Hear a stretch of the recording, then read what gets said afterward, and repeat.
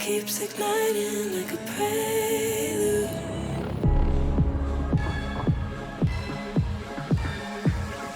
Keeps igniting like a prelude.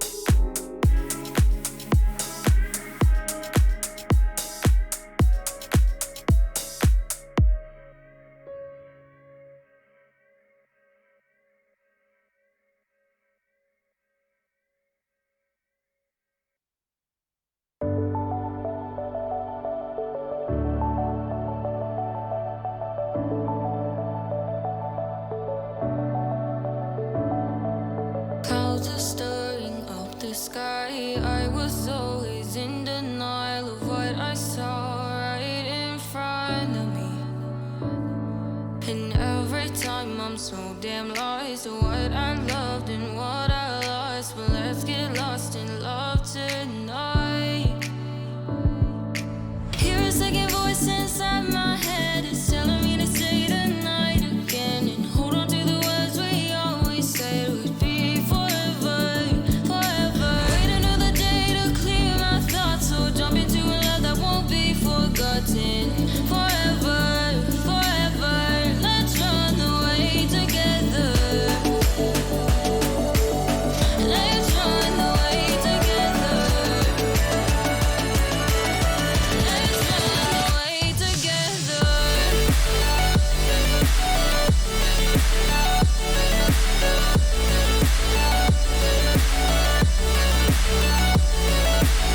I wanna run away with you.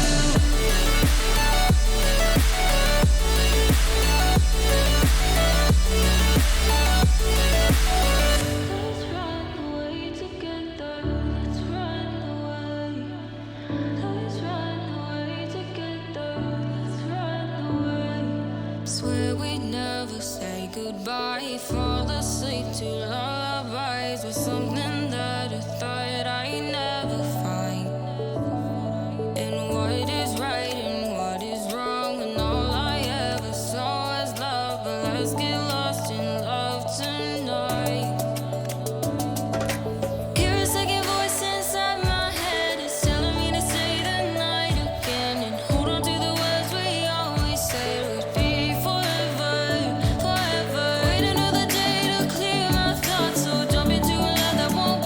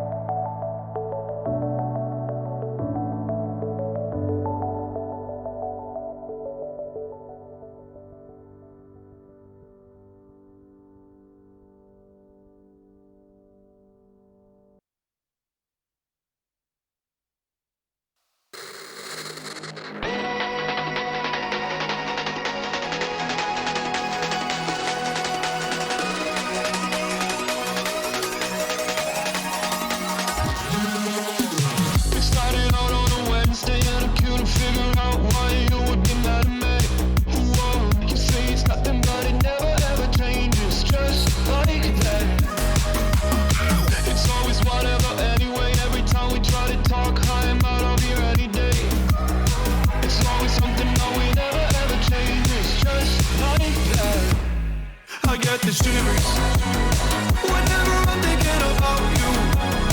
Just wanna leave and live without you, be on my own again. I get the shivers whenever you go out of line, yeah. I feel it creeping down my spine, yeah. Wanna be alone again.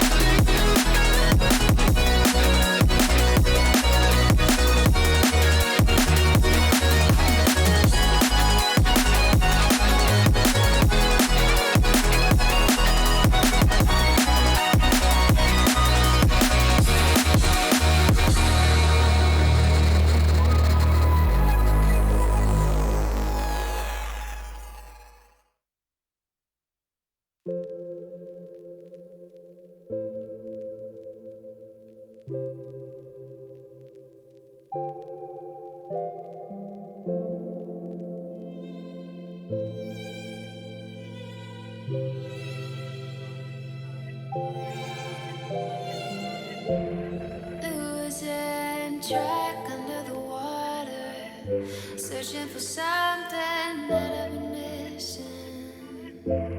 Looking back when we were younger, heartbeats were rushing, blood always pumping.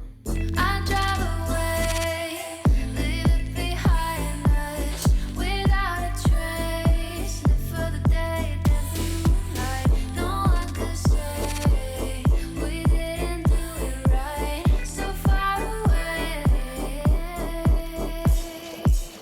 baby, I forgot to breathe. This town's got a hold on me. My mind is a casualty. Find me open spaces, static in my blood. Can you feel the flood? Yeah, I've seen enough. Find me open spaces, open spaces. Find me open spaces, open spaces. Find me open spaces.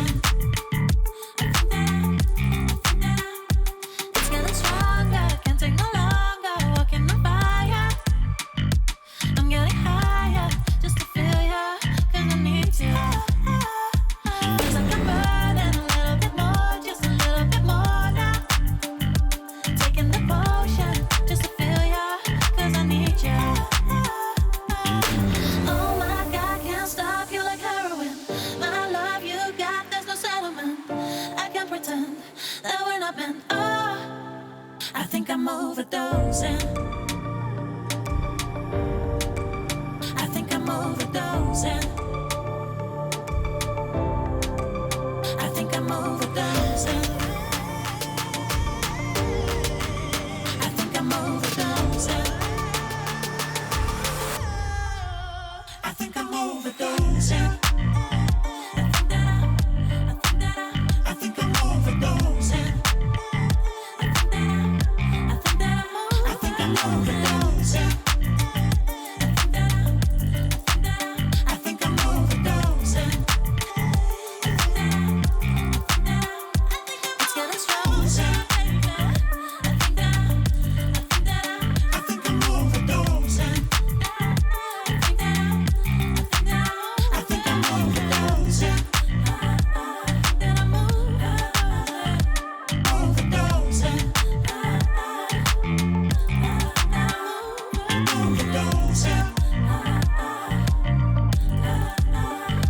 Overdosing. I think I'm overdosing.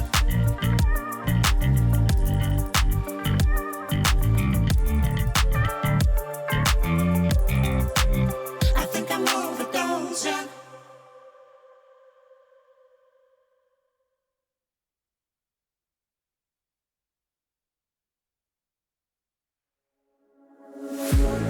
One look, the heat is rising, and I've been cold for so long. One touch and we're igniting, setting fire to it all. You know these flames ain't going out. This building is crumbling to the ground. Don't think that we can stop it now, 'cause baby our love is gonna burn down. You know these flames ain't going out. This building is crumbling to the ground. Don't think I wanna stop it now, 'cause baby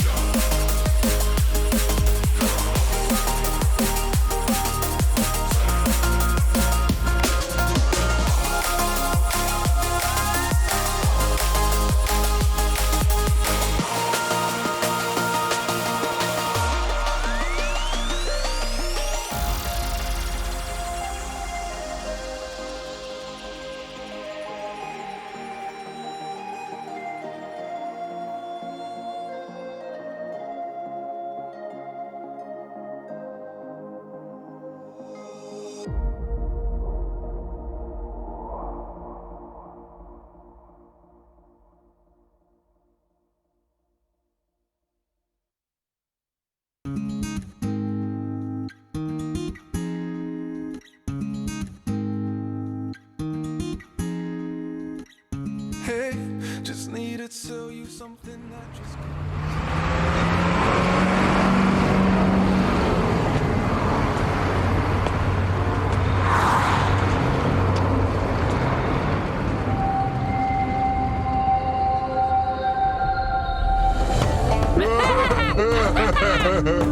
So, who wants to play a game? My favorite. Let me. No, me! Try me now.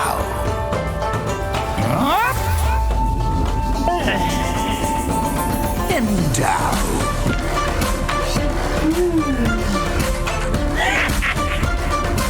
No, this. Ooh.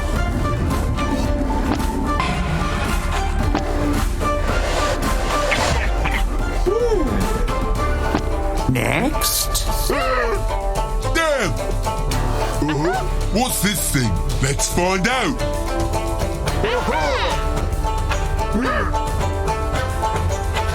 How much is in there?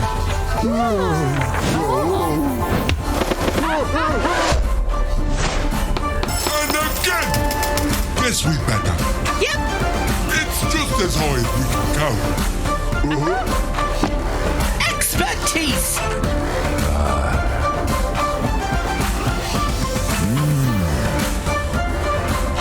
There's something off about you.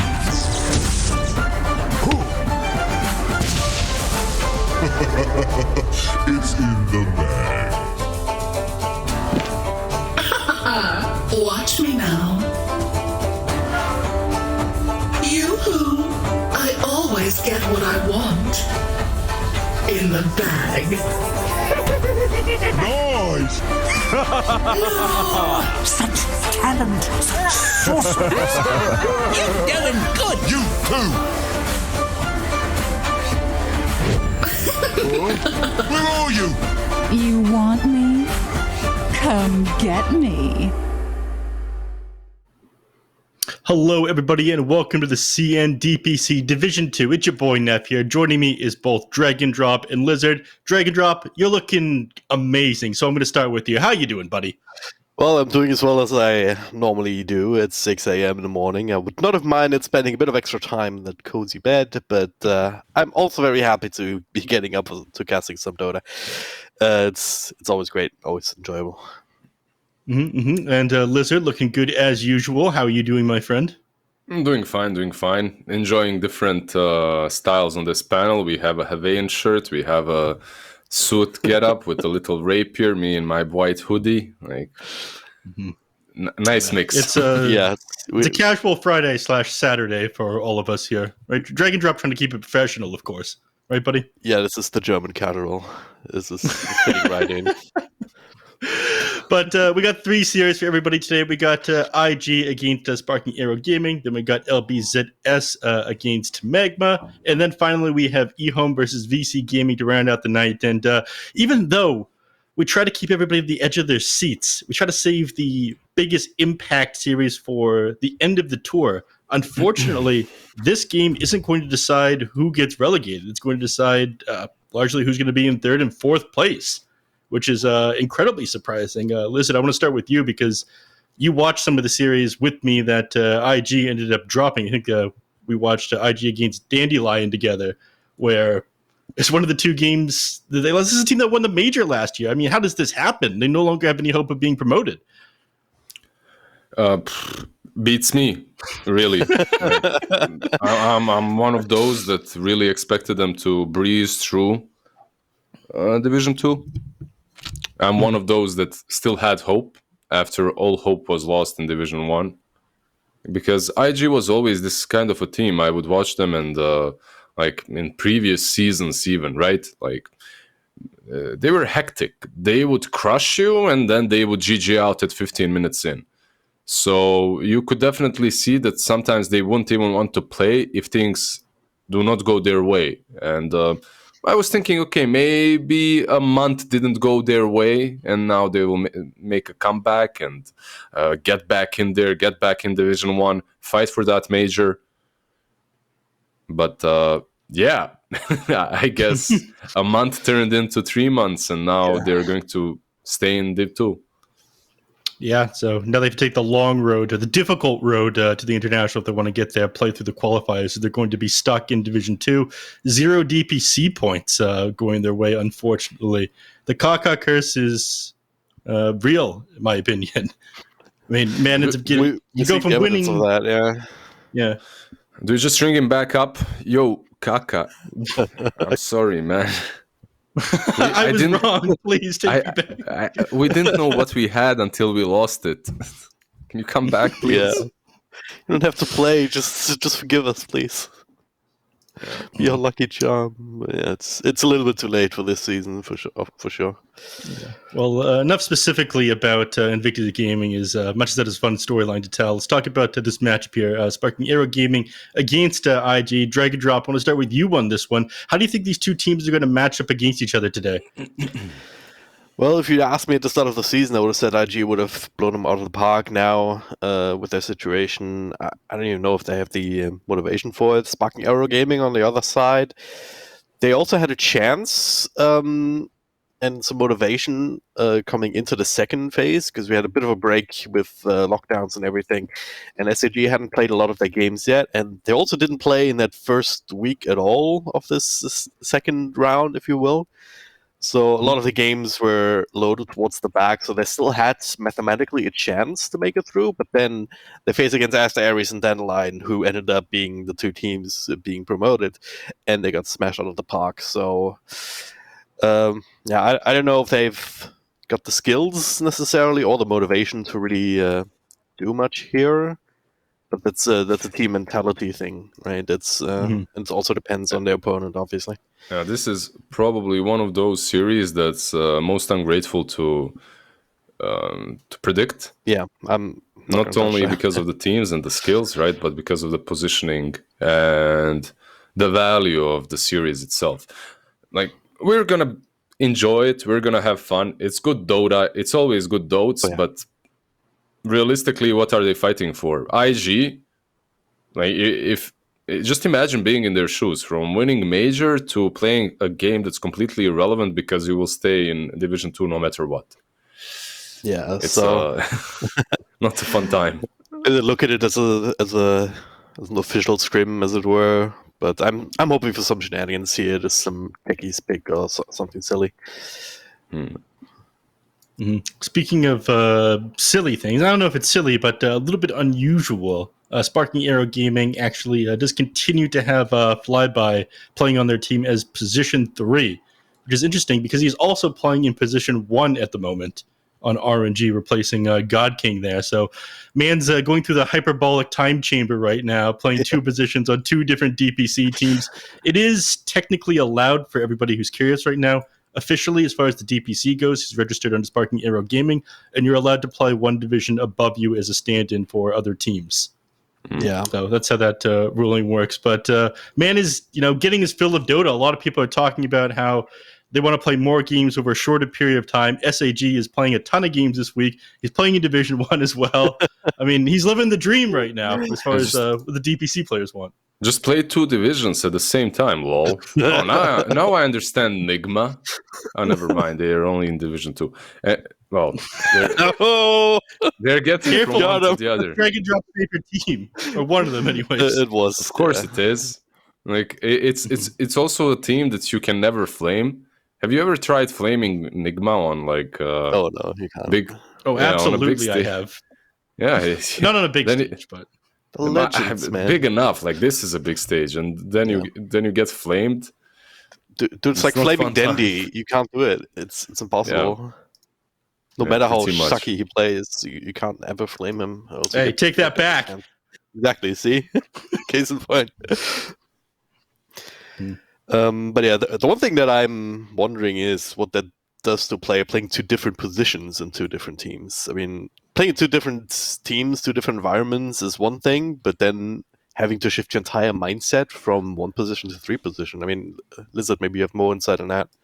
I played a bit. Yeah, I played a bit on 4 and on mid back in the day.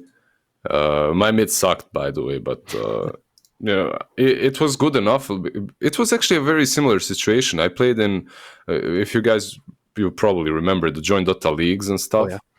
Oh, So in like the first division where there were all the good teams like Virtus Pro and stuff, I Secret, I don't know, I was playing 4, but in some lower divisions I was playing like 2, like mid lane for a couple of teams, just helping them out, having fun. It's all right. It gives you a fresh perspective on the game, so that's nice. It also makes you appreciate the higher division team a bit more. Once you see the struggles they go through, have you been playing in any amateur leagues or things like that, or just keeping up with your pubs? Right now? Yeah. No, or even that.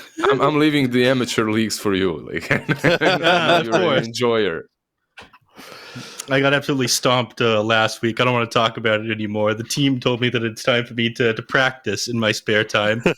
But we are going to jump over to the draft right now. I can, maneuver around flaming myself right here. Instead, I can talk about this mid-coddle, which I flamed on occasion. At least I'm assuming that's where it was, because it's been largely played in the mid position recently. Lizard, I want to start with you. Your feelings on this opening coddle pick? Both openings are pretty solid. I like the TA Bane a bit more, but Kotl, I don't think he's gonna be mid. We'll see. This can be Sand King, Kotl, Tiny Kotl, Ember, Kotl, so many things, and not necessarily a mid one. But you could, like you said, you could put a mid too. It has been played there recently. I'd be way happy. Call me crazy if you want. Lizard, you're way too nice. Just say, Neff, you're crazy. There's no way this goes the mid lane. This is definitely a support. No. It's not that I don't like being rude, because I do. It's just that I don't think so. I think Kotl can be mid, but can be most likely. I would say it's a 4, but yeah, it's a viable option on the mid lane as well. A Tiny versus TAs. I don't know. It can be pretty good for TA early on. And look, I said Kotl Sandkin, Kotl Ember. They're out. They're Gunner. Now they have to be mid. now he has to be mid. Well, I'll say it. Neff, you're crazy. Kotl is never going to play mid, and I'll eat my words later, probably. But either way, it's going to be very annoying, right? It's does this kind of hero where you try to fight him, then he just runs away at top speed, and then you try and lane, and he's just gonna, oh yeah, you're slowed, and then you get a blast to the face. And that every couple of seconds, because he never runs out of mana. It's actually ridiculous how useful that's going to be to end up winning the game. It's another matter altogether, though. So I'd rather see some combo, some offlane combo, perhaps, to just put on pressure that way instead. We'll see if they go for offlane combo that can put on pressure. Here's what I find very odd about this draft here. I saw this one the other day. They already have a Templar Assassin in their draft on the side of IG, and Sparking Arrow Gaming decided to ban out a Lifestealer. I wouldn't normally consider these two heroes things that are played together at all. I think you have very little chance of picking up a Lifesteal when you already have a Templar Assassin. But we saw this a couple days ago in IG Vitality against YBB. It would be good. Lizard? Yeah, it would be good. It's not only about TA and Lifestealer. Okay, they can maybe look a bit wonky, but you just banned out two heroes that are strong versus tiny. You banned out the Necro and the Lifestealer, and then you banned out the Mirana with the Bane. So maybe you're not only thinking about what's good for them, you're thinking about what's good against you. So you're getting rid of it. If you know, through Dota history, there have been patches and drafts where, the two cores might not fit the best together, but if they counter you completely, it doesn't matter. Like Snapfire, when's the last time we saw her? Like the grandma is being ignored for a while, but she's back into the Phoenix, into the TA with the Mars. Nice picks. Yeah, they're drafting very seriously right now. It's very hard to play Phoenix against Snapfire if you just need to sing a point into the little shredder, and you basically can't supernova if she's anywhere near you. And especially with the Mars pick, normally if you have the Phoenix Mars, you can position the arena and the egg in a way where the Snapfire can actually hit it through that. So that's been taken off the table now as well. So this Phoenix, even though it's pretty good against the Tiny, obviously with the attack speed reduction and everything, is not necessarily going to have an easy time. Now we've got the Magnus as well on top of that, so that's one way to just try and protect the Supernova. Try and control people up, and also perhaps setting up for a different melee hero carry, and shifting the TA to mid. It's possible. Like just empowering the TA is also nice. I feel that IG. I feel that they could have switched up their opener, picking Magnus on the third pick, and then going for Phoenix if they wanted to. And the Snapfire probably wouldn't happen. Yeah. Right? Not truly 100% sure why they did it this way. But who cares? Your Phoenix got countered. So what? Maybe that's better than having your offlaner countered. Even though the safe lane you already see it's gonna be that tiny. Speaking of that Phoenix counter, I have a fun guessing game for you guys. What is Snapfire's win rate in Division 1 DPC here in China? Probably not great. Wait, this is Division 2. Yeah. Yeah, okay, fine. We'll switch it over to Division 2. It had the less impressive Division 1 stats. Fine, go ahead. What's his win rate for Division 2? Say 40%. I'll give her... How much? I say 40. Yeah, he stole my number, so I'll give her. I'll give. Well, her you're both 95%. right. You're both geniuses. It's 40. Okay, 95 Nice. is completely wrong. I'm sorry. 90%. 90%. Wow. 90%. All right. We see a Leshrac pick ended up coming out last here, and this is a little bit bizarre given the fact they have basically no saves on the side of SAG. I'm not sure how they're going to keep this hero alive, especially fighting into a Templar Assassin and a Magnus. Drag and drop. Well, if you kill the enemy Explain first, you don't have to worry about being killed yourself. I think that's the idea. Brilliant. Yes. Any argument with that? Any argument with that, Lizard? It gives you some push. It's nice overall. Mars can be a semi-save, I guess, with the arena. Not that great. It can work. I'm not the biggest fan of the Lash pick, not because they have no save, but because this Snapfire, even though she is good versus Phoenix, she's pretty much the only thing that they've got versus Phoenix. Nothing else. Yeah. So you're pretty much just thinking that Lil Shredder will always be there to save your ass when this egg is down. And I'm not sure that will be the case. Like Frisk, he is one of the better Phoenixes in the world, and he will be planting those eggs on cliffs far away from the grandma, trying to just make it much harder for her to get there. Then JT on his Magnus will probably have some Centaur or something alike running around dominated, so that will be stunning you, scouting you out. I'm not sure they'll be able to deal with the egg, and even if they can deal with the egg, I just forgot what the name. Sunflare, Sunfire, Sunray. Yeah. Like Sunray is so good this game. Like you have so many heroes that don't like playing into it. I mean, we just call it the laser beam anyways. Yeah. Yeah, I mean, there's certainly some heavy team fight on Sparking Era Gaming as well, around the Mars Arena, the Leshrac, just if he finds a good timing to run in, he has to keep off the light to top up his mana as well. So they can certainly play very aggressively. On the flip side, if there's some outplay potential for IG for sure. And I think they have the lineup skills a bit better with the Monkey King buffed up by the Magnus. Like they have ways to deal with the Tiny, which is SAG's only real late game insurance, which can be very hit or miss. Yeah, I think it's going to be difficult to fight into IG when they're going for any objective, so this is going to be a tricky game for SAG, but that's going to be it for me. Bringing you this game is Drag and Drop and Lizard. Up. Take it away, you two, and fill for this pause, why don't you? Great, thanks, Neff. Just what I always wanted, filling a pause. That's why I became a caster. Lizard, do you feel the same? Oh yeah, baby. This is where the true stuff comes out. Yeah. This is where we separate the wheat from the chaff.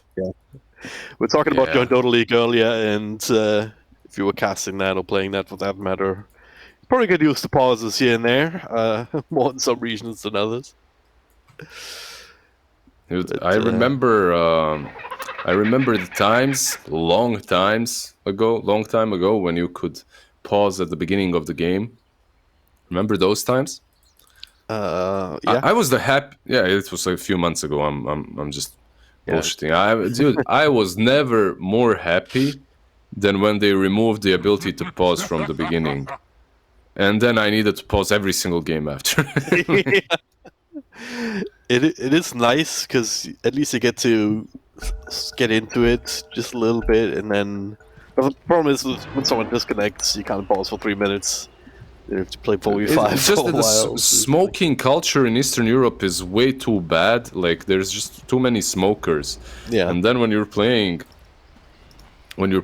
every single time, the first 5-10 minutes are paused because they need to go outside. The grandma doesn't allow you to smoke inside. You need to get out on the balcony. Or even outside the building, and then you live on a 10th floor, and there's no elevator. It's a That'll take a while. in the Slav lands, yeah. Yeah. JT checking for wards, not gonna find anything here, right now at least.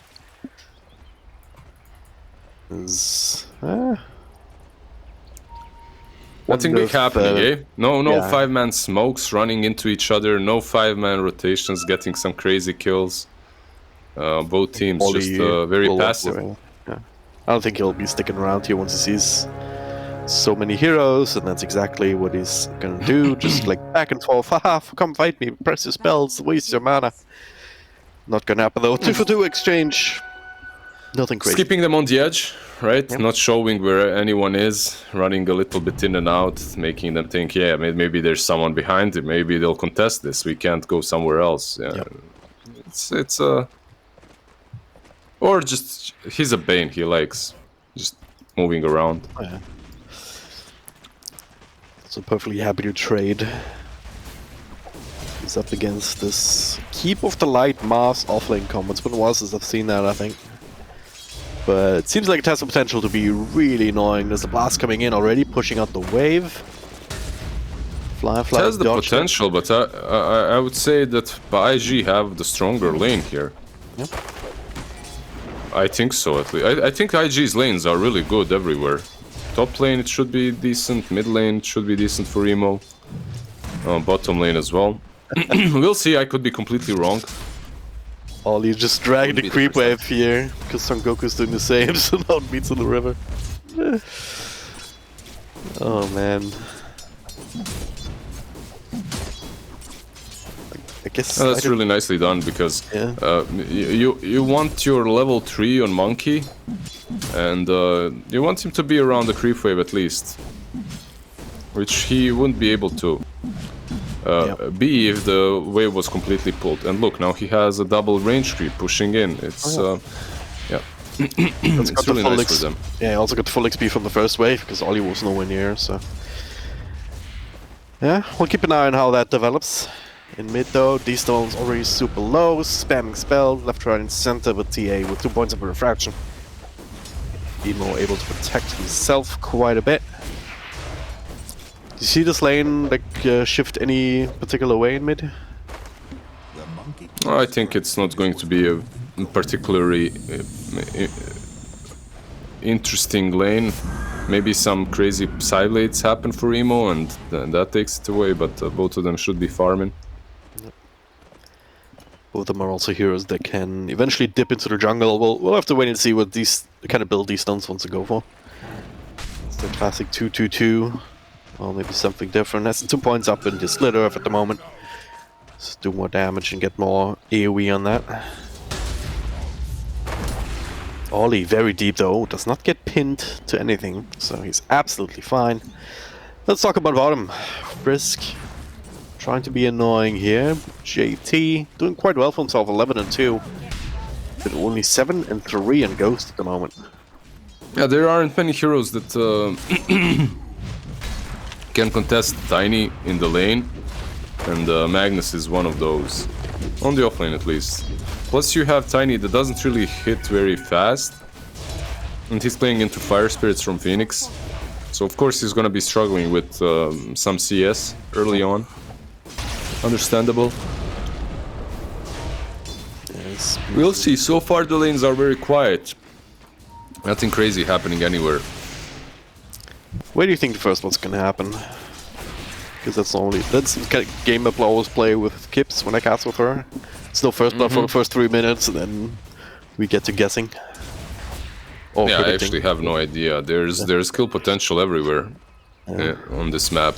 And bottom lane probably is the most volatile. Top lane a bit harder to get the kill, but bottom lane has all these nukes that can't turn things very quickly. Yeah. I'm mostly using them on creeps at the moment. Kind of question of, okay, yeah, overextend. Phoenix just blocked both camps. Now there's a sentry block in the hard camp, but oh god, Frisk super low, and yeah, without that Icarus dive, he is in danger, to say the least. Gotta be very careful with that on cooldown. It's fine for now, solving up. In mid, we've got Son Goku hanging around, just taking over. Well, these ones actually forced to walk all the way back home, so we see perhaps a bit of an advantage coming in now. It's just that the rune was well controlled by Oli on top lane, TA was faster to the bot rune, and you're a Lesh, you need your resources to be farming, so... one thing that I really like about offlane position 4 Kotl is that you can stack up a lot and then you can go mid and give him mana. Lesh is definitely one of the heroes that benefits from that quite a bit, but one thing that Son Goku needs to do is deward these Ancients and the hard camp, as they've been blocked already. Sentry ward right in the corner of the Ancient camp, not being scouted by the sentry that they have there right now. So that's a bit problematic. I'm surprised how well Fishman has been doing on top lane even. Yeah, you can always spear the Monkey King away, but really nice CS so far from the Mars. Yep.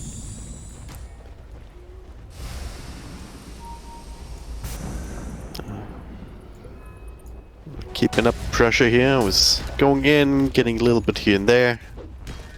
Flyfly not really under threat, but he's being annoyed at the very least. CS not really suffering per se, but certainly not as good as he might want.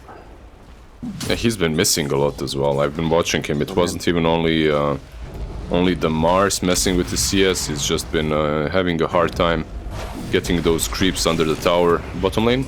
Yeah, there we go. A little bit too deep, running right into Emo there.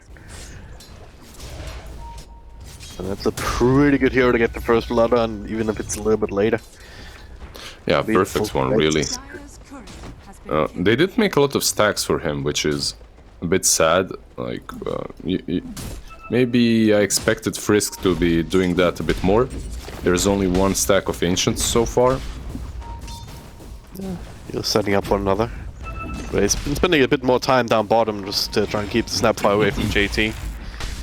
It's just that you have like long cooldowns on Phoenix early on, and between those cooldowns, if you manage to time it right, sometimes you're able to go and get some stacks going, which he's doing now, so it's good. The time where it gets a little bit rougher to play up against Phoenix, got the 2-2-2 and then 1 point onto ultimate. So Refraction is not really defense anymore. You kind of just want to go in, get rid of the creeps, and then get out, or just have one of your supports, Bane, now take it over the mid lane. Trying to soak some experience, so some classic stuff. Skiing down bottom. I mean, whose team is more favored by this kind of pace? Just farming away.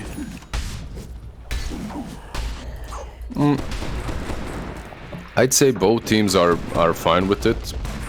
At the moment, there's no one benefiting heavily from the Empower, as it's a bit too early to be running to your cores and giving that away. But overall, I would say that IG have stronger late game potential.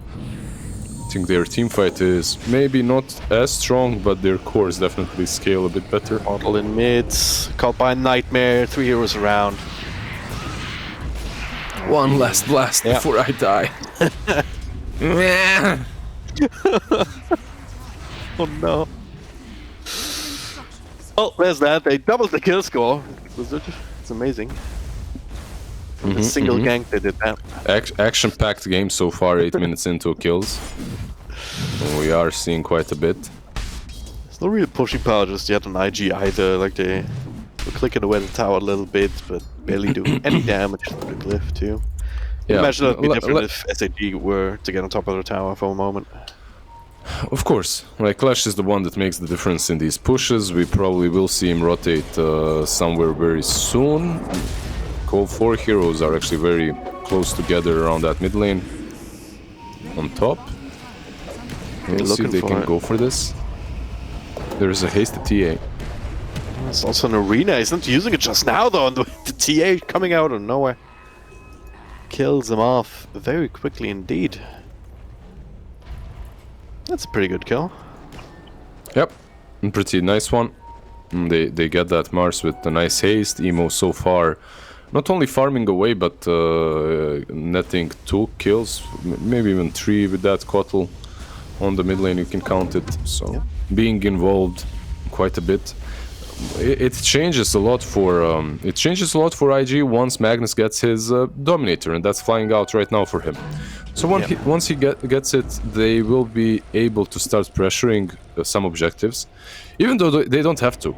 Like IG, they're happy with the status quo right now. They're happy with just farming away. Well, there is a Blink Dagger queued up on Emo though at the moment, rather than the Desolator. Seems to me that's they want to be trying to leverage this bit of an extra boost that he's been getting with all the kills, trying to leverage that early. Yeah. Leverage can also wipe you out very early on if you misuse it, so he can get that Blink Dagger and then get himself in problems instead of just farming up. Fiend Scrub straight up on the Mars. Fly starts to right click away.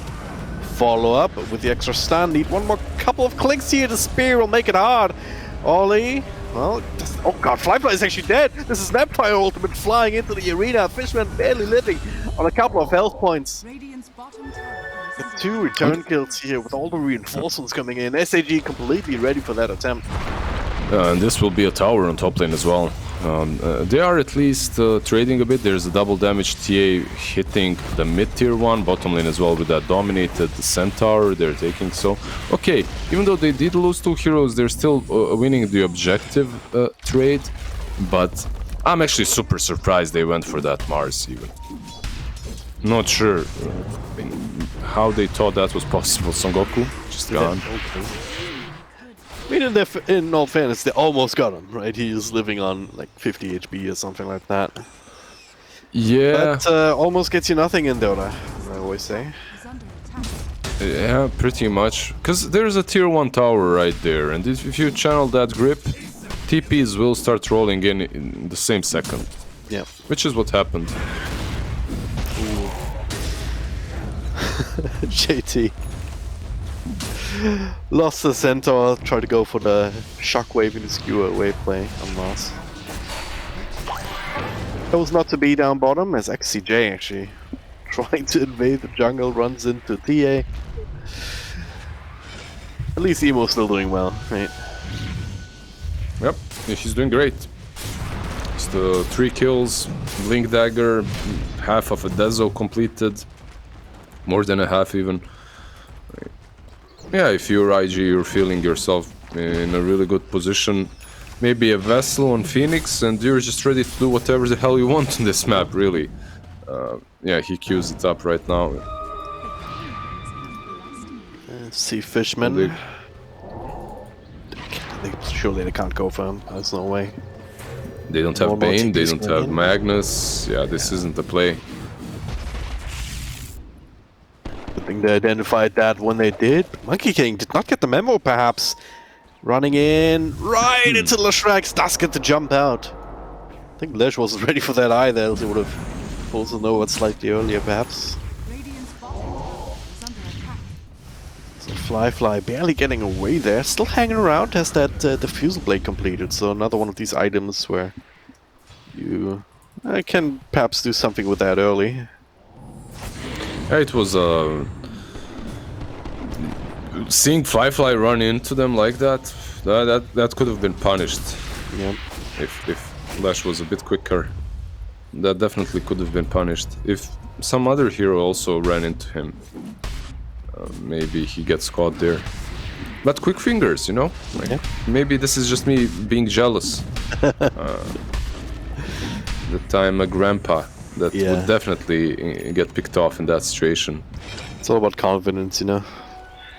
Mm-hmm. Just believe that you're fast enough, that you're absolutely fine. Just pushing alone in the bottom lane after you've seen a bunch of people TP in, your teammates running away, you know? Fly unfazed continues the pressure as SAG smoked up in mid right now. For this tier 1 tower. They've got the maxed out edict on Leshrac. Yeah, they just want to set up a fight around him, but I don't see IG fighting this. But they're not biting. Yeah. Annoying to give up this tier 1. They actually sent the Wildwing Ripper in there to try and drag the creep aggro at the very least. The moment another edict comes out, they should be able to finish off this tower. Yeah, he's buying so much time as well. He's he tried to pull the creep wave a little bit as well, and now Phoenix is there. It's crazy how much they got out of one dominated creep. Now they're actually even getting in position to maybe defend this. Most likely still not, but they're buying themselves some precious time to finish those items we talked about. There's a Death Zone TA, now there's almost a Vessel, still not there yet on Frisk. Blade Dagger getting closer and closer on Magnus. Like everything pretty much falling into place for IG. On the other side, things aren't looking that bad as well. You have a Blink on Mars. There is a Lash that he just finished Kaya. It's not a lot. It looks like he's going for that E-Blade build. I guess versus two right-clicking cores, it's pretty decent. Yeah, I can see that. Still, I've seen too many TA games where they get a 50-minute Blink Deso, and it's just crazy. Look at this, Son Goku's just straight up dead. And also got Master on bottom at the same time. That happened. Yeah, they used RP on him. They RP'd him, yeah. Makes sense. RP in the Wukong's command, so 2 kills. 2 areas of the map. Now they are perhaps in position to pressure bottom or defend top. TP is coming in there. There's a DD, which Emo will pick up, or maybe he won't. Looking at Tiny, here goes. He went for the Midas, so trying to punish this at the moment, all alone. But he is quite tanky. Supernova comes out, stunned up inside of that. Fiend script to follow just to make sure this should be a kill. It is indeed. It's sitting inside the Master Arena though. These stones slept up before it can do much more. Now, Nightmare taking over. These stones looking for a trade, but they're running far away. Couple dies somewhere else. These stones now trying to TP out. Not possible for him. Yeah, that's just a disaster for SAG, and this should be Rosh as well. You are playing into a Snapfire, so it could be dangerous, but you just kill them all. You have Empower, you have Dezo. You can probably go in. Mistakes equals made. Yeah, some mistakes. Trying to save the Tiny so hard. Snapfire with the Alpha Wolf. I think Magnus has it, but doesn't quite have the range. Roshan has fallen. Aegis in hands of Emo now. Still keeping tabs on Snapfire here. They're gonna find him. There we go. Yeah. Okay, not long for the world. Secured back. Easy kill. Well, timing certainly hitting harder for IG at the moment. Oh, they find a big stack too. Big. I say big. It's a 2 stack. But it's big that Dragon it's stolen from the other side, right? Okay, yeah. It's always nicer when you steal something. Exactly. Feels better. Did you ever steal stuff as a kid from shop? Not from shop, no. From what? From a bank? From my, no. Was from my brother. Oh, from your bro. Okay. Yeah. Is it younger or older, bro? Older. Okay. What? He never found out. Hope he's not watching. Fishman. Nice little arena here. They get the Bane. Emo since the snapper ult, but not too much. He is Supernova forced out. A little Days right there. Little try to finish off the RP though. Catching the Shrek. Nice lava launch here. These stones actually still gonna die. Fly and the Emo's right clicks a little bit too strong. That's what the agent is for. Emo with the second round sitting inside the Morgan's command. Snapfire is dead. Goes all alone. Cheaping out. Unless to cancel that. Actually gets away with this. Yeah, maybe getting a little bit of himself on the Phoenix using the egg. That way, as Snap just completely kills him easily, and then the whole team fight isn't as good as it could be for IG. But as long as they're killing cores and they're keeping theirs alive, they're, I think, fine. With these the ages there would have been awful. Yeah, exactly. But they wouldn't be making that play if they didn't have Aegis as well, right? Yeah, there's always that. I don't know, you never know.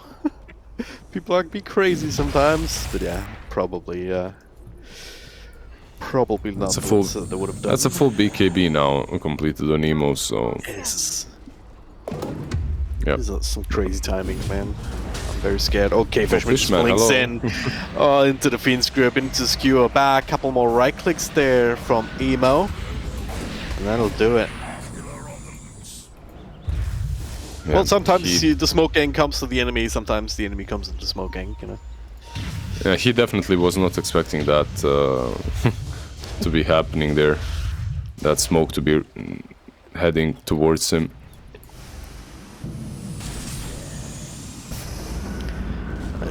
Can they keep up this kind of pressure now? And what can SAG do against that? I guess they still have this teamfight combo, right? With the arena into Snapfire ult. Yeah, that's why they smoke up. They can try and blow up a target before any BKB is popped. Like a TA, she's still killable. Ooh, see some Goku. They got him.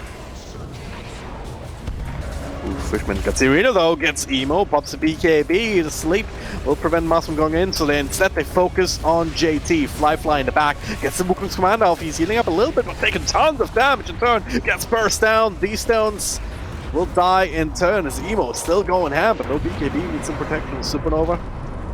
It's in for round 2, goes actually pretty damn low, they warn him, and they can maybe just get him with the damage over time, they can indeed, the Brainsaver will finish him off, XCJ left alone with front lines, triple kill for Emo when all is said and done.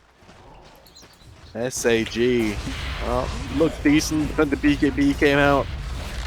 No, there's just, you have traps, you have this harpy flying around, giving vision, it's so difficult to play against when they have full info on you. That's why the Kotl dies instantly before the fight even gets going. It wasn't even that bad for SAG, it's just that the egg was perfectly placed by Frisk. Yep. Right, we talked about this, and he puts the egg on the cliff. You can't chase the TA that's killing your Mars right now. Yeah. I've seen many TAs like this, where just like, yeah, I got all my items in 20 minutes, and then just gonna use them to kill you over and over again, especially when you have some great initiation like that. JT finds another. And SAG don't seem quite ready for that. Bane a little bit too far forward though, so Ghost taking advantage of that, using his own Blink Dagger. But yeah, Oli just wanting to keep things interesting. Top lane Monkey. He baited with the BKB, now he can turn. Taking a bunch of damage, but not nearly enough from just the edict. Yep. Mid lane. Another skewer. Yeah, they're just falling apart at this point. They need to somehow try and get a decent team fight and stop just bleeding kills left, right, and center. Because this is turning to be really ugly. TA, not only did she finish a crit, she has enough gold for... I'm gonna click on the damn shop and remember the name of the basic item called Demon Edge. Yeah. Okay. Thank you. Yeah, she has enough for Demon Edge, maybe very soon, even Daedalus, so... Yeah. Those 2 shots that were happening are going to turn into 1 shots from now on. Oh man. Seems pretty scary. Well, they're smoked up. I don't know. TA, I won't call her the scariest hero. Like... No? Knowing Overall, what she does, yeah. Oh, Bane! He's got a blink dagger too, by the way. That's the arena down, so perfect invitation to just go in for a fight. BKB clicking down Fishman, Son Goku caught on the outside as it goes scepter to lay this a little bit further, but it does not matter. He is deader than a dead guy or something. Deader than a dead man. Yeah. He's very deaded. Very deaded. Yeah. The tower. They're just in full control. I don't see the way you leave the base anymore on the side of SAG. You're going to have to resort to some 5-man smoke into a fight around the Rosh pit or get RP'd. Fiend script here. Skewer, not actually catching him, but it doesn't matter. Emo just goes right in, doesn't give a damn. Supernova to protect them. They're just not being punished. Like they... Maybe the only way for SAG to get something would be if IG goes on somebody like that, and then Mars turns around with an arena.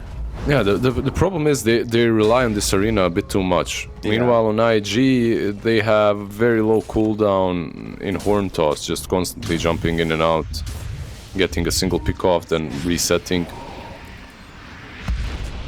Call out. There's no Tiny. They cannot win this fight. Son Goku's dead, double RP in the back, and it's going from bad to worse. The controller got Magnus a little bit, but 4 heroes on the sidelines now. D-Stone's not even safe yet. Ollie goes in, takes a bunch of damage from the Edict, but he gets to walk away, sets up for the rest of his team to make it a full 5-man wipe. D-Stones goes up the TP. No, not this time, sir. Yeah. They're still not Tiny. They fought... Maybe they tried to surprise them a bit, as they didn't know if Rosh has respawned or not, so they tried to, you poke your head a little bit out of the window, and a bus goes straight. Okay, this went dark, but yeah, you get my point. Yeah, it was appropriately dark at least. If you're an SAG fan. Well, at least they're holding on to the racks for the moment. For the moment, yeah. I still don't see a proper way for SAG to come back in. Some games you're supposed to hype and say that they're very close and anything can happen, but this one is just so far out of control. Here comes the 5-man smoke, the desperate one. Tough to make that argument when the other team is 20k ahead of 26 minutes. It's absolutely ridiculous, but they're gonna give it their best shot. They were smoked out, now they're not. Maybe they can catch him. Off to a good start. He can control an up, person down, but pops to BKB, gets another sort of refraction, now goes sitting inside the Wukongs. He's dead. This ploy has failed. Fiend's grip on D-Stones on the side, Supernova on the high ground here. CJ stunned up, absolutely killed the pieces. GG. Yeah. That's a loss for GG, well played. That was that thrilling match, but it is what it is. Yeah. It was one of those desperate smokes in which you kind of it's your last ditch effort, right? Like you have to go for it, but sometimes it works, sometimes it doesn't. This time around, it actually connected on the right target, on the best target in my opinion. The TA, they found her, almost killed her, but almost The moment it's an almost on TA and she turns, the game's done. Almost gets you nothing. Neff, that's what I always say. Do you agree?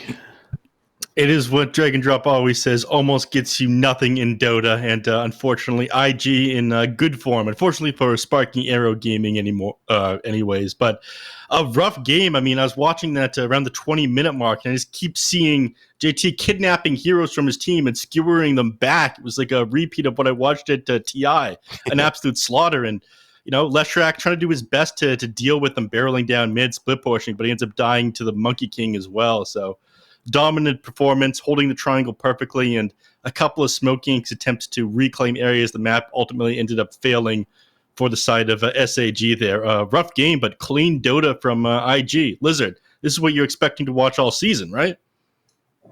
This is what I've been waiting for since December from IG, but we never got it. We get it sometimes 1 out of 3 games. Like, I wouldn't be surprised if IG just went and bombed the next 2 games. That's the way they are, truly. At least you're a that's broken the way man at this point. I'm broken. You've got no faith in your boys. I have anymore. no faith. I've been the trust has been broken. This relationship is on its last strings for me. Do you guys believe in second chances? Do you believe that once you broken a relationship such as this one, it can be fixed? I believe that Kaka deserves a second chance. Right? Yeah. That's my thoughts on that one. But looking good this game, back in good form here on IG. I mean, we're going to watch a couple of these highlights. I mean, from a very early point in the game, just domination. First couple of kills end up going the way. We're only 18 minutes and we already see a 7K advantage here. And, a couple of these team fights went okay. I mean, there was this Supernova that ended up getting popped. This is exactly what you were going for in a couple of these fights, but unfortunately punished for it. We heavily end up losing Leshrak, and this is a little bit of an issue. You have nobody for save, so as soon as you walk into all these heroes, you just end up melting. Yeah, especially with this Templar Assassin just getting everything she wanted, all the kills in the first phase of the game, what little there were.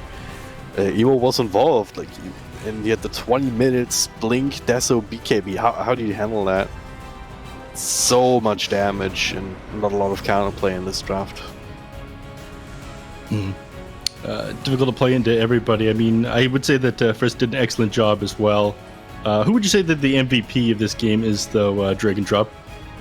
You had to choose someone on IG. Yeah, it's probably between JT and Emo. Emo just, again, just hitting all the timings and faster than you really expect him to. But JT also just going in and plucking these heroes out one by one, just making life easy for Emo in that sense, just I don't even have to blink at them. You could just have them come to me. Ollie also with some similar things. You're finding some good catches with the Nightmares and Fiend Scripts. I think you go with the Emo, right? Just to give credit where credit is due. Sometimes you roll out of control from the mid lane. You have a good lane, then you get kills, then you get some more kills. JT or not, yeah, JT did a good job, but and I'm the biggest fan of giving MVPs to supports, to offlaners, not to cores that are making kills. Yeah, his TA just was way too much on point. Did he even die once? He didn't, right? Just the Aegis, yeah. With just the Aegis only. What was his closing score in that game? 17-0-11. So, well, it's pretty good. I would say. I think it's MVP worthy, yeah. Mm-hmm. But that is going to be it for the first game of the night, everybody. IG managed to snag a win here against SAG. Lizard's hope is broken. Dragon Drop still believes. We'll find out if they can get themselves a 2-0 or SAG will 2-0 them in just a moment. Stay tuned, everybody. After a short break, we'll be back. And I feel misplaced without you. Why don't we go back to? Why don't we go back to? Never wanted to end it like we did. I guess shit happens for a reason. But it's like something feels different from back then. Why don't we go back to? Why don't we go back to? Honestly, I'm open wide. I don't feel like waking up without you by my side. I still see your silhouette. Why don't we go back to? Why don't we go back to your bedroom?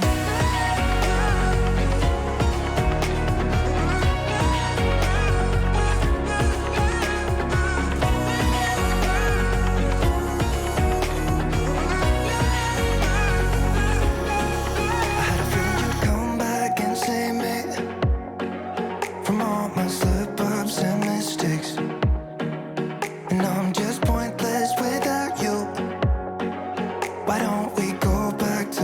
Why don't we go back to? Never wanted to end things like we did. I'm sorry for all those promises I made you that I couldn't keep. But it's like something feels different from back then. Why don't we go back to? Why don't we go back to? Honestly, I'm open wide. I don't feel like waking up without you by my side. I still see your silhouette. Why don't we go back to? Why don't we go back to your bedroom?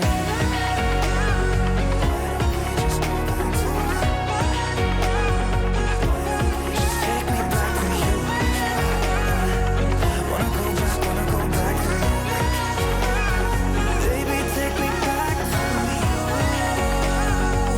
Your bedroom.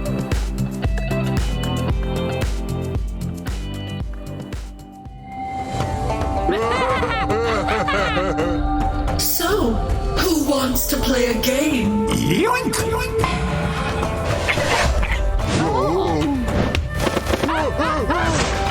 And again!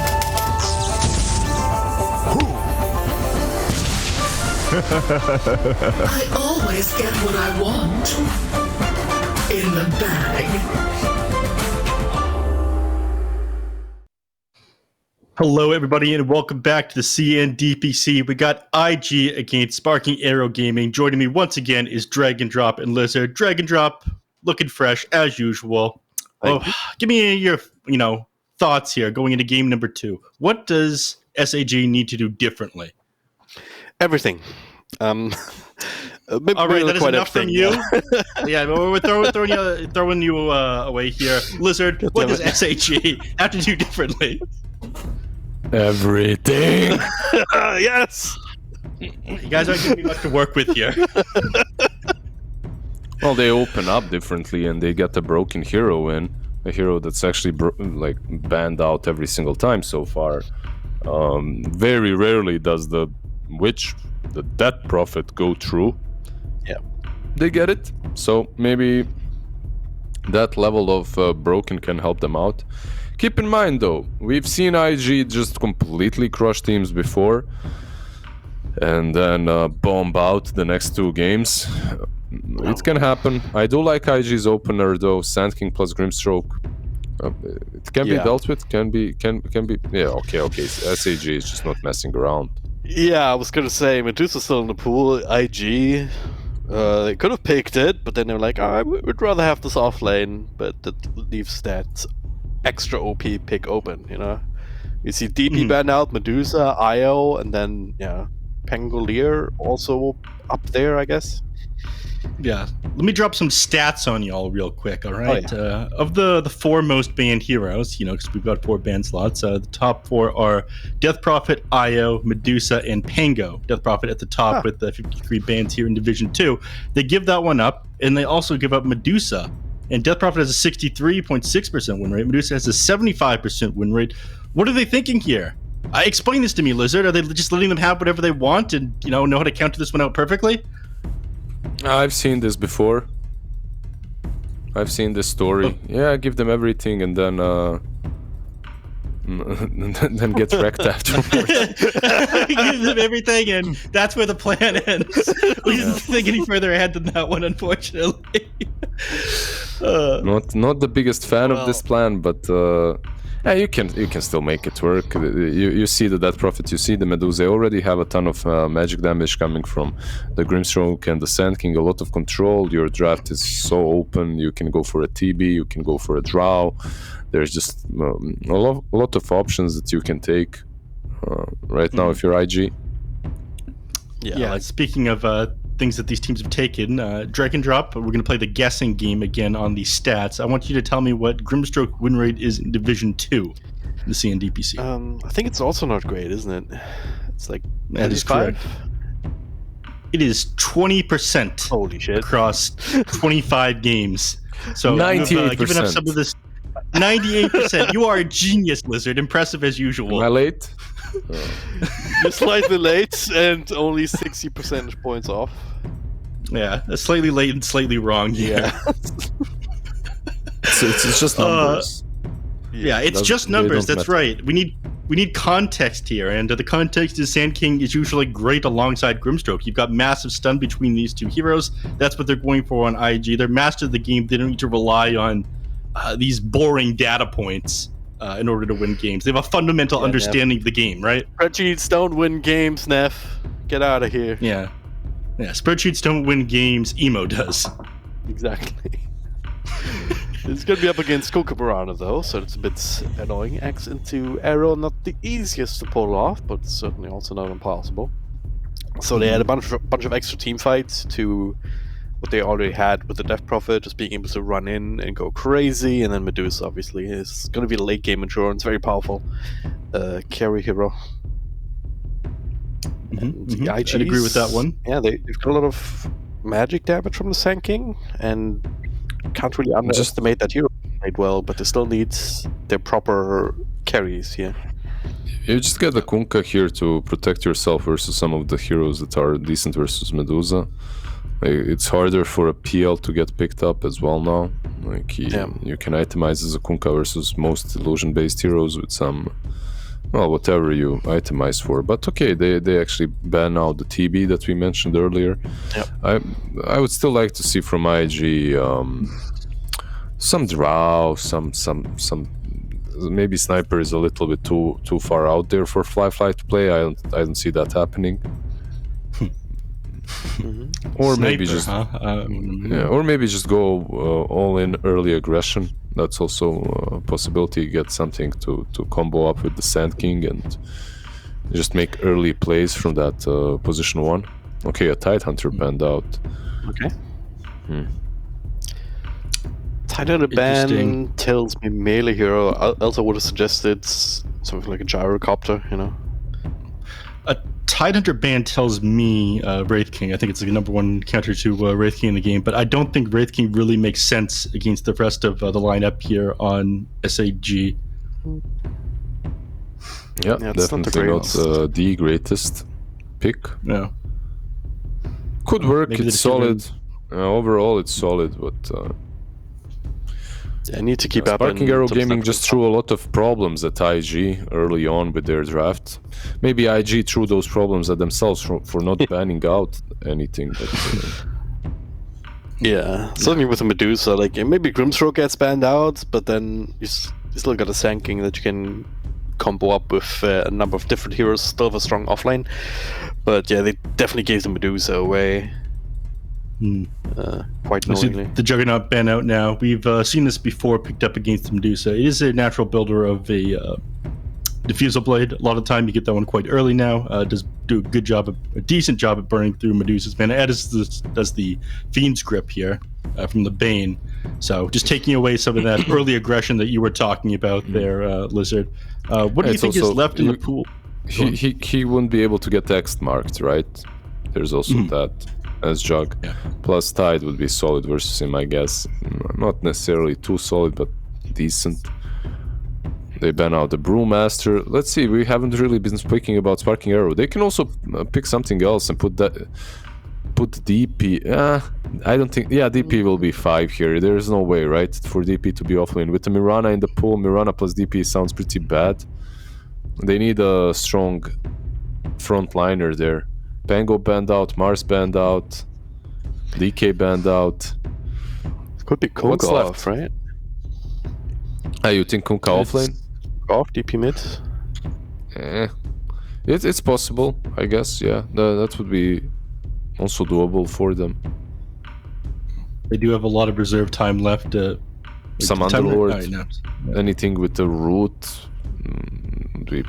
Underlord, that'd be... Yeah, we haven't seen too many, but it would be doable. Oh, they go with the Tusk. Okay. So you were probably right about that one. It's very likely going to be a Mirana playing position 5 this game.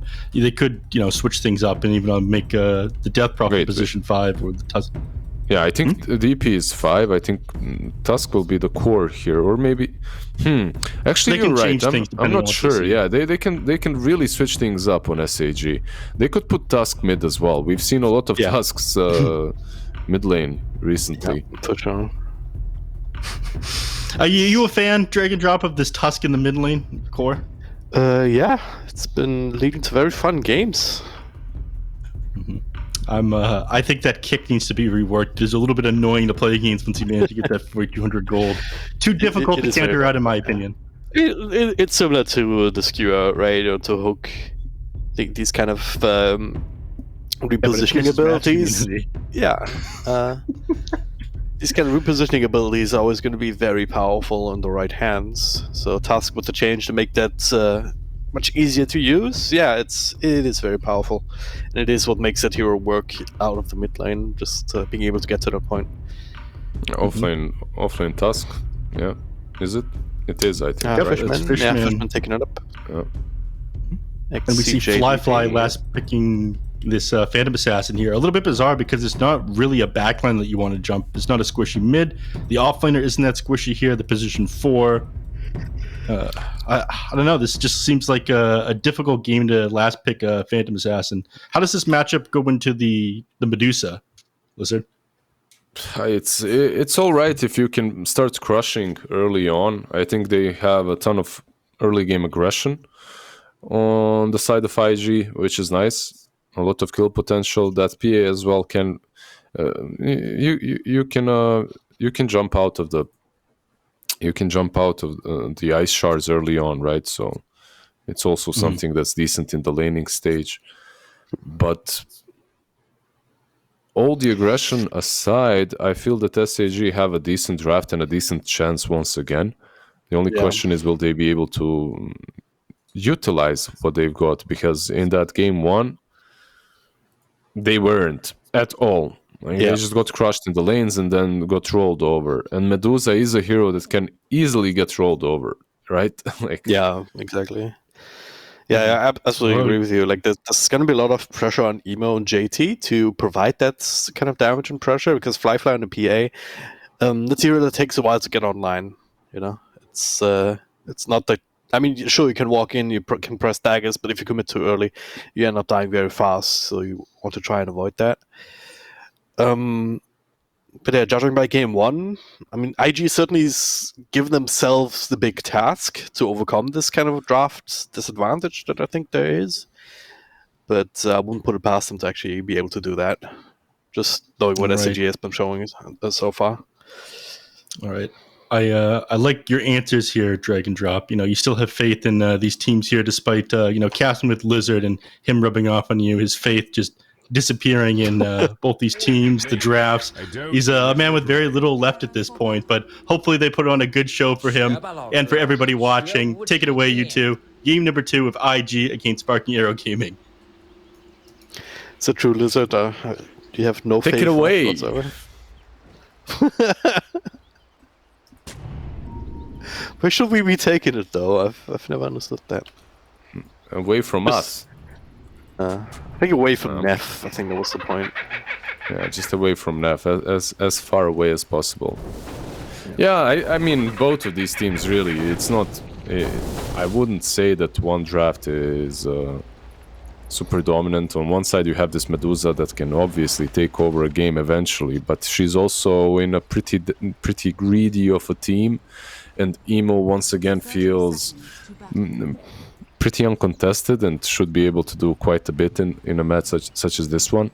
My problem is the PA has no buffs. That's like one big issue that I see, besides some Inkswell Shard, I guess. Yeah. She has no amplified damage, she has no empower, nothing like that, so... Also only have one observer. What I think IG placed both observers in the same spot.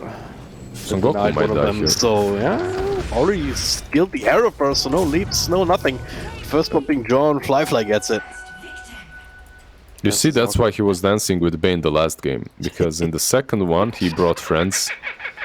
Oh, it's the long game. The long game, yeah.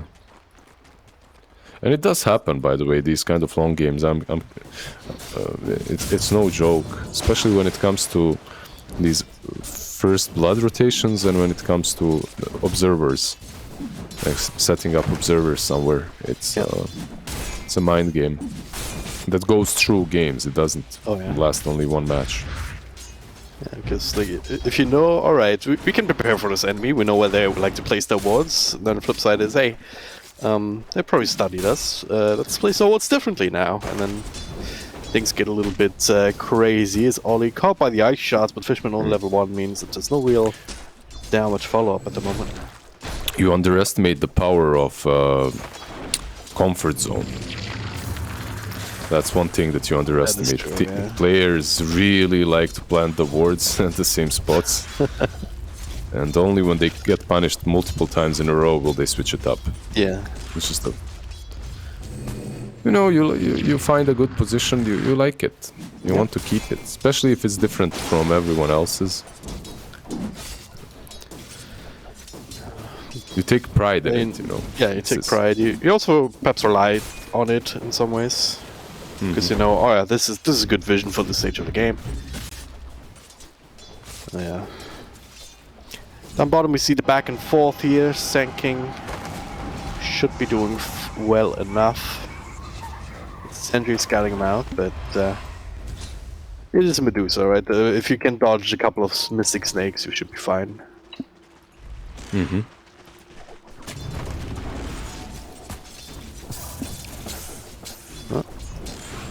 Frisk stacking. CJ trying to look scary at the very least. Let's talk about his mid lane. I mean, it's a bit of a classic too. Kunkka up against Ember Spirit. Shouldn't be too crazy for either side, right? Yeah, it's somewhat similar to that last game in which no one should be getting a clear advantage here.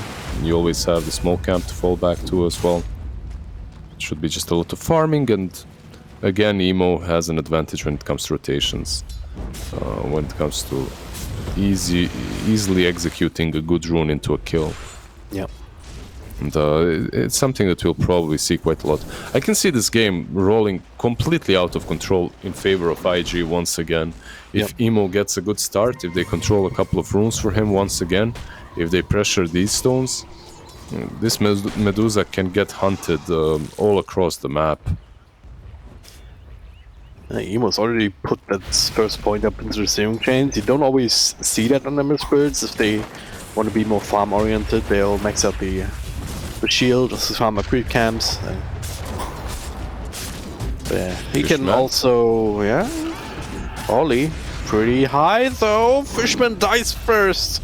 Ollie dies seconds, and Goku still has a few ways to, a few leaps to walk out with. As down bottom, JT also committing an XCJ.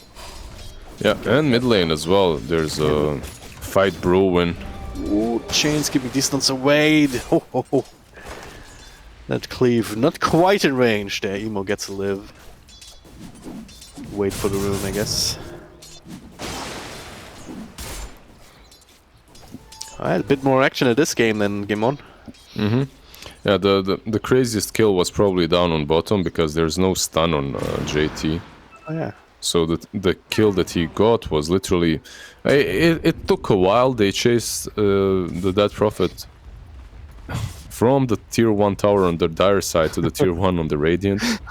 Just right-click her to that. So yeah, amazing. Wasn't the easiest kill, but they got it. Yeah.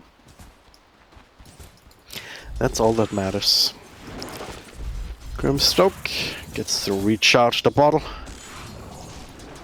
JT though, kind of alone down here. Gotta be a bit careful. Now has the stun to work with though to get some distance. Fishman is in bigger problems on top. Oh, yes indeed. All alone. Nightmare up, couple right clicks. Oh man. Ollie just nipping it in the bud. Yeah, usually if you're playing Tusk, you want to have a good start. It's not a hero that scales extremely well. From the mid lane or from the off lane, if you don't have a good laning stage and a couple of decent rotations afterwards. So we'll see how much Fishman will be able to do. They go on Bane now. They get some revenge. Not quite sure what Ollie was doing there, but surely he's dead here, right? The miss, leap up to high ground, there we go. That leap even blocking his patting, so really nicely done. JT bottom getting really low, dying as well. Way too low indeed. Despite your Tranquil Boots that he went for, like just didn't have enough time to heal up, and okay, Frisk. He looked healthier than he ended up being in reality. Yeah, they're definitely punishing this Sand King on the bottom lane. Two ranged heroes versus him, just keeping on the damage. Probably what we'll see is an Ember rotating down bottom and recovering that lane for IG. Yeah. At least that's what I would like to see if I was JT on his Sand King. Sand King overall just does not strike me as a good offlaner in the Chinese region. Everywhere else it looks solid, but very rarely do I see a Sand King have a decent performance in DPC CN. Yeah. I don't know what's up with that. Maybe it's just one of those heroes that there are some regions that play differently. Yeah, I think opinions do diverge on that somewhat. Is okay. Bane. They'll fight this. They can even kill Fishman, I believe. Ooh, it can indeed. Ollie walking forward. Emo also showing in. Fishman is dead. Son Goku trying to commit for the kill on Ollie, and you'll find the right clicks. Now with XCJ as well rotating in, IG will call it quits. So Goku has another arrow that you can maybe angle, but Frisk knows better than to run into the choke point. Emo is still sticking around, yeah. so... Find something here, just spores, and they've got the root, they've got the follow-up with the Inkswell connecting, another remnant ready to go, but with the TPs in, they'll say, yep, we got what we came for, sort of. Yeah, I think Emo can rotate back mid now, or looks like he will decide to stick around for a little while longer. And once the Instone's cool, Kai is scouted out, he actually moves back. Alright, makes a lot of sense. One hero that's really benefiting from all of this is the Medusa. Like all the all the stuff happening on top lane. Just have the Flame Guard to work with, and now with Frisk hanging around, they have the stun onto XCJ. Slowly being burned down. And Ollie once again kill secure. KS, that's what that stands for. As he actually dodges the torrent masterfully. Yeah. JT bottom, epicenter. Yeah, I've seen this song and dance before when those two heroes are alone up against each other. LBZS is not doing anything, so might as well use it to try and bring her low to begin with. A lot of heroes are running down bottom though. And Oli is the one that scouts them good old night vision. Just gets back into position. Yep.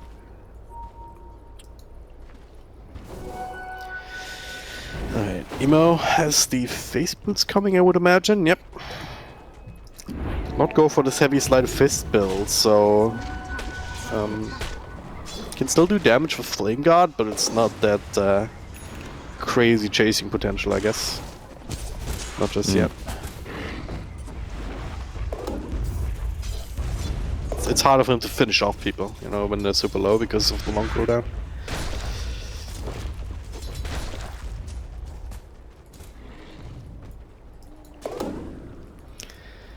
Yeah.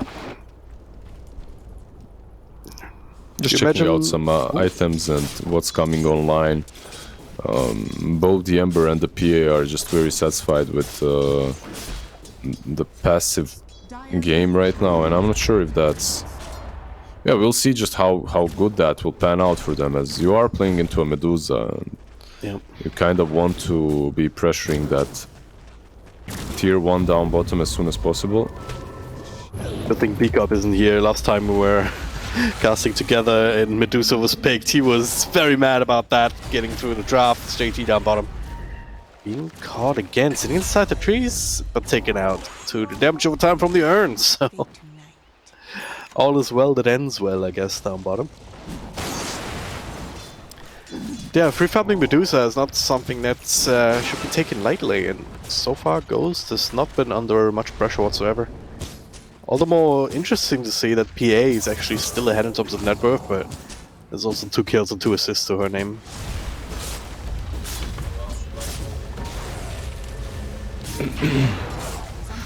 Ghost actually TPing up top. Very scary gank-wise. Konka was also making his way over, but not quite connecting. Emo and Frisk.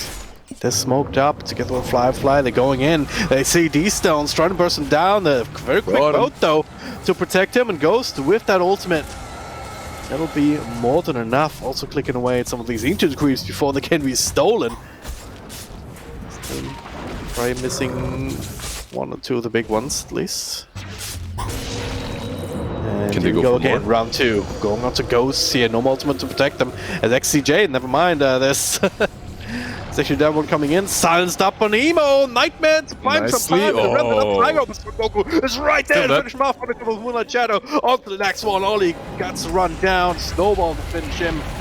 And Frisk trying to TP out. That's another axe. Brings him right back. An absolute disaster for IG. And I think you predicted something like this, didn't you?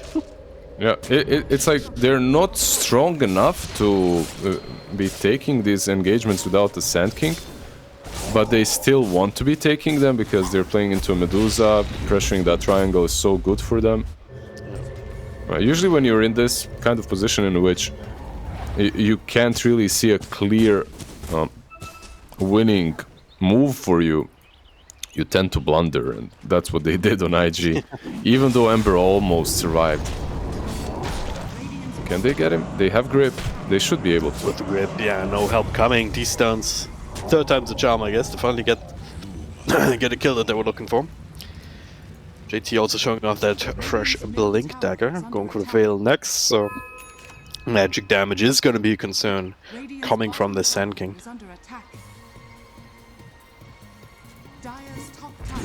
PA going for the Battle Fury. And should have that completed sooner rather than later, but to do so with the extra boost, Ghost is still farming, like they're still on a bit of a timer there. Almost has the Manta style. Getting bigger and bigger, and Son Goku just gets sent to base a bit. Yeah. A mega kill streak, what the hell? Just Yeah, noticed he's that been doing really well. He got a ton of kills, I believe, on Oli on top lane. Oli was he has 4 deaths to his name, so half of his team's deaths. And usually it was the Mirana getting them. Emo? The silence missed, so it should be fine, right? He should be, and he is. It's hard. Your offlane is a Tusk. He doesn't have a blink. So, like, how do you catch the Ember? How do you follow up with the silence if your initiation is a snowball? It's hard. Radiant's bottom tower is under attack. Particularly easy to chain that stuff together. Are scanning. Quite the illusion spam here. I think it was just an illusion rune from Konka being very annoying. Scouting out some of this is SAG moving towards bottom under cover of smoke and Moonlight Shadow. Fly. They're clicking away. They saw the creeps disappearing. They noticed he's here. And Run, fly, they run. find it. It's too late. There's no running. At the very least, he finish up the battlefield. Maybe he can. Oh no, this nightmare! Jump to a friend. No, doesn't quite have the time, but bought enough time for a bit of a turnaround attempt. At the very least, sitting inside. That's sends up for a moment. XCJ still alive though. He's got plenty of spirit sight. It's going until he finally gets burst down. Frisk helping out with a stroke of fate. Another Blink Burst Strike followed with the Inkswell. They get Son Goku on top of that. Those are only the supports for their carry with a big commitment there from IG. And hey, guess what? LBZS doing all of that. Ghost was farming. Yep. Just racking up that net worth. But one nice thing from Fly that he tried there is, I believe what he tried is to hit the centaur so it eats the arrow instead of him. Oh, yeah. Emo, he's still X-marked. Ooh, it's problematic. Finds a jump out though. Well, not enough. Oli is doing a good job resetting these aggressive moves on the Ember with the sleep. And Ember actually going for a Sanj. Interesting. Okay, I'm actually seeing a lot of this build coming from the DPCCN region. Makes sense. Like Medusa's the only real big right clicker and a huge problem eventually. Having a halberd yep, is going to be very useful for that. XCJ. That's Hello. gonna be a good kill. And goodbye. Double damage rune helping out quite a bit. Can finally perhaps set up for another tower of their own. An important one too in mid. There's no response to that. Radiant's middle tower is under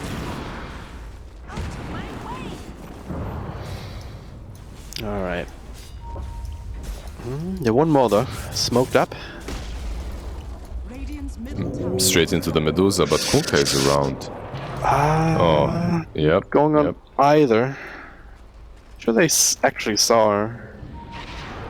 A lot of radiant vision around here though, so SAG. I don't know that something's up. Some of that vision will get taken away. But already have the smoke of their own. Silence is missing though, never mind. It's so fine right now.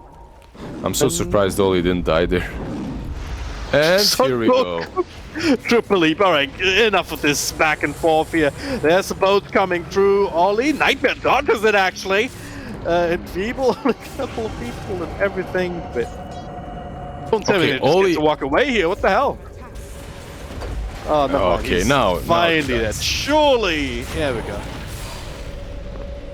No real trade potential. Fishman still healthy enough to withstand that bit of a poke. The Blood God has been satisfied. Finally, tower will fall in turn.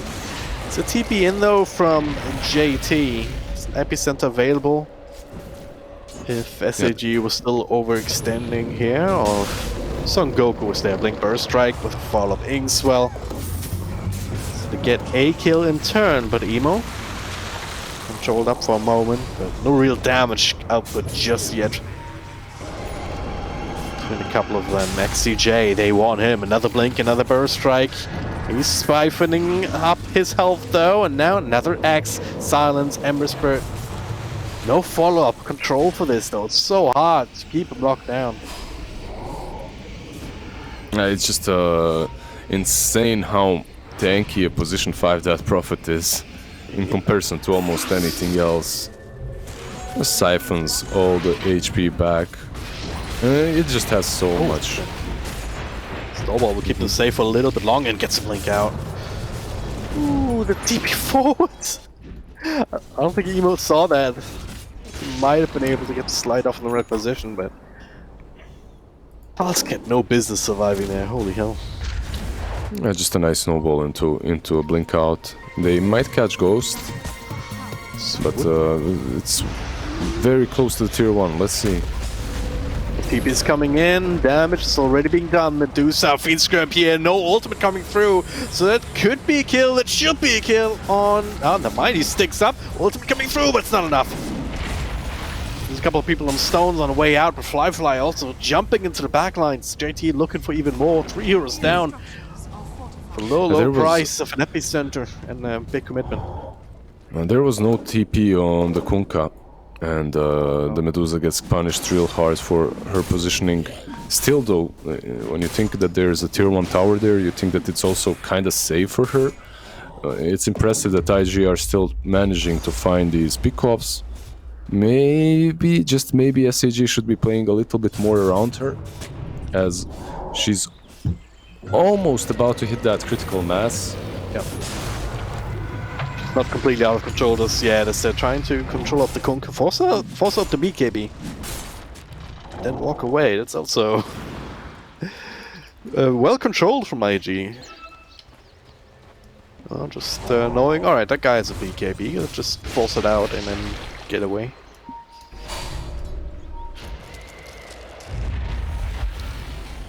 Smoke up. Yeah. Oh. Just non-stop right now, aren't they? As they should be, versus a Medusa. Oh, nice initiation. I want to find the Death Prophet, but okay, say... Oh, never mind, just killed before the Snowball could actually pick her up, and now Fishman, it's a lot of trouble.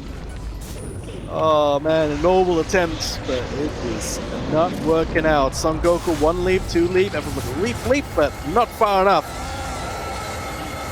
Straight into the pit. They're floundering right now. That's another stone gaze used.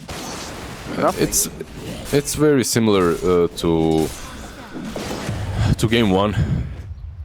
Actually, like the playstyle is extremely similar. Everything is happening the same way. IG just have a decent laning stage, and then they convert it into this all-out aggression, to which SAG apparently can't find an answer to. At least not so far.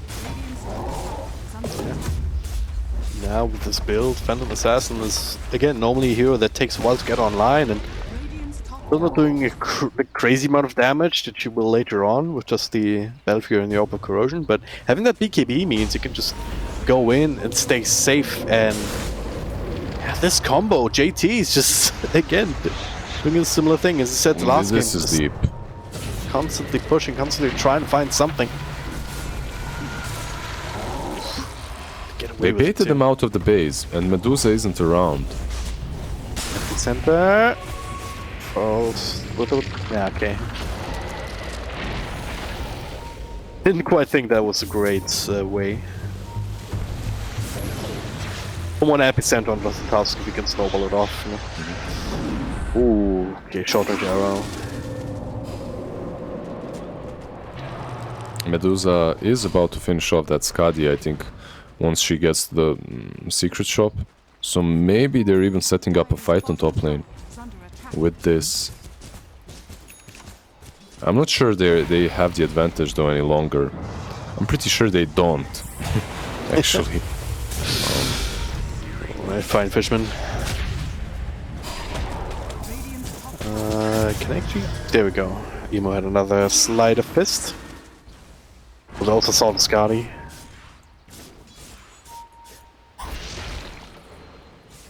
It seems like SAG are a bit panicky in the way that they're moving across the map and engaging into these teamfights. Yeah, it would seem that way. It's just that they're getting picked off a little bit by IG that's more precise in their movements. Yep.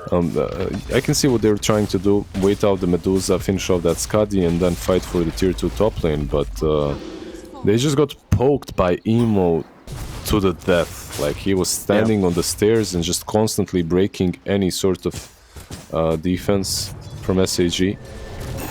But at the same time, I think SAG couldn't defend that. It would have been much worse if they managed to get to the tier 2. Son Goku, but there's a bit of counter initiation here onto Emo, silenced up, but no follow-up. Still linked together, just have to wait it out. And IG just gets to walk away again. This... Oh, it just feels like SAG, they don't have a clear way to chain things together the way that they would need to. Oh, here, they're trying. They smoked up. They're trying, but so far, like, SAG... IG has always just gone in, forced out a few things, and they've never been punished when they tried to get out. Dire are scanning. Maybe now with the smoke rotation, there is an Ember elsewhere, but of course you can always ram it in, presumably. Yeah. Is iFly. That's a great start if you can get her, but no real control. Instead, they go on Ollie, trying to burst in down, but no joy here. The epicenter being cancelled for the moment, but all stun up. BKB now from these stones, trying to still run down this Bane. Fishman is dead, but gets the Fiend Scream out now. Oh, the revenge of the Bane. Emo clicking away. Meanwhile, in the back though, Ghosts up against Fly. Don't want to take that engagement just yet. Now the rest of the team is dead. The disarm comes through. Follow-up stuns. Another first strike any moment. There we go. Damn, the damage of this Medusa. Illusion, though, what? Alright, we got a little bit closer than I thought in the end there. Gets actually kill of the Chris. She got all of them so low. It was crazy. This fight, by the way, the Medusa and Dead Prophet were on PA, and Fly was forced to run. In one moment, he turns on the Dead Prophet, just one-shots her, and that changes everything, because Exorcism would have finished him off. But that one-shot crit on the Dead Prophet just completely allows him to play the fight off of that. Obviously, the blur affecting Medusa's damage output heavily. Fly was on like 5 to 10% HP, and he couldn't. They couldn't finish him off. So this MKB will be huge on the side of SAG. The question is, will they even get there? And the question is just how much the PA will have by the time you get that MKB. Yeah, that's the thing. It's full Skadi now of her own. Normally it's a Medusa that you see with this kind of a net worth gap to the other hero, but PA has been grabbing that slot. Radiant's bottom tower is under attack. Fishman, think Burst Strike. Moonlight Shadow comes through, but it doesn't matter.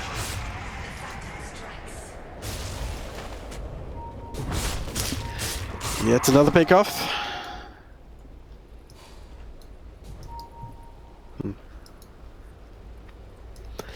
I guess you did see that Medusa can be a force to be reckoned with if the game goes on like right? 10-15 minutes. It's never like there's a reason why this hero has almost 80% win rate and is not like when she's not banned out, she's always scary. But she might run straight head first into the smoke. Oh no! Ooh, oh no! Can she get the ultimate out? She cannot. Fiend Scoop on the high ground, completely safe. No!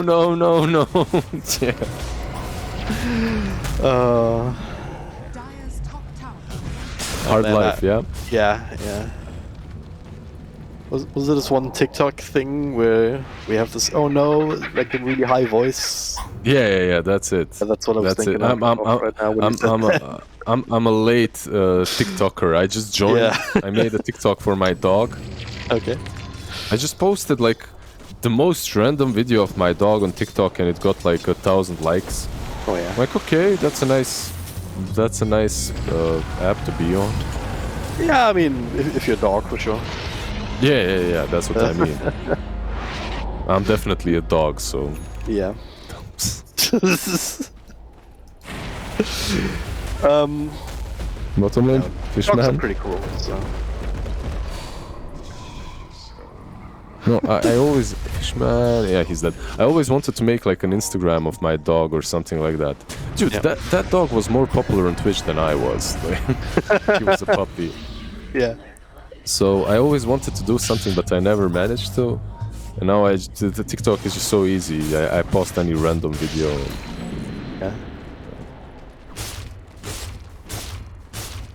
Well, all hail the algorithm, I guess. Might as well start now before it just completely takes over. So we stay on its good side, you know.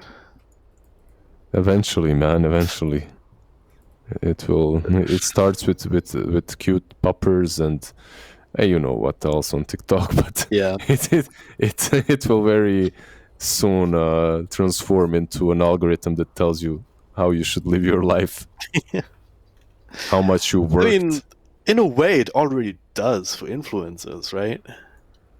Yeah, of they course. have to constantly live like that, or constantly just thinking, all right, how can I turn this into a good Instagram photo? You know, it's actually crazy. Yeah, I don't know. I was never too good with that. Neither am I, but I've seen some documentaries and whatnot about that. So it's not like, oh yeah, I'm an influencer, I just take pretty pictures and make loads of cash. No, it is a lot of work. It is a lot of work. My Instagram is literally like the feed. It's just animals like dogs and cats and corgis. And some memes.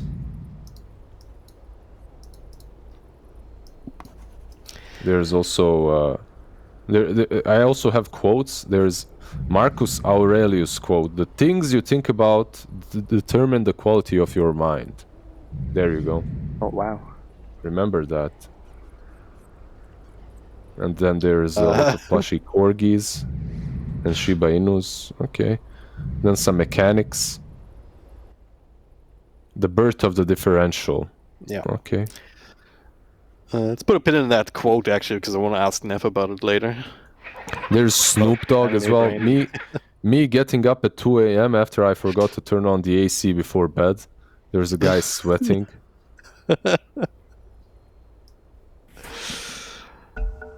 Oh man. Then there's Biden. Okay, interesting memes. Yeah. Alright, be back. We're back in the game though. Yeah. Enough of a sneak peek at Me's Instagram.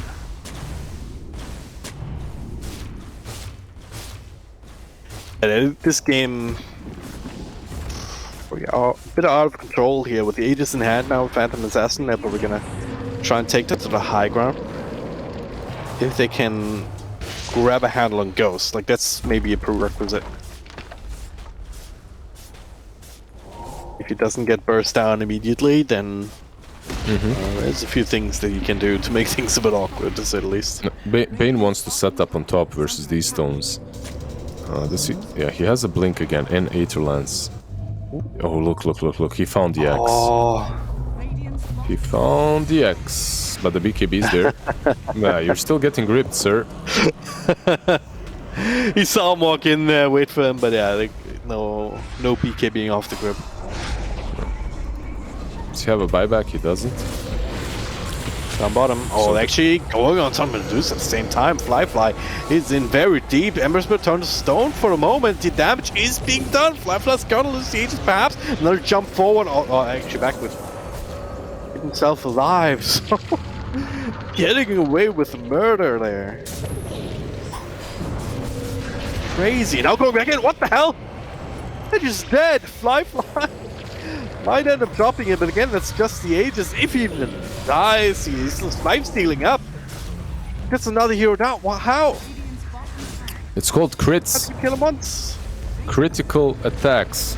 Critical attacks. Alright, I'm gonna have to look that one up later. I'm also gonna have to look up sitting in front of the enemy fountain. Whether that's a good idea. I'm sure there's a Reddit thread about that. Also, Google level 20 PA talent. Okay.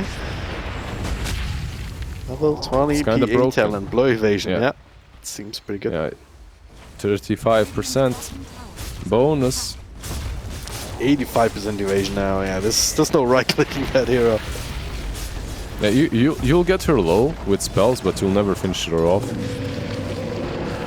Here it comes. Half health versus single dagger. Not quite one dagger and die territory just yet. Fly goes in, fish punch, couple of right clicks here, but still no MKB and Medusa. Both protect him a little bit together with that ultimate. The Stone Gaze, yes, they're clicking away at the backlines.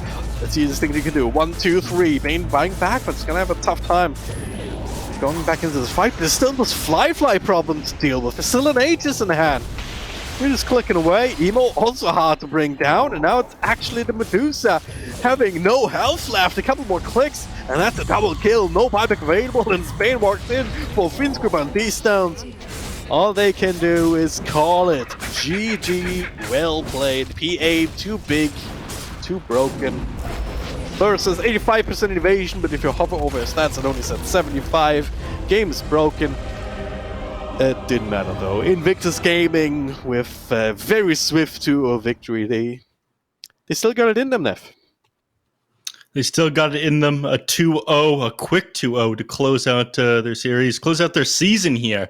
Unfortunately, this is not going to put them in second place. They aren't going to get to move up here, but they are going to end this season in third, which is respectable enough. I mean, a hell of a game. They played incredibly aggressive. I would have loved to see this from them all season. A couple blunders. Lizard pointed that one out. We saw in the early game. They weren't really sure what to do with themselves and dove a little bit too hard. But then 18-19 minute mark just before Medusa ended up finishing her Eye of Scotty. That's when they put the pressure on. That's exactly what they needed to do.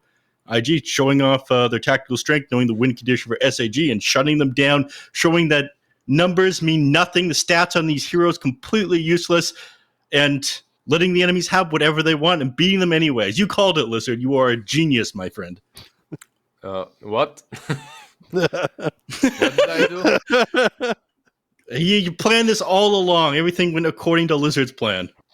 Yeah, SAG just gets crushed in the mid game too many times, too often.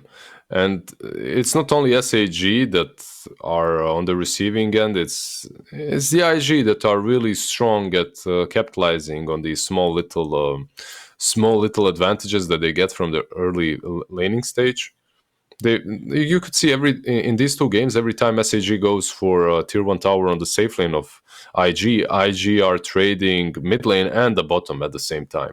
So they're getting quite a bit of map control out of nothing, out of nowhere. Plus all those dives around the triangle. It feels that SAG is never ready enough. I mean, there's always 5 heroes here from IG somehow collapsing. Meanwhile, there's always someone from SAG just about to TP in. This is the only time when they actually managed to punish them. Yeah. I'm not sure why they didn't continue doing this exact play. Just meet them full force head on. Yeah, Pole isn't back there. Frisk ends up getting finished off. But yeah, the only blunder, then this is what we saw. 90 minutes, 1 ultimate orb, almost at money for the sack one. This is go time for IG. This is when Medusa is going to be at her weakest point compared to the heroes on your team and interrupt the Fiend's grip. But they dove a Medusa here and punished her. They knew exactly what their timing was. Yeah, Flyfly was an around. absolute menace as well. Yeah.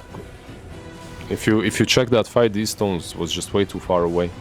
I think the ship really changes things quite a bit. Like the ROM buff would have maybe prevented Medusa from dying so quickly. Yeah. This is one team fight as well. This is some illegal evasions here. Flyfly dodged way too many attacks. I'm going to need like a referee in on this one. Yeah. He goes down there. There's no way they end up winning that fight. But also Flyfly did an amazing job. But yeah, Ghost was incredibly tanky. Yeah, this was post Eye of Scotty though. Like you just ended up completing this. They take this team fight, and after they lost this one, the game just became way more difficult. Flyfly is an absolute god at this point. And like not just the fact that he's been staying alive in this. Like the reason he did was because he was doing so well throughout this entire game, just staying an item ahead of the normal curve that you might expect from a Phantom Assassin, with that had a little bit of pressure put on. But that was just never the case here in this game, neither for Flyfly nor for Emo. Yeah. At this point, Liz is pointing out that very cool and balanced talent on Phantom Assassin, the extra 35% evasion. If you don't have the MKB ready when PA is like hitting your level 20, you've basically just lost the game. There was no killing Flyfly at this point.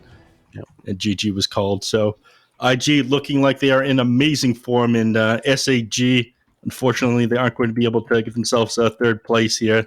Their hopes of that have been dashed, but tour isn't over for them.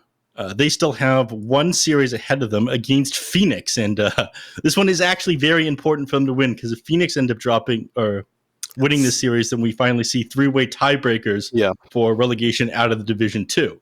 It's not important for SAG, but it's vital for Phoenix if they want to have a chance at avoiding having to re-qualify for next season. Yeah. Mm-hmm. But MVPs for that match, Lizard, I want to start with you. What was your highlight there? What do you think IG did the best? Who was the best player here? I guess just give it to Fly. He had some really nice evasions. He did pretty. He did. Yeah, those pretty evasions well. were very nice. Excellent point. Thank you. No, Dragon drop to you.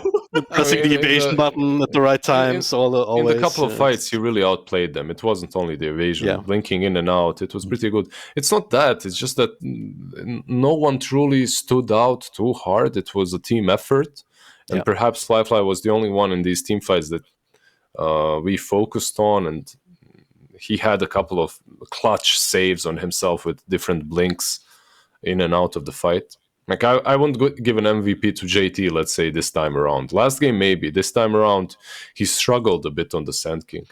Emo, last game, 100% MVP. This game, it was solid. I mean, he had some troubles in the laning stage, but beyond that, he was just always... he was the one always initiating, like, non-stop. And Frisk also enabling him, basically always going in, blink, burst strike somebody, and then if it was Medusa, Ollie was going to be right there, always with the Fiend script, trying to clean through that mana, make sure that she's locked down before she can turn around. So yeah, really good team effort overall. Yeah, you can give it to Fly for sure. You can also make an argument for Emo overall for the series, but there's no one really falling out. There's no one really had to be super carried on the side of IG, if that makes sense, you know? Mm-hmm. Well, Blizzard, my last question for you is your faith in IG restored after this one? They end the season 5-2. I mean, if things were slightly different, this would have been enough to force a tiebreaker, but ending in third. But, relegation is one thing, moving into Division 1. Winning your heart is, I think, more important. Have they done that here? I believe in second chances. I'll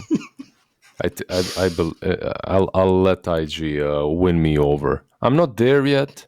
I'm still a little bit, angry, heartbroken, but I'll allow that thought into my mind and into my heart, which means that if they continue this way, it can grow into something beautiful. So it's all on them. That's it. I'm not closed anymore. I'm not ice cold. Yeah, so this is largely what things are going to look like, but we have potential of throwing everything into chaos with the last series in the lower division, which is going to be tomorrow. You can see that Phoenix, even though they have one win under their belt, they've actually lost that one due to roster swap issues. So they're technically at 0-5 is their official score. Yeah. Yes. Yeah, they did win against... who did they win against? IG Vitality. Yeah, they won against IG Vitality, but I think the official one is that issues with registering the roster. So they've got DPC points deducted, and the -1 series win. They still have a chance to, again, force a tiebreak, as you said. But they're going to have to win against SAG tomorrow. Yeah, so hopefully SAG, they manage to clutch that one out. They don't take too much mental damage from this series. They'll be able to do that. But there's going to be it for the Division 2 games tonight. We have 2 Division 1 games to look forward to. LBZS versus Magma, and then EHOME versus VG. And for that series will be Snare, Dragon Drop, and Lizard. But we are going to go to a bit of a longer break, probably about 1 hour and 5 minutes here. So you guys have time to get yourself some food, get yourself hydrated before coming back to this next series. You aren't going to want to miss it, though. Stay tuned. We'll be back in an hour.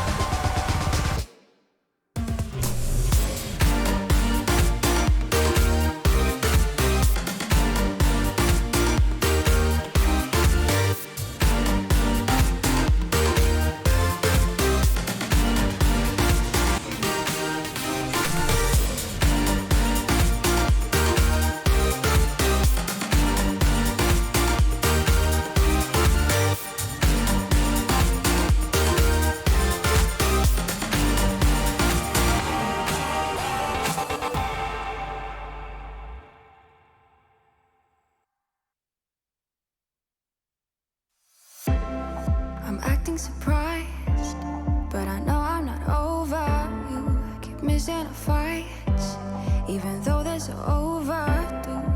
We had a fire, now we're watching it burn low. Isn't it time we go our separate ways? Not enough time, not enough time. I'm falling behind, I hate to separate my body and mind, my body and mind. You feel like demons in my mind, demons in my mind. You taste like demons in my mind, demons pushing all my triggers.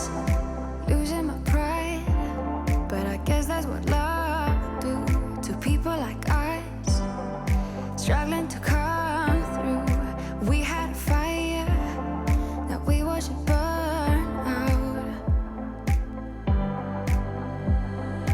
Isn't it time we go our separate ways? Not enough time, not enough time. I'm falling behind, I hate to separate my body and mind, my body and mind. You feel like demons in my mind, demons in my mind. You taste like demons in my mind, demons pushing all my triggers. Demons pushing all my triggers. Demons pushing all my triggers. Demons pushing all my triggers. Demons pushing all my triggers. I'm acting surprised, but I know I'm not over you. Keep missing our fights.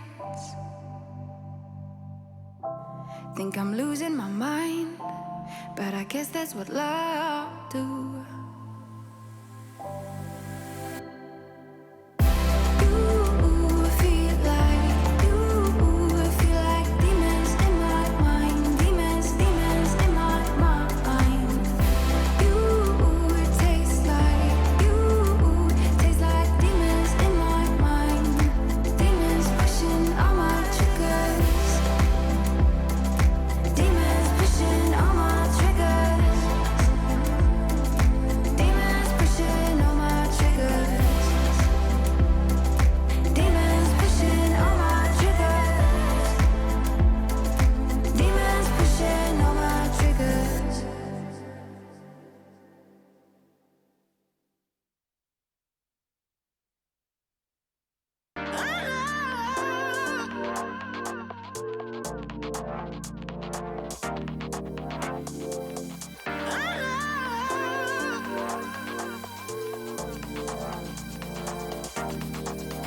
Where are you?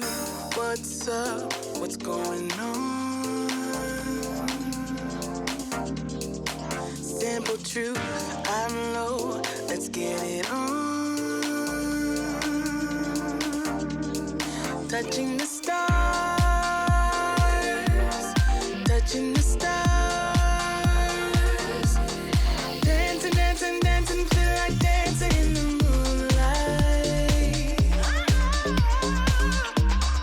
Dancing, dancing, dancing, feel like dancing in the spotlight.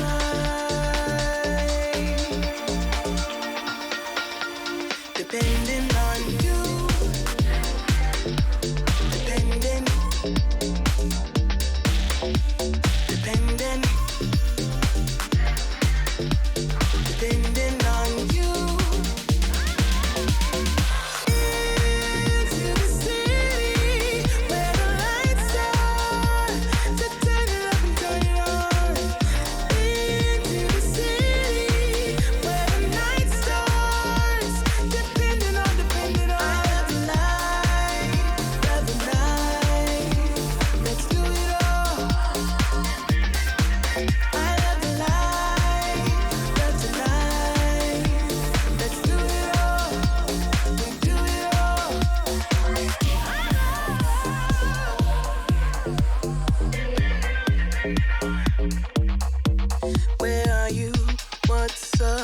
what's going on.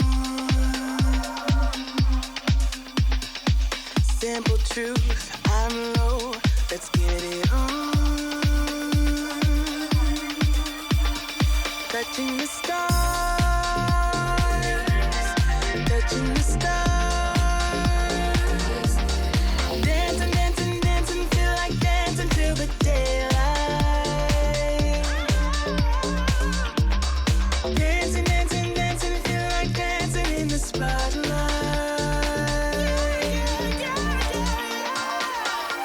Depending on you, depending, depending,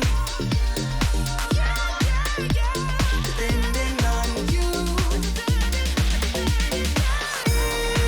Into the city where the lights are, to turn it up and turn it on. Into the city where the night starts, depending on, depending on. I love the night, love the night. Let's do it all. I love the light, love tonight. Let's do it all. We do it all.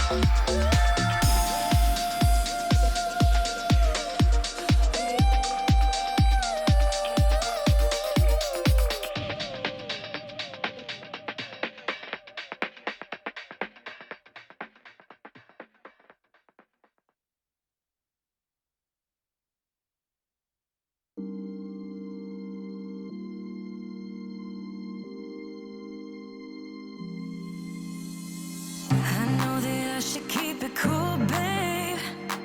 Not lose my swag and play the fool, babe. Just play the game and hold on, maybe. But I'm done with the waiting, done with the waiting. I'm done with playing nice. Now look me in the eyes. Tell me, tell me, tell me what you see inside. Not gonna ask you twice. Not looking for your lies. Tell me, do you wanna go?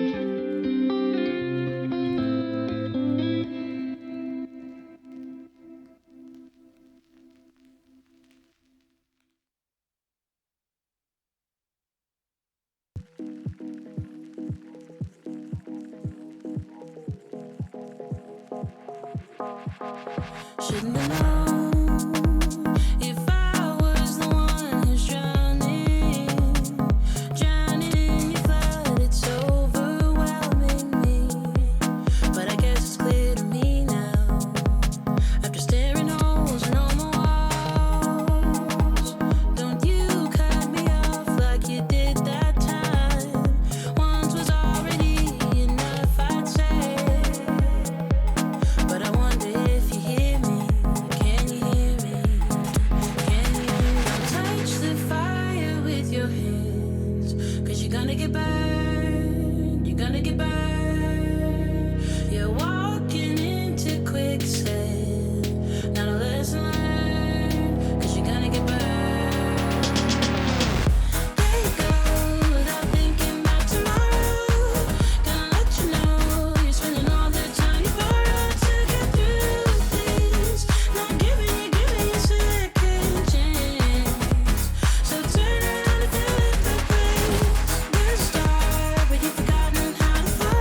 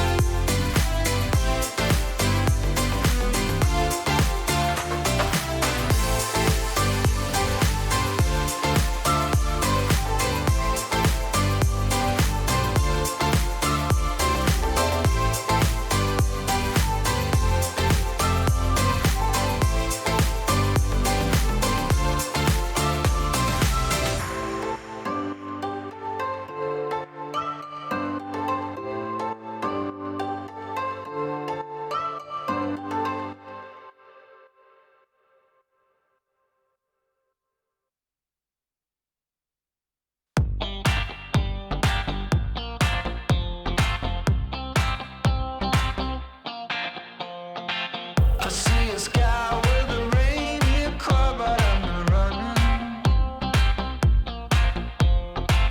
I see a train moving all too fast, but I'm not leaving. And you go round and round and round, and you cannot see. I'll be right behind you, honking the tree. You look so beautiful today, and now the game is changing. Just like a stranger, suddenly you know something.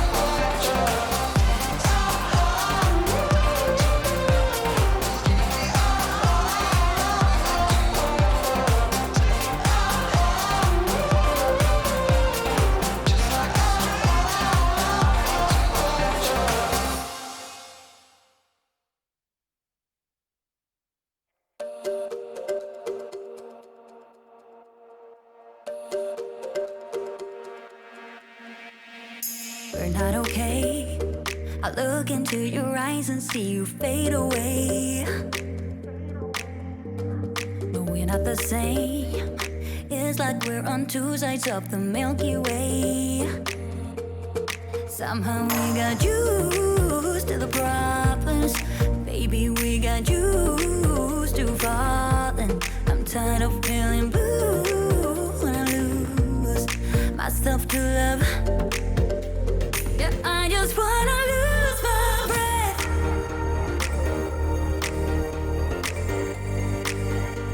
Yeah, I just wanna lose my breath.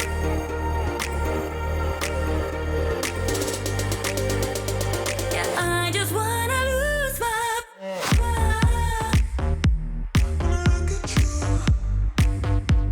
Yeah, I just wanna lose my breath.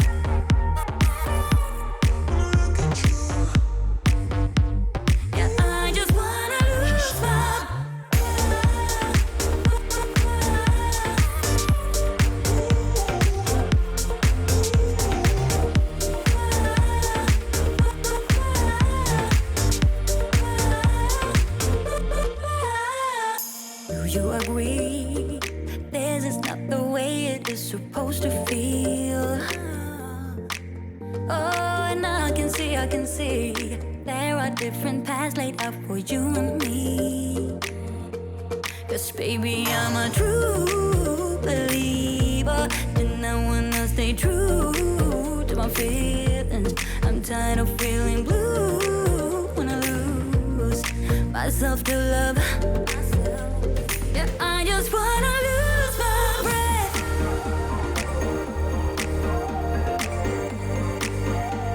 Yeah, I just wanna lose my breath.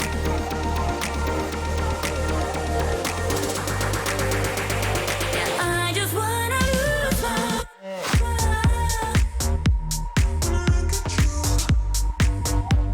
Yeah, I just wanna lose my breath.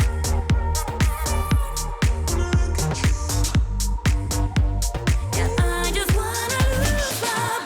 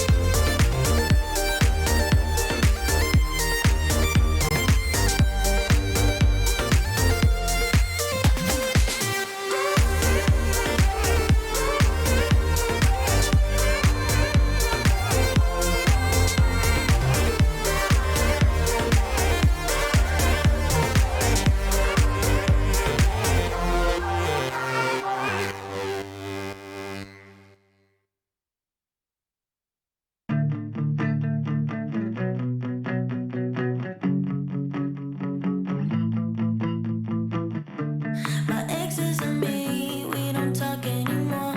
If we did, I think it would get pretty ugly. They made me believe love's an open door in the beginning, then they shut it pretty quickly. I thought we were good, at times even great, but apparently I was just one big mistake. My exes and me, we don't talk anymore.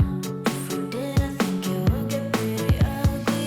I'm just a victim, I'm not the evil villain, so I'm sorry, not sorry that everyone that crosses my way is gonna feel the same pain that I felt. That ain't what it seems. It's dark and cold and mean when you're with me, you and me, you and me.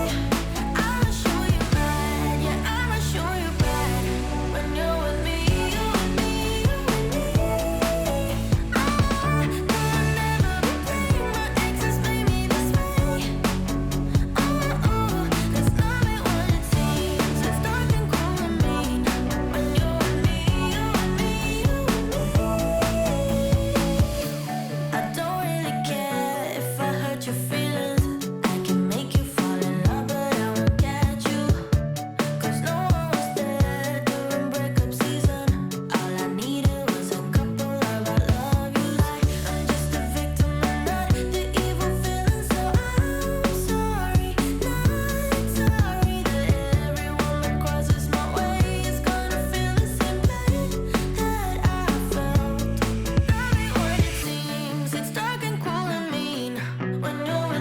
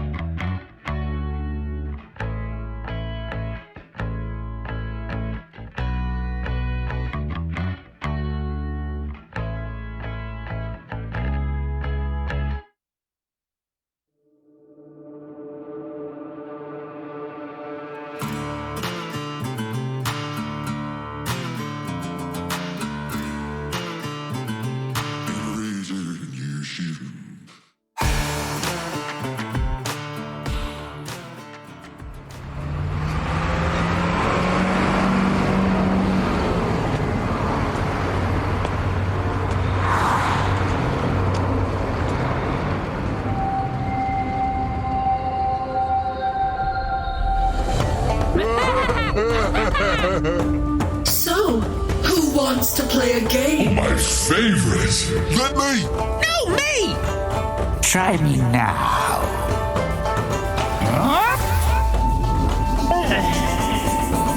And down.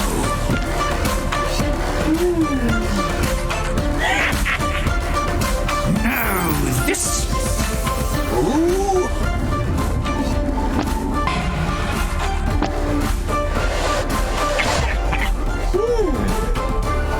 Next.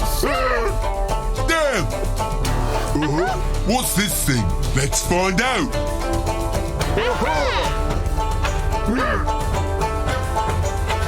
How much is in there?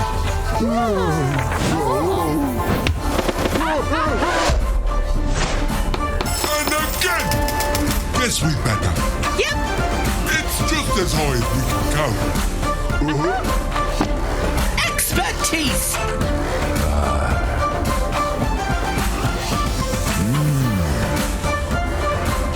There's something off about you.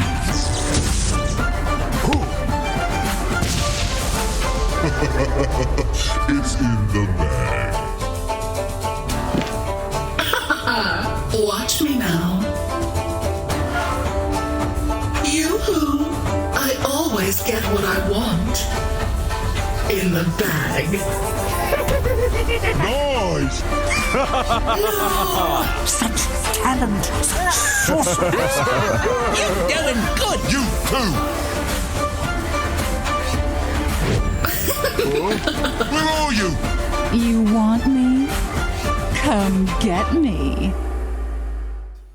Welcome back, one and all, as we continue with yet another day of the spring tour here in the China DPC. We've concluded the day's action in Division 2, and now we move up into Division 1. We've got a little bit of unfinished business here throughout the day, so we've got some killer and incredible matches to come up. Of course, though, we're still going to be starting off with a bit more of a consolation prize matchup, but that'll still hopefully be entertaining as it looks on the card itself. My name's Snare. I'm joined as usual. Well, not as usual, but again, Dragon Drops here, Lizard's here. And boys, this game literally doesn't matter. There's no points to play it out. Both teams could just down tools, disconnect the computers, and it would be all fine. However, it's still going to be an entertaining matchup. Lizard, you've been spending a lot of time with us. Me and Dragon Drop, we started in Div 2. How's it been like watching LBZS and Team Magma, who honestly have played a lot of Div 2 style games, right? Very, very weird, very bizarre, and not always as well executed as you'd normally like to see here in Div 1. Actually, LBZS and Magma were a team that was in Division 1 originally when DPC season started. So the first season of the DPCs, they were there. And guess what positions they finished at? 7th, 8th, if I remember correctly. 7th, 8th, yeah. It was exactly 1 year ago. They finished 7th and 8th, and history apparently repeats itself for these two teams. They've improved, but they didn't improve enough. And DPC seasons and rosters and teams are just getting stronger and stronger in the Chinese region. Like, it's just getting more and more packed. Yeah, absolutely. It's been getting more packed. It is something with, especially with these types of teams that are always doing quite well in Division 2, but then they just run into a wall in Division 1. They're kind of in between there. Honestly, yeah, I agree completely, and I would say even that if there was a playoffs from this season onwards, if there was a playoffs for Division 1, like it used to be in some other leagues, like Join the Aura and stuff. Yeah. Back in the day, you don't drop out until you lose, unless you actually lose to those that are about to be promoted. If that was the thing, I don't think after this season, maybe... I don't know if we'd see any upsets, if we'd see any changes for a couple of seasons. These teams all look way too great, way too strong now. Oof, which is part of the problem, right? There's a lot of competition. It's very difficult to get yourself into those like top 4 slots. And as we've seen, Team Magma and LBZS, unfortunately, rounding up the bottom tier. But that means, though, gentlemen, that the game itself is going to be really, really fun to watch, because it's just going to be for the love of Dota and not necessarily for any big kind of prize. I mean, I suppose the argument could be made that there's a little bit of extra money that you can get for yourself, but ultimately it doesn't really matter. Well, let's see how this draft is going to unfold, though. I was hoping for more surprises here, given that this is the last game for both of these teams in Division 1, but still seems very cookie-cutter here. Drag and drop Pugna and the Hoodwink as supports for Team Magma. LBZS getting themselves this Tusk Ogre. Well, that one is a bit peculiar, having both of those heroes in the same game, but overall still seems relatively cookie-cutter from both of these sides. Well, there are going to be some delicious cookies at the very least. So always looking forward to seeing these teams compete. Like, obviously, what kind of cookies do you like, Drag and Drop? Sorry, what kind of cookies are delicious? They're just normal Christmas cookies or chocolate chip. It's very basic, very nice. Yeah. But that's beside the point. I was going to talk about these two teams, and of course, over the last couple of years, I've been casting them a lot. I've really kind of enjoyed their playstyle in Division 2, especially looking at these four positions. You've got Salad, formerly known as Cat-U, and some other cat-related names. He's very enjoyable to watch when there's something like an Earth Spit involved, especially. And the same really for Mercy on Mian Mian on the other side. So this is one thing I'm going to be looking at here. So I wouldn't be too surprised to see the Tusk in that 4th position, even though we often see him in mid, but with the Invoker also already picked up, it's seems a little bit more straightforward and old school. LBZS have done this exact thing that we're seeing right now when they played against EHOME. They literally had these 4 heroes. The 5th hero that they had in the team was this young Necrophos, but literally 4 out of those 5 heroes are back into this game. They ended up losing that particular outing, but they did play a lot of these heroes into a Sand King. What do you make of this here, Lizard, when you see a team do literally what they've done before, even though it didn't work out the last time? Oh, they are just keeping with their comfort zone, like I keep with my comfort cookies, which are fig grandma cookies. I love them. Thanks for asking, Drag and Drop. Returning the favor. I'm here to talk about Dota, not about cookies, okay? Like, cookies are in Dota. Like, you have grandma. There are no cookies in this game. If there's a Snapfire in the game, we can talk about cookies, okay? You can talk about cookies, about cheese, about mangoes as well. They're really popular in Dota. Fresh river water as well. Yeah, these are all things that are drink water right out of the river. Game. That's a great idea. I mean, like if it's some German river running through your cities, then not. But if it's a mountain, fresh spring water, why not? Like it can actually be pretty good. I don't recommend doing it too often, but we have some crystal clear waters here in Bosnia on our mountains. I drank from them. I didn't die. Happens. So now we but yeah, Drag and Drop. Let's go back to the draft. Like, what's happening? Snare. Rein this draft panel in. Listen, right, unfortunately, we are in a game where we're here to have fun today, gentlemen. You remember, this game literally does not matter, right? And we have to get our fun in now because every other series after this has ramifications, not just for the table, but for potentially qualifying teams to the major. So we're going to be so anxious for the rest of the games. Might as well enjoy ourselves while we can. But since you insisted, Young Lizard, we have ourselves here for LBZS, last man on the Razor and the Lifestealer. Of course, Team Magma definitely need some kind of safe lane hero to be occupied by Bai. Actually, it's interesting enough about him. Do you think that right now, Team Magma is thinking to themselves, man, maybe we shouldn't have kicked Shylock. That guy is just about to get into Div 1. We're getting kicked from Div 1.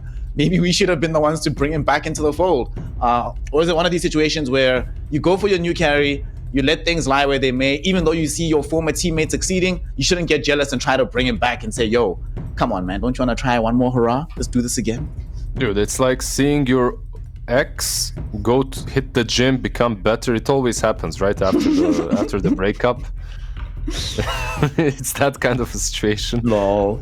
And then you're like, oh man. No, I shouldn't have. It's the grass is always greener on the other side, or whatever they say. Who knows? Maybe they'd be in the same exact position if they were with Shylock. You can't say that they wouldn't. Yeah, it's about improving yourself as a team, as a person, learning on your mistakes. I was always against removing players overall, especially when the whole team as a unit could improve. Like if you have one outstanding bad performer that does not want to improve together with you, then I understand it. But when you're a team that has too many issues, I feel like staying on the same level is your destiny if you start just thinking that replacing a player will, fix all your problems. It certainly didn't work for IG. No. I think honestly, we're going to be writing history in the Dota annals about how to create a team, and IG will be top of the line in that one. But back into the draft here, LBZS round things up with this Mars at the end of things. Obviously, they can't go for this Necro. Prefer this somewhat, as it does give them some more fighting prowess, more availability to initiate fights themselves without Salad having to dive in and die. And Team Magma, go for a hero who I honestly like this hero, but has not at all been successful when it comes to the spring tour of the DPC. We see an Ursa emerge here. It's not been great. It's not been great. Enjoying only a 42% global win rate, which is really, really bad. In China, sure, it has won a lot more games, like 60% win rate, I think it's at, but still, for the most part, it doesn't feel like the hero that's the one-stop shop for giving you your win condition. What do we make of this here, Dragon Drop? You've seen some of these Ursas. Do you think it's going to be the win con? To be fair, a lot of the time we do see the Ursa into the Medusa. Is it better to play the Ursa in a game like this, into Tiny, into the Mars, into Ogre, into Tusk, all these melee heroes, instead of the big Snake Lady? No, it's definitely a rough game for the Ursa. Every single hero can kite him or control him up in some way. Like Tiny can toss him around, Tusk with the snowballs, very hard to play against in the shots. Ogre Magi stuns and slows. You've got the disarm and all the kit from the Invoker, and then you have the Mars pushing away. Like, this is not an easy Ursa game at any stage, even if he does pop off early and gets a bunch of money. But it is a fun hero. It's a hero that can snowball. Sometimes all the stuff in the world just not enough when he's getting enough help. And I always like watching him. I always like the Fuzzy Wuzzy, even though he does not have the tiny Ursa on his back in this game to help him out. You love that cosmetic way too much, honestly. It is one of the best ones in the game, so no doubt about that. LBZS for me definitely have a lineup also because of the anti-synergy, right? You have your carry purely based on right clicks, and you also have a Pagna. Gazi wants to maybe decrepify the opponent and blast him down. So we'll see how they can square the circle there. Lizard, just before we see a young engagement breakout here, talk to me, give me some hype, right? Make this 4 melee draft work out for me. Dragon Drop is telling me that I'm just looking at it and I'm laughing. I'm chuckling. Like, this draft, it looks like there's that one smart dude Invoker surrounded by 4 brawlers. Like Splinter and 4 Ninja Turtles, or Shredder and 4 of those whatever beasts he has around. I can't remember their names. It's yeah. Is this what it looks like? Is this what it looks like when you're like, if you're dragging somebody, if it's you, Neff, Black, dragging someone to the gym, and there's this like scrawny kid there being like, what the hell, guys? You know, why am I surrounded by these beefcakes?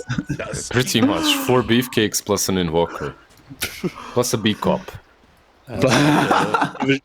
Sounds like a Division 2 European team name. No, by the way, I'm just saying B-Cop because he's the only one that actually went with us. So he took the challenge. So good guy, B-Cop. Yeah, that's a really nice thing from him. Like, what a guy. What a guy.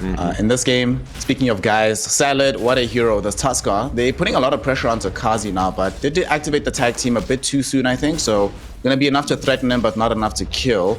In this game, though, does feel like there is a whole host of responsibility that's going to be on this Ursa, where if this hero does badly, it kind of feels difficult to imagine where all the damage from Magma physically is going to be coming onto this Tiny once he gets BKB. So should they on LBZS try to do something interesting to frustrate the early game of Ursa? Or is the Ursa early game nowadays bad enough that you just shouldn't worry about it? And it's like, well, just late normally, this guy's going to struggle to keep up with farm anyway. He's sort of playing against Mars, right? What more do you need? Well, that's it's level 2 now, so if he can just walk in, press God's Rebuke to harass and get CS, and then if Ursa tries to get up at it, he's just spearing him away. Yeah, still, mistakes can happen. You're playing versus an Ursa that doesn't have an Orb of Venom yet. Will be shipped out to him. Once he gets that, you're a melee hero. If you get a lot of Furious Vibes on you, you can fall. It happens. Overall, there is enough damage on the side of Magma. I think there is. You have a Void Spirit, you have a Sand King that can scale pretty damn well versus them. I'd like to see someone build a Vessel on their side. I guess Mercy can do it on Hoodwink. Probably the best. Dust as well on Void Spirit, but perhaps not the most popular build. Kali, the Corrupify will protect him against attack team. Till a couple of right clicks. No, Salad. Only level 1, so not much else to throw in. With the extra slow from the Ursa. He missed that kill, and now he has to run away, slowed down by that Orb of Venom. Yeah, he might be dead even. There's Ursa coming. Yeah. Nice.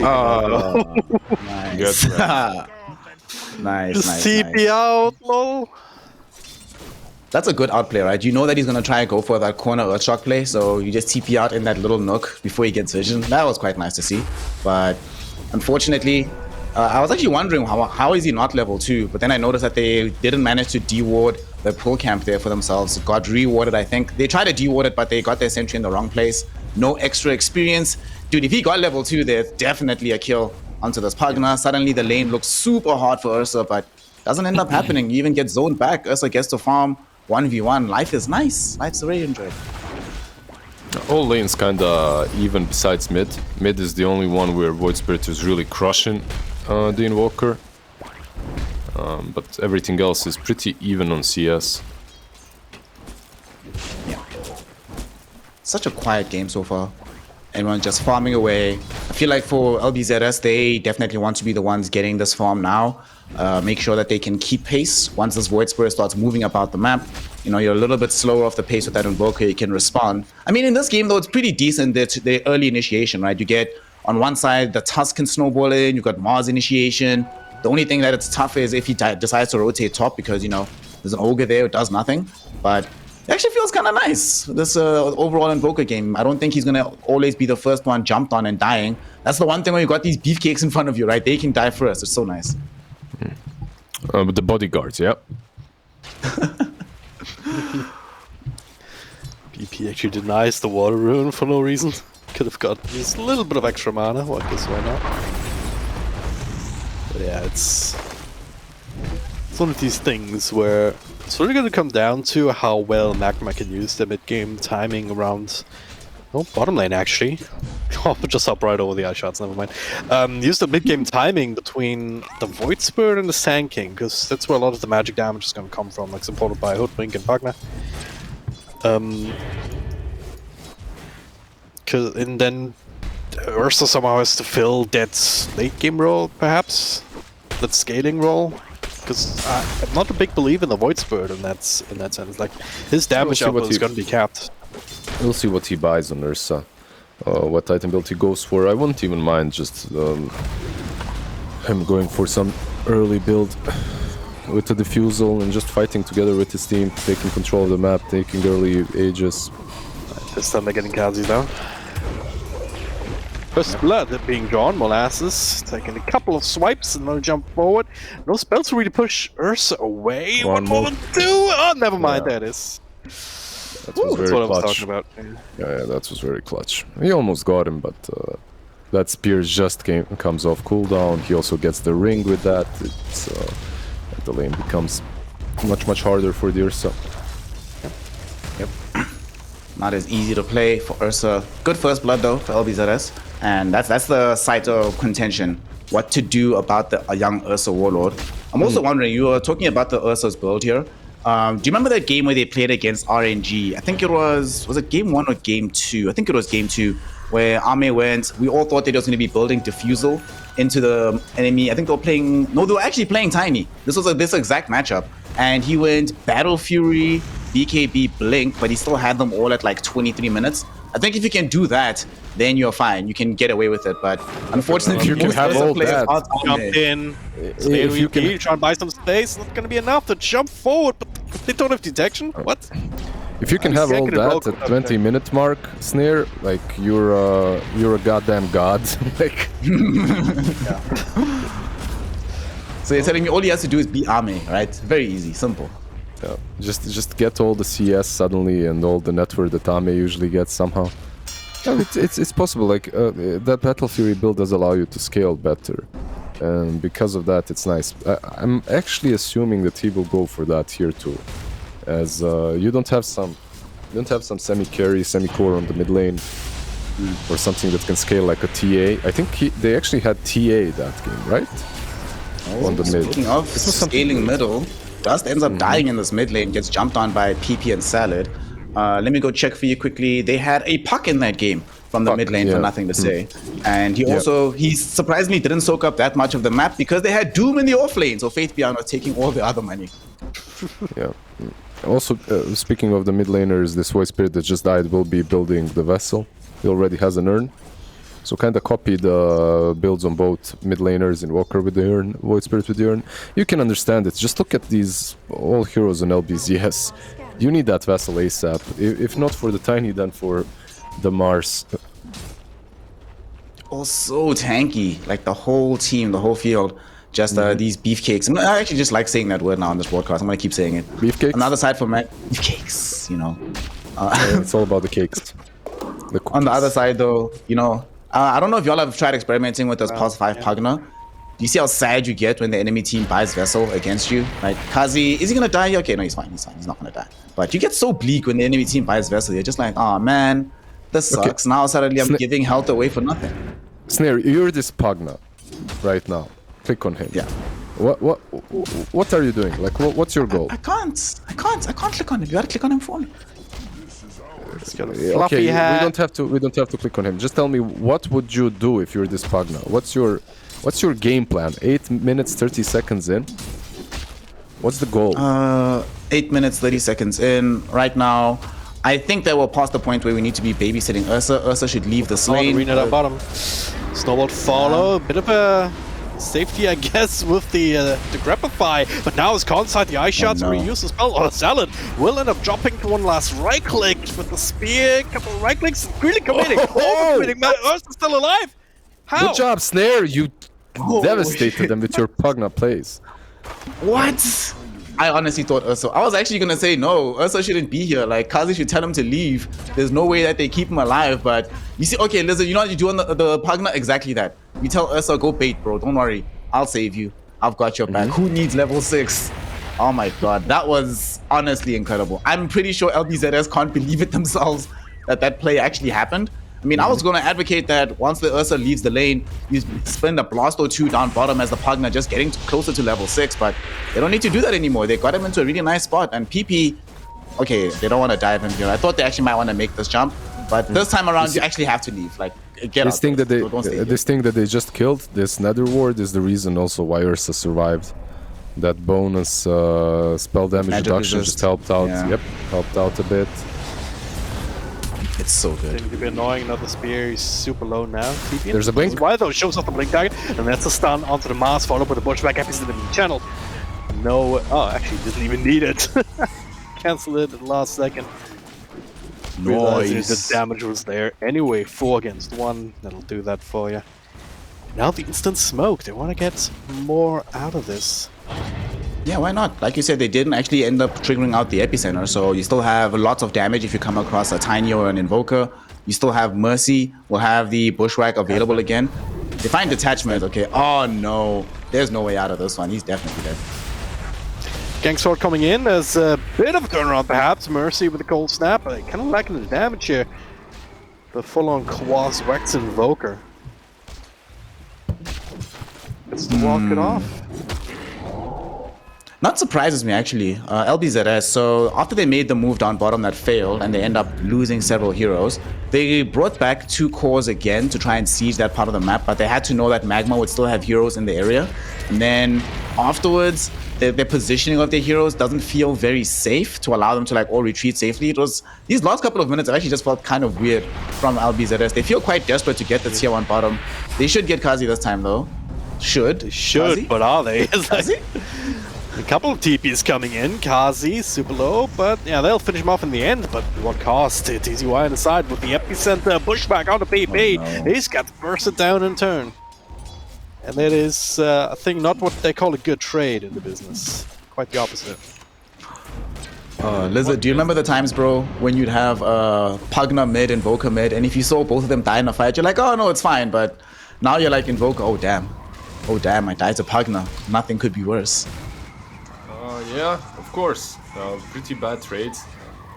But they just won this Sand King as well now. He's out though. Out. Yeah, You're not catching that. One thing that Magma... Shot, dodging the snowball with the burst throwing, it's pretty sick.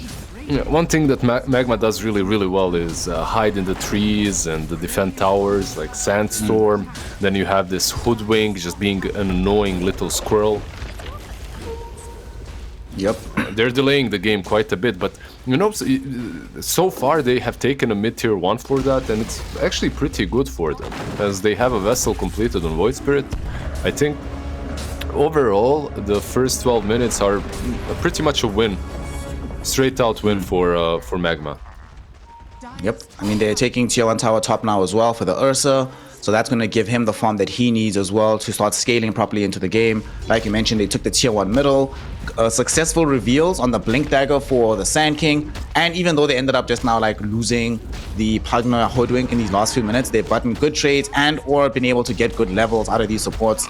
It's like this early game is just perfect for them. And I think LBZS are starting to realize that things are not looking good as they go for their first big smoke.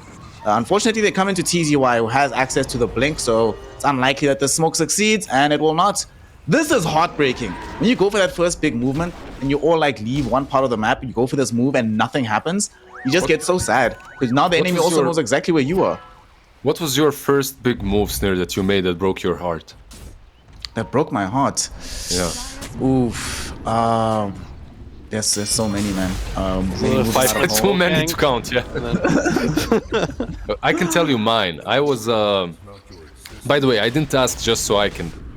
you know, there are people that ask you a question just so they can answer their answer afterwards. That wasn't the case, but I just remember the really... a decent one. I was like 11. Yeah, I was 11, and I bought... I didn't buy. I picked flowers for some girl for 8th of March in my class.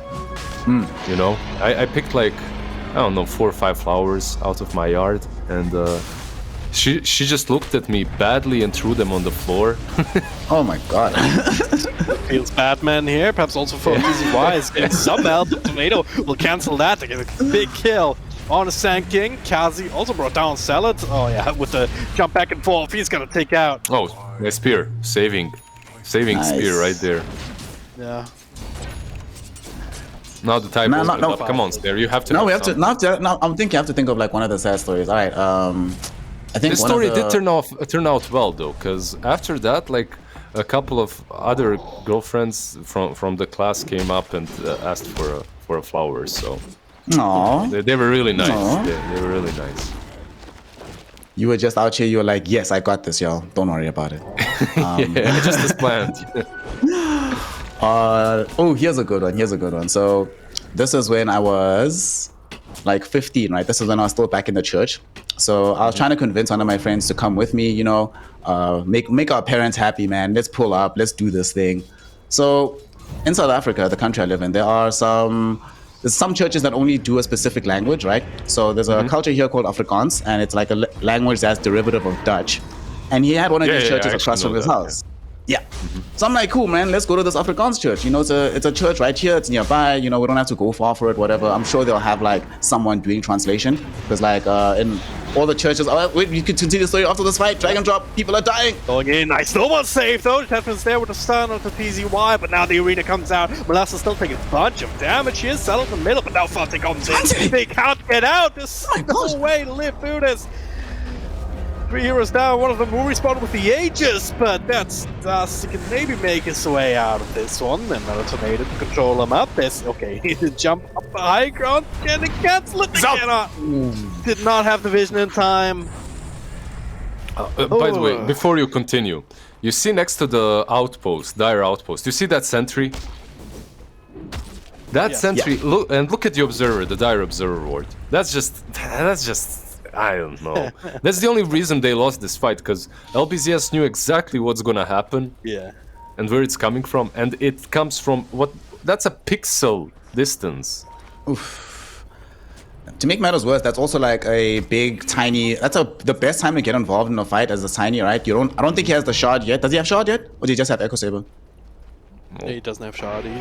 So the Echo, he just has Shadow Blade. Shard about 500 gold away. So you only got the gold for the Shadow Blade from that fight, right? You show up with Echo Saber, treads, nothing else, and you're normally very scared of losing that first fight because it just slows you down so much. But not only do you win it, you get so much gold out of it. You get to protect the tier 2 tower. It gives you more time because you know that they were playing and fighting inside like a dire primary jungle and not inside the triangle. That means that you know triangle is going to be uncontested. You go back, you farm it casually. That's actually beautiful, honestly. If I'm LBZS, if I'm Fonte, I'm praying and I'm thanking. I'm like, thank you for that ward. Whoever planted that down, I'm gonna tip you afterwards. Good job, boy. What a great fight. While the smoke is happening, are you gonna continue the story or should we? Okay. Let's rush the story. So I tell him, yo, man. So obviously I'm black, and my friend at the time, he's a young Chinese boy. And we decide, let's go to this Afrikaans church. And then I'd convinced them, I talked him into it because he was really against the idea of any religion at the time. But I spent weeks and weeks and weeks convincing him it'll be all so much fun. And then we get there, and as they saw us walking to the door, the white Afrikaans people close the door in our faces. And we're like, oh, well. This isn't a great outing. This isn't a great way to spend a Sunday. And that was super heartbreaking. I was like, well, this sucks. Well, they're Christians. They like everyone, you know. They're so positive, and then no, you don't get in here. Get out. I was hating from outside. I don't know. My definition of fun is not going to the church on Sunday. Yeah, so I can't. Yeah. Hey man, back in the day, it was good times. That's a premise that needs a lot of. I can't really. Another smoke. You know, it's gonna be a good time. It's gonna be a good time getting hit with this Power Strike. It looks like Magma actually have the correct read, going down and back into their jungle. The only problem is there's another ward here placed out that they might be prepared for on the side of LBZS. Even better, Salad is gonna be the mobile ward. Fonte. Epicenter channeled up. They got the detection. Fonte casts a couple of spells out, but he will fall. And oh my god, this is TCY still alive even. And what was really cool, they Yuled the Tusk as well, so there was no chance that he saves anyone with. Oh, man. Right? Did they? They did, yeah. They did, yeah. It was actually quite smart because TZY goes in, finds the Tiny, but doesn't actually activate any of the big spells until they know that they can isolate the Tusker, and then he goes in for the bigger spells. That's very nice initiation coming in from Team Magma, and puts them back in the pole position, back in a leading place, and it also frustrates the Tiny. This is always like one of the reasons I feel like this hero has fallen off as a carry is this timing between like 15, 25 minutes where you have to get out with like a Shadow Blade, Echo, Aghanim Shot, +1, usually BKB. It feels very finicky for the hero. If he can't get that farm, he just feels like he starts falling behind and behind and behind. So it's really great news to kill him now and make sure that Ursa is the one that's sitting at the top. Then you can potentially set up for this next Roche so you can set up to get the tier 2 towers and end the game before the Tiny becomes too much of a problem. It's gonna have to be done like that for sure, because Ursa, yeah, he's got a lot of net worth sitting at the top of the charts. It's got the Blink. Also got the Battle Fury, which is more of a fighting item on that hero than on some others. But there's still so many problems for him as the game goes on. You know, this... I wouldn't be too surprised to see a Halberd being picked up or two going forward. But for now, Arena at the bottom, strike out of it. Mercy's still caught in the middle, so he'll be tanking that one. Ouch. But it's still not going to be a super easy game for the Ursa. It's going to be coming down to really good timings and jumps, BKB timings, enrage timings and whatnot. You know when the game gets silly though, for this Ursa? I'm worried about what happens when this Tusk gets Aghanim Scepter. Then it just sucks playing Ursa, dude, honestly. You just never get to actually fight with your team. You're always just getting pulled this way and that. Like, I could even see them play it around with, like, kick into spear, even if it's not a spear to the wall, just to separate him from his team. And then he's like, well, okay, I have to spend so much time just getting back to everybody. It's very, very frustrating, but he's here now. They might kill this Mars and make sure that there is no progression towards these items, but Molasses, for once, playing a bit more safely. No, Molasses, go back! You think? Go back! Oh no. I wasn't saying then anything, it's man. actually I have no idea what I'm talking about. Yeah, They were not the quite fact sure that he what went upwards pretty much spooked Magma a little bit, so they moved back. Yeah. They also almost have the BKB on Ursa. You get that BKB, you can take a decent pick off, and then perhaps go for the rush, which should spawn by that time.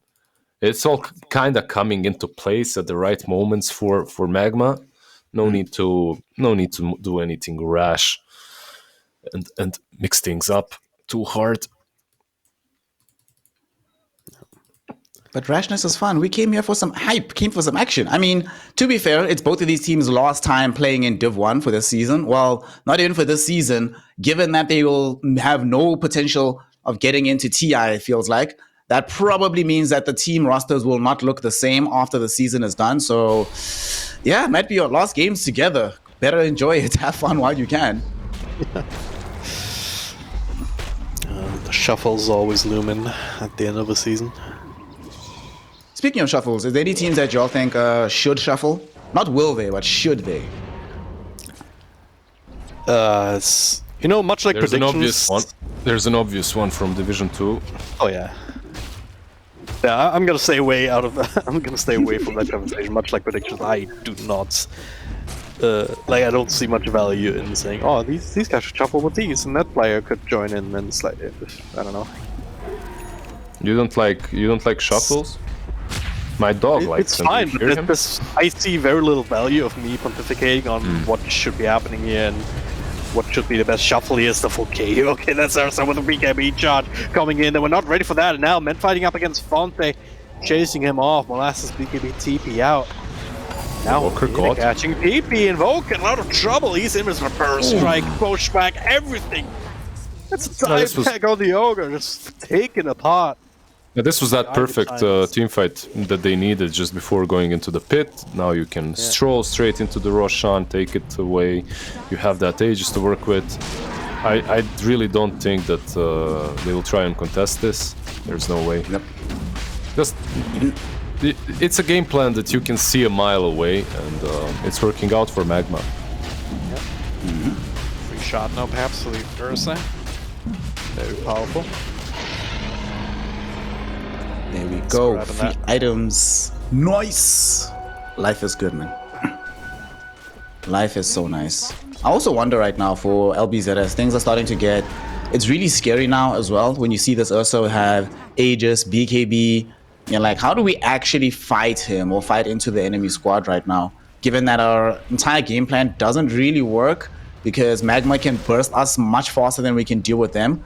We only have the one BKB on Fonte. Oh, Mazda's BKB as well, but they don't have the Invoker BKB, I don't think. But either way, you can't actually fight right now, can you? You have to wait until everything is up, and then BKB goes down, and then the next item must come in from the Tiny. Just so much that must happen, and Magma just have free reign at the moment. And it doesn't make it any easier that they have the Sand King as well.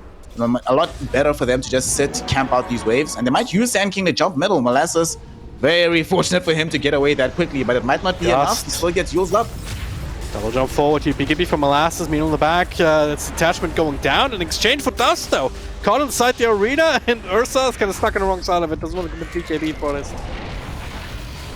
I think this is the way that they have to kind of take these fights. You can't mind path to Ursa when he has BKB and Aegis.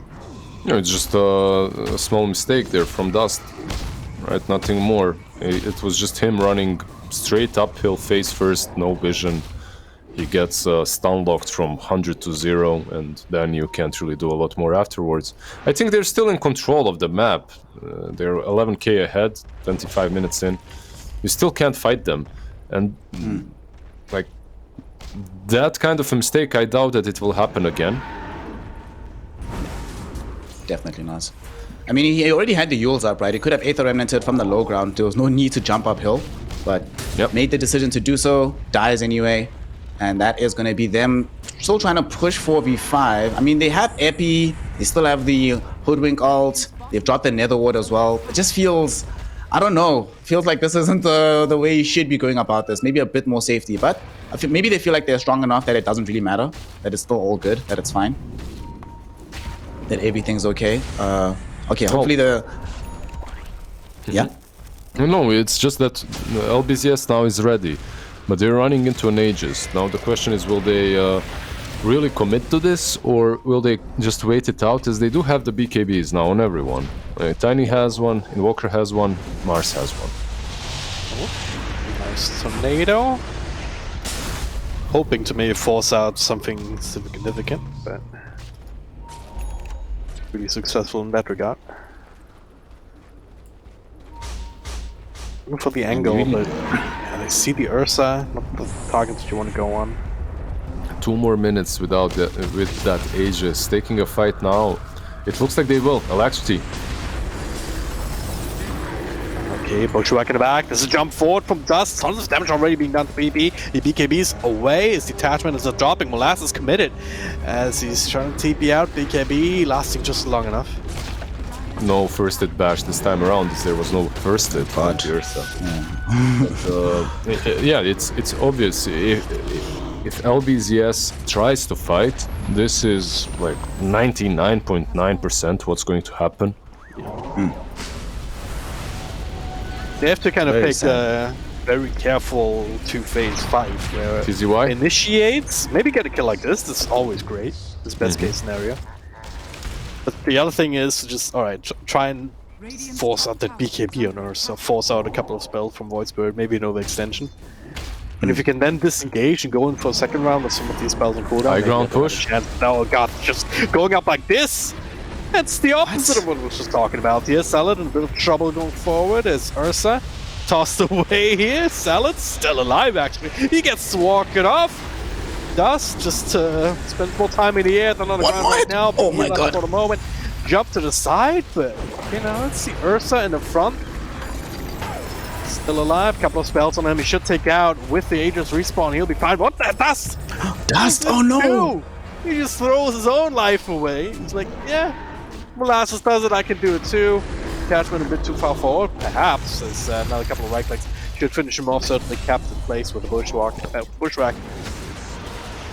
This fight's surprisingly effective for LBZS when all is said and done.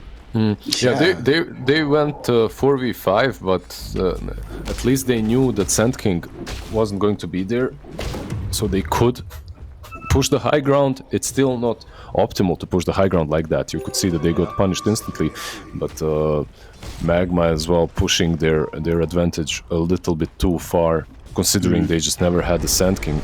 They just didn't have enough control to take that fight properly. Dude, if TZY had these bots, it would have been a major team fight win, but they're fighting again middle. Okay, this time TZY is here though.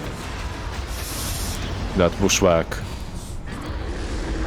So holding on to this BKB for all this time while he held the Aegis. That allowed LBZS to control him up and kind of toss him around and whatnot. The moment he pops that, you just have to try and run away. And with the bashes, with the Bushwhacks and everything, no BKB committed on Molasses there. Means that there was no way for him to actually leave. Such a bizarre series of events here from both of these squads. Like, the way they've been going in and out of these fights. No one wants to actually... It almost feels like everyone's playing chicken. Like, the last one to stop fighting is the coward. So you gotta keep going. It's so weird, but ultimately Team Magma, even though they put themselves in an awkward position, LBZS jumps in with Molasses, gives them back the advantage, so now they can push on tier 2 towers again. Oh, actually, Lizard, I just thought of something, right? A better story here that everyone will find fun.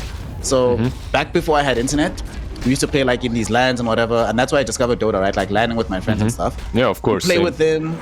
You know, I thought it was really good. I was one of the best among my friends, right? Then I decided, hey guys, let's make a team, let's get internet, let's go play online and stuff.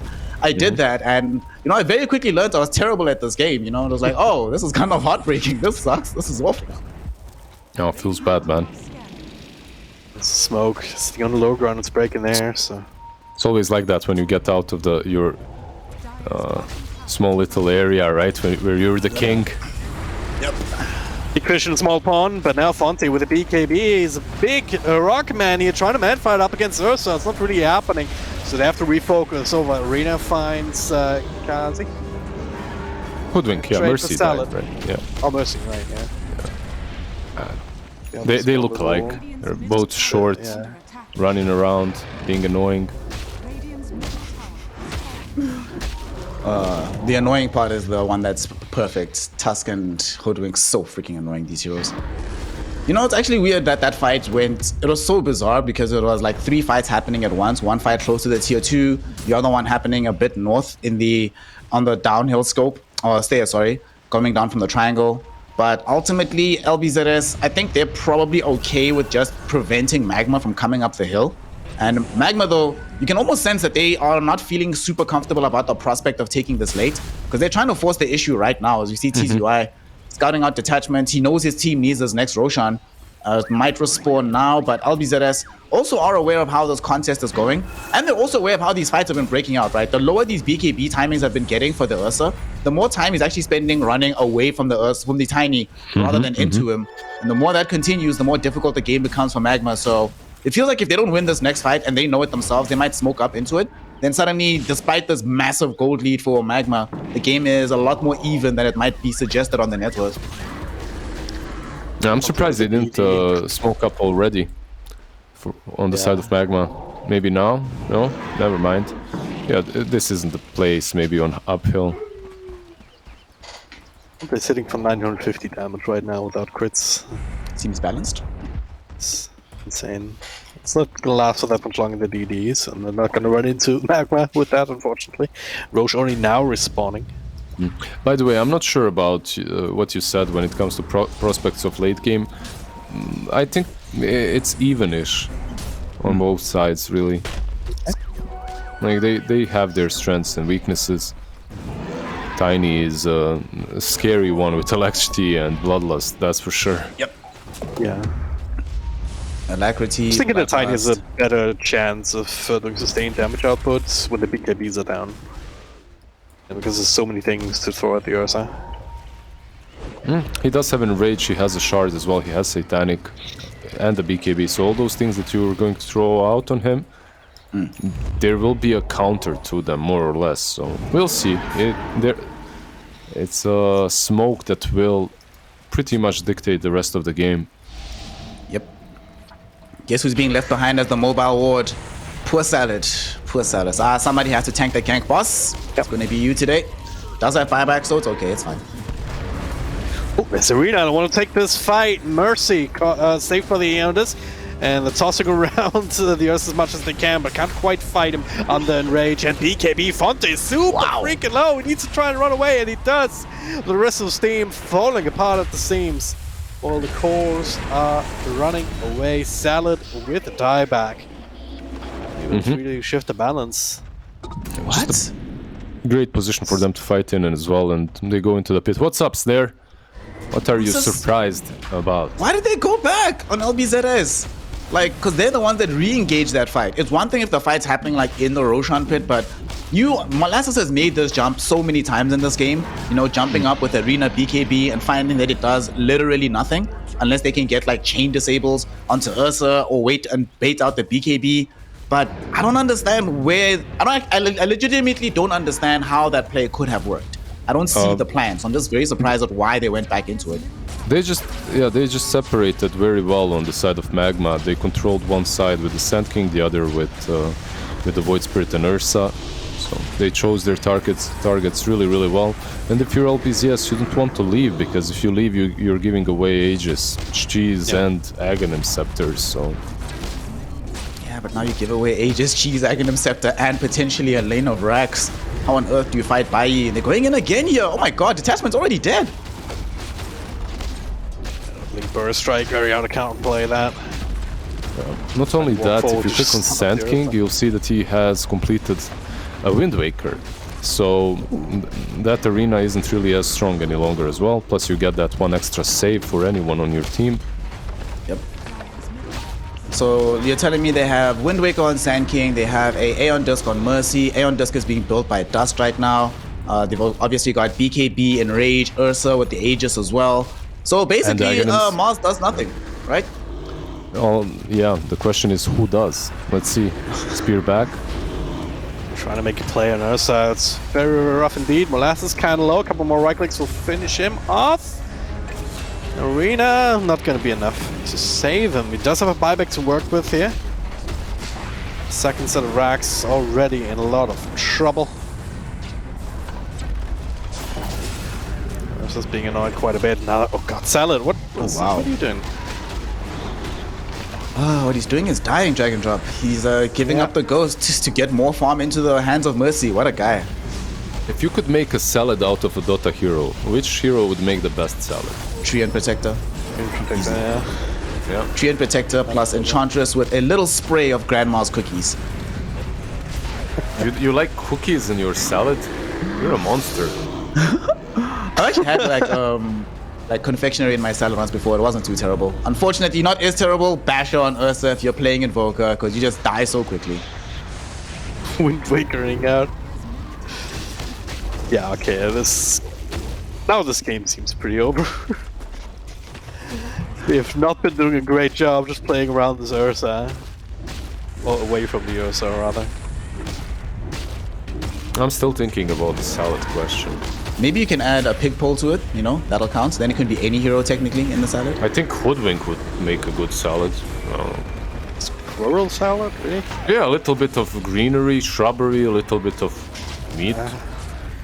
I'm down for some protein salad. I'm not there for just the, you know.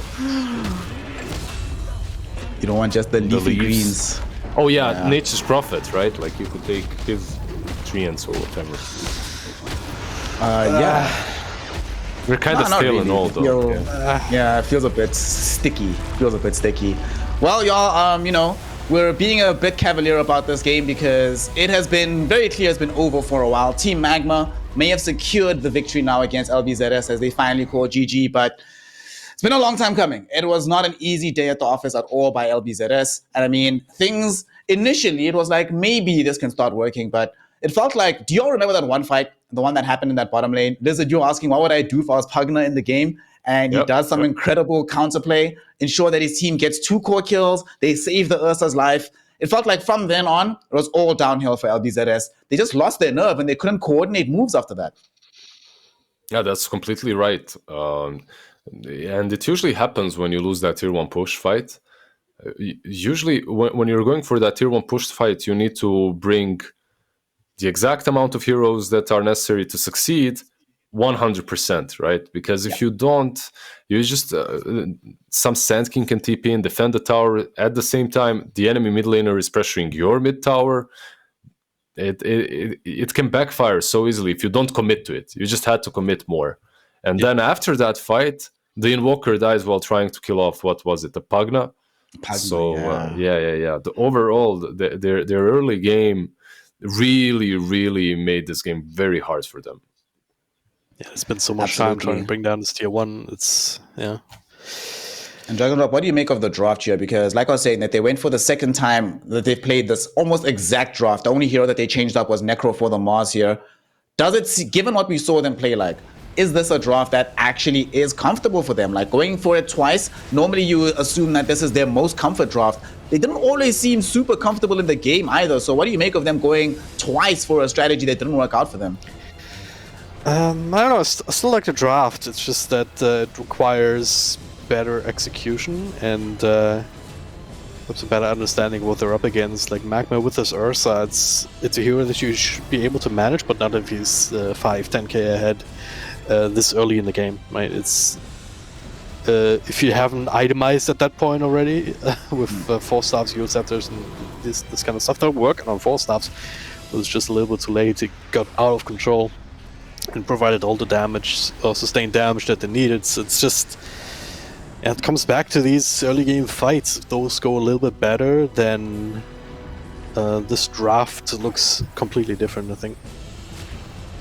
Another thing that I'm a bit concerned about, Lizard, or witnessing this game that made me have some concern, looking at the support duo of Detachment and Salad versus what was accomplished on the other side by Mian Mian and Kazi, it does seem like the support, I'm not sure if it's the hero selection, but the support duo just seemed overall more effective from the side of Team Magma. Is it down to the duo of picks, or is it just how they played the game itself that enabled Team Magma to actually get more out of these heroes than what LBZS got? I think it's an overall team effort that allowed it to look like this for Magma. And also, like, how much can you do? I don't like we were trolling and having fun when it comes to Invoker +4 beefcakes early on, but This is not the first time that they draft something like this, and it doesn't look great. It looks. I don't know if you guys remember, but there was a man, a legend, a drafter, a player, a captain called Screen. He would always be in tier 2, tier 3 teams in Europe and CIS, and he would always have the same. Yeah, he would always have the same drafts. I remember playing against him quite a lot, like Tusk, Ogre, Undying, Treant. Always some beefy boys up front, and it always feels easy. You just pick heroes that can outmaneuver them, and that's how you win. I feel that you took all these beefy boys, and then you're playing versus a Pugna and a Scroll and Hoodwink. Like, you can't get to them ever. They're just disabling you from distance. Yep, the game just started feeling way too difficult after a while. Not helped and of course compounded by the fact that their primary initiator, the Mars, once the enemy BKB started coming out, found himself with very little to do in the midst of these team fights. Team Magma right now with a victory. Both teams are 0-6 overall in the scoreline. Team Magma has only won 2 maps before this. LBZS have only won 1. So Team Magma have increased their tally by 50%, boys. Gotta love those numbers. Stats don't lie. So from that point onwards, they are now staring down the barrel of their first win here in the Division 1 DPC. Unfortunately, no matter what the result, it does not matter. Both of these teams are already relegated, but they are definitely going to be having fun. Might as well make this a practice showing for the start of the next season. We'll see if Team Magma can keep that up, or if LBZS can surprise us and show us the form that allowed them to get a game off of RNG of all teams when they still had the God King. So we're going to be taking a short break, and when we return, a game 2 of LBZS versus Team Magma. This is Snare, Dragon Drop, and Lizard, and we'll be right back in a moment with some more Dota 2 action.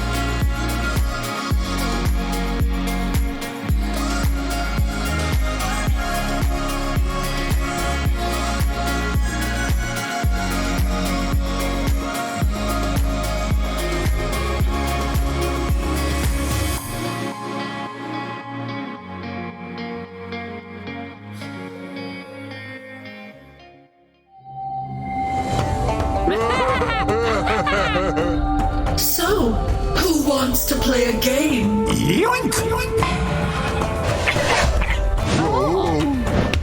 And again!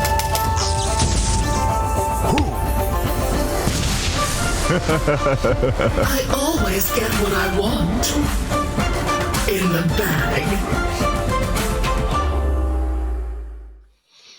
Welcome back, one and all, here to the spring tour of the China DPC. We are in Division 1 right now, continuing the series between Team Magma and LBZS, both of them in search for their first ever win here in Division 1 for this season. Unfortunately, though, both of them also staring down elimination guaranteed. They'll be starting next season in Division 2. So at this point, it is just a proving ground.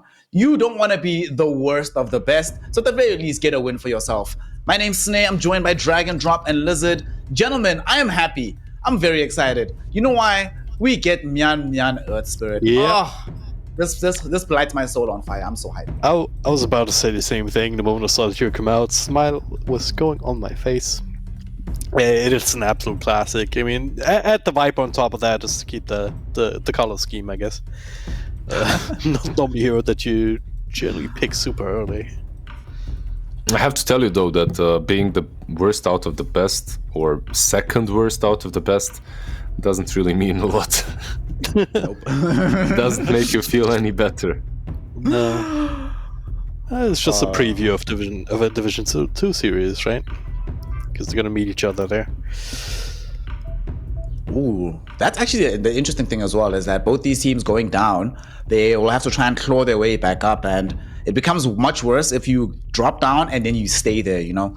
You do not want to be Invictus Gaming in the position that they're in right now. So I'm wondering which one of these teams are going to do their best to try and change that up. One thing I do like, though, is that LBZS, at the very least, have made a significant change, not going for like this ogre. Just pick Pugna, dude. Pick Pugna, press R on your carry, and make life easy for yourself. Thanks, boys. At least give us a game 3. Yeah. Now they're pondering what their carry should be. They're probably thinking about picking up the Medusa, which is still available right here. So if they don't, they'd probably have to ban it out or see Team Magma pick it up. Was Dusa banned game 1? Do y'all remember? I actually can't remember if it was banned. I would expect so, right? Because normally it's been banned in the second phase, yeah. Let's just go with the Salad Tusk. Still okay with this. Yeah. You know, the other team has Earth Spirit. They have some degree of initiation. You want to make sure that you get that for yourself as well. So have that. It's a save, which I have seen that LBZS seem to really rely on that save, and a lot of their fights go south when Salad couldn't get the save off, or he was positioned far away from where Fonte was. So we'll see how the rest of the draft goes for them. This Viper pick, though, this is a hero which there was a point in time it was a lot more famous, being picked up every now and then, but it's very rare to see in Division 2 China overall, just in China in general. But overall, it also hasn't been that successful when we see this hero picked elsewhere in the world. So why Viper here, Lizard, of all the heroes you could have gone for, and why get it into the first phase instead of later in the draft? I think it's just it comes down to the fact that it's flexible with Earth Spirit. It can be on the offlane, it can also be mid or wherever, right? So you didn't have to, obviously, you didn't have to pick it this early on. The question is, are you protecting something? Like some hero that suffers from a break? Possible, but I think it truly just comes down to a specific team preference, and that's it. Like, there is no reason. Why not pick Bane TA or TA is banned out? Whatever is broken right now, right? Like, you could. Yep. It is a hero, at least, as you said, that the Earthbird can rotate into and then have that damage to actually get kills with. No Viper, if you start stacking up some poison attacks on the back of the Earthbirds, just making sure that you can stay in range and whatnot. That'll be quite annoying even early on. So most of the time in the last while that they've played this Bane Elemental, or not the Bane, sorry, the Viper, they also pair it with the safe lane TA. Obviously not going to be a TA available in this game since LBZS did go ahead and ban that. So I'm wondering what else is going to fill that slot for Bai Yi to play this similar style of Dota. They're also banning these Lina heroes. It looks like they want to try and protect this mid lane right now. Ember Spirit's taken out, so we can still get a Spirit middle. But for now, we're going to be getting ourselves a Phoenix. Phoenix Mars has been for a long time a staple in China. Probably not going to see it since we already have the Viper, but for right now, it doesn't seem like there's any viable egg hitter for LBZS. They can't go back for the Marana. Snapfire's already been banned in case they wanted to play that mid. So there might be some decent protection to allow this egg to go off. I say that though, and the classic egg hitter comes out, and they bring in the Juggernaut from LBZS. And it's a hero that can lane versus... Well, you can somewhat lane versus a Viper, I guess. It's still not going to be easy. Like Pagna and Jug versus Earth Spirit and Viper. I'm not sure, man. I'm worried. Like, yeah, you can spin. That's all nice, but I don't feel that your lane is still strong enough. You are dealing with the Phoenix really well. That's true. So if you do manage to get... If you manage to even out the lane... manage to get a lot from the jungle, you will always have that one that can go on the egg. Still, it doesn't feel great. You'd always rather have a Mirana, a Snapfire, anything like that, because you don't want to waste your position one's built-in BKB on just killing off the egg. Yeah, that's also something. But yeah, it's all right. It's solid. I like the Darkseer as well. Now with the Tusk, you have that combo. Yep. Oh gosh, don't remind me, friend. That's so annoying combo of having the Iron Shell on Tusk, rolls in, does a lot of damage. Also get Iron Shell on the Juggernaut later, which is also pretty pog. Of course, in this game, Faceless Void gets picked up by the side of Team Magma. We've often seen Void be an annoyance to deal with if you're playing Juggernaut. Not so sure how much the lane is going to be a factor for him here. Sure, he can jump away from the Iron Shell, but you can't really threaten the Darkseer. Overall, though, I don't know how you feel about this Dragon Drop. We've been seeing more and more Voids come up lately, and the more this hero has been emerging, the less it feels teams are focused on playing around having that Chronosphere available. I mean, a good example of this would be PSG LGD. They played this with Ame, and it didn't feel like he was playing Void. It felt like he was playing Juggernaut that happened to have a Chrono instead of an Omni Slash in that game. Yeah, it seems a bit odd that you would do it that way, because the Chronosphere is one of these huge teamfight disables that can just can be very hard to counter later on in the game. It's just very powerful in that sense. So if you can get a good one at the right time, you just win the game off of that. And it's always something that LBZS is gonna have to keep in the back of the mind. Yeah, it's not gonna be the easiest lane with the Iron Shells. Like, damage over time is not something that you can just instantly walk off, as you said. So it's gonna have to be a bit careful. But in mid game, they have that extra damage from the Phoenix with the Supernova coming in. Yeah, there's Toxin as well, there's Spirit with his ulti. Just a ton of damage, really, in the Chronosphere. Usually it's not that great versus a Pagna, because he can just decrep the target that you chronoed, right, and save him. But obviously, you can't do that when you have so many... When you have so many magic dealing heroes on your side as well. Yep. Alright, let's see what this mid contest is going to look like. LBZS, they banned out the Quap at the end there. Puck also removed from the game.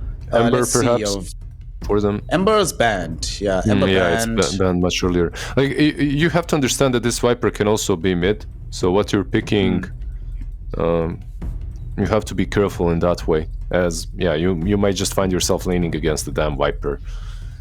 Yeah. Gosh. Always fun. Leaning against Viper is very enjoyable. That's the Razor. Makes sense that they banned out the Quap now. Lina also banned out. There aren't many heroes that are great versus him, that are left in the pool, that are left mid. This is a decent enough Razor game, it feels like. Like you said, not that many big counters left in the mid lane. I can see some really good value of having... I mean, later on into the game, if you have like this refresher with the Eye of the Storm, suddenly you're a very unappealing target for the Chronosphere from Faceless Void. Make life a bit more difficult in that way. Drain is always nice to have in these kind of games once you get BKB. I can see it working out for LBZS. I do, though, worry about their objective take if they don't win team fights. Does feel like they are in that kind of position where things need to be executed well from LBZS. Not the kind of it's not like Deathcraft where you just press R and you win things for free. Well, they have Pagna. Well. They have Pagna as well, and you have Healing Ward too. So it's not the weakest. I'm just thinking, well, maybe Magma put even Viper mid and pick something else for offlane. It's also an option for them. It's not the greatest, but you can start with something like Boots. I'm not sure that matchup, has it been changed recently? I don't think so. It should be the same like before. Everything else that pops to my mind is gone already. It's banned, but there has to be something I'm not seeing. It can be DK picked maybe? versus the Razor. No, versus the Razor, like Oh, that's Razor. Oh, in the offlane. Yeah. Let's see. Offlaners that they've played recently. They've played Brewmaster, Beastmaster, DK, Centaur. okay, Wow. if this is Mirana mid, like it's literally the thing that was always on my mind, right? Like that one, but I didn't even want to pronounce it. I didn't even want to pronounce Mirana because the only man I remember, who was it? It was Sumail, right? Like he picks this Mirana versus Razor, he goes mid, he evens out the lane, and then you have a Mirana mid lane versus a Razor mid lane later on, and that Mirana doesn't do nearly as much. Now Mirana has been buffed quite a lot with some Dragonlance plus the Shard build, Manta perhaps. You can dish out a ton of damage in that Chronosphere. It might just work, but it is thus picking him up, so I'll pick him up. So. Yeah, it's still in Mirana. I'm not a believer yet.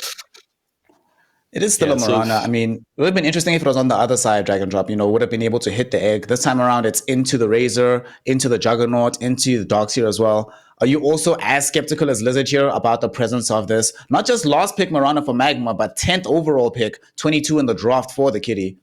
Yeah, I can see this draft working out, but you're absolutely right. Mirana's not the classic super easy semi-carry, I mean, she is a semi-carry with enough items, similar to the Viper really, so they have some supplemental damage, but a lot of the later game goes, especially if it doesn't go as well as they would like, with the aggression that they're probably going to end up putting out on the back of the Earthspirit.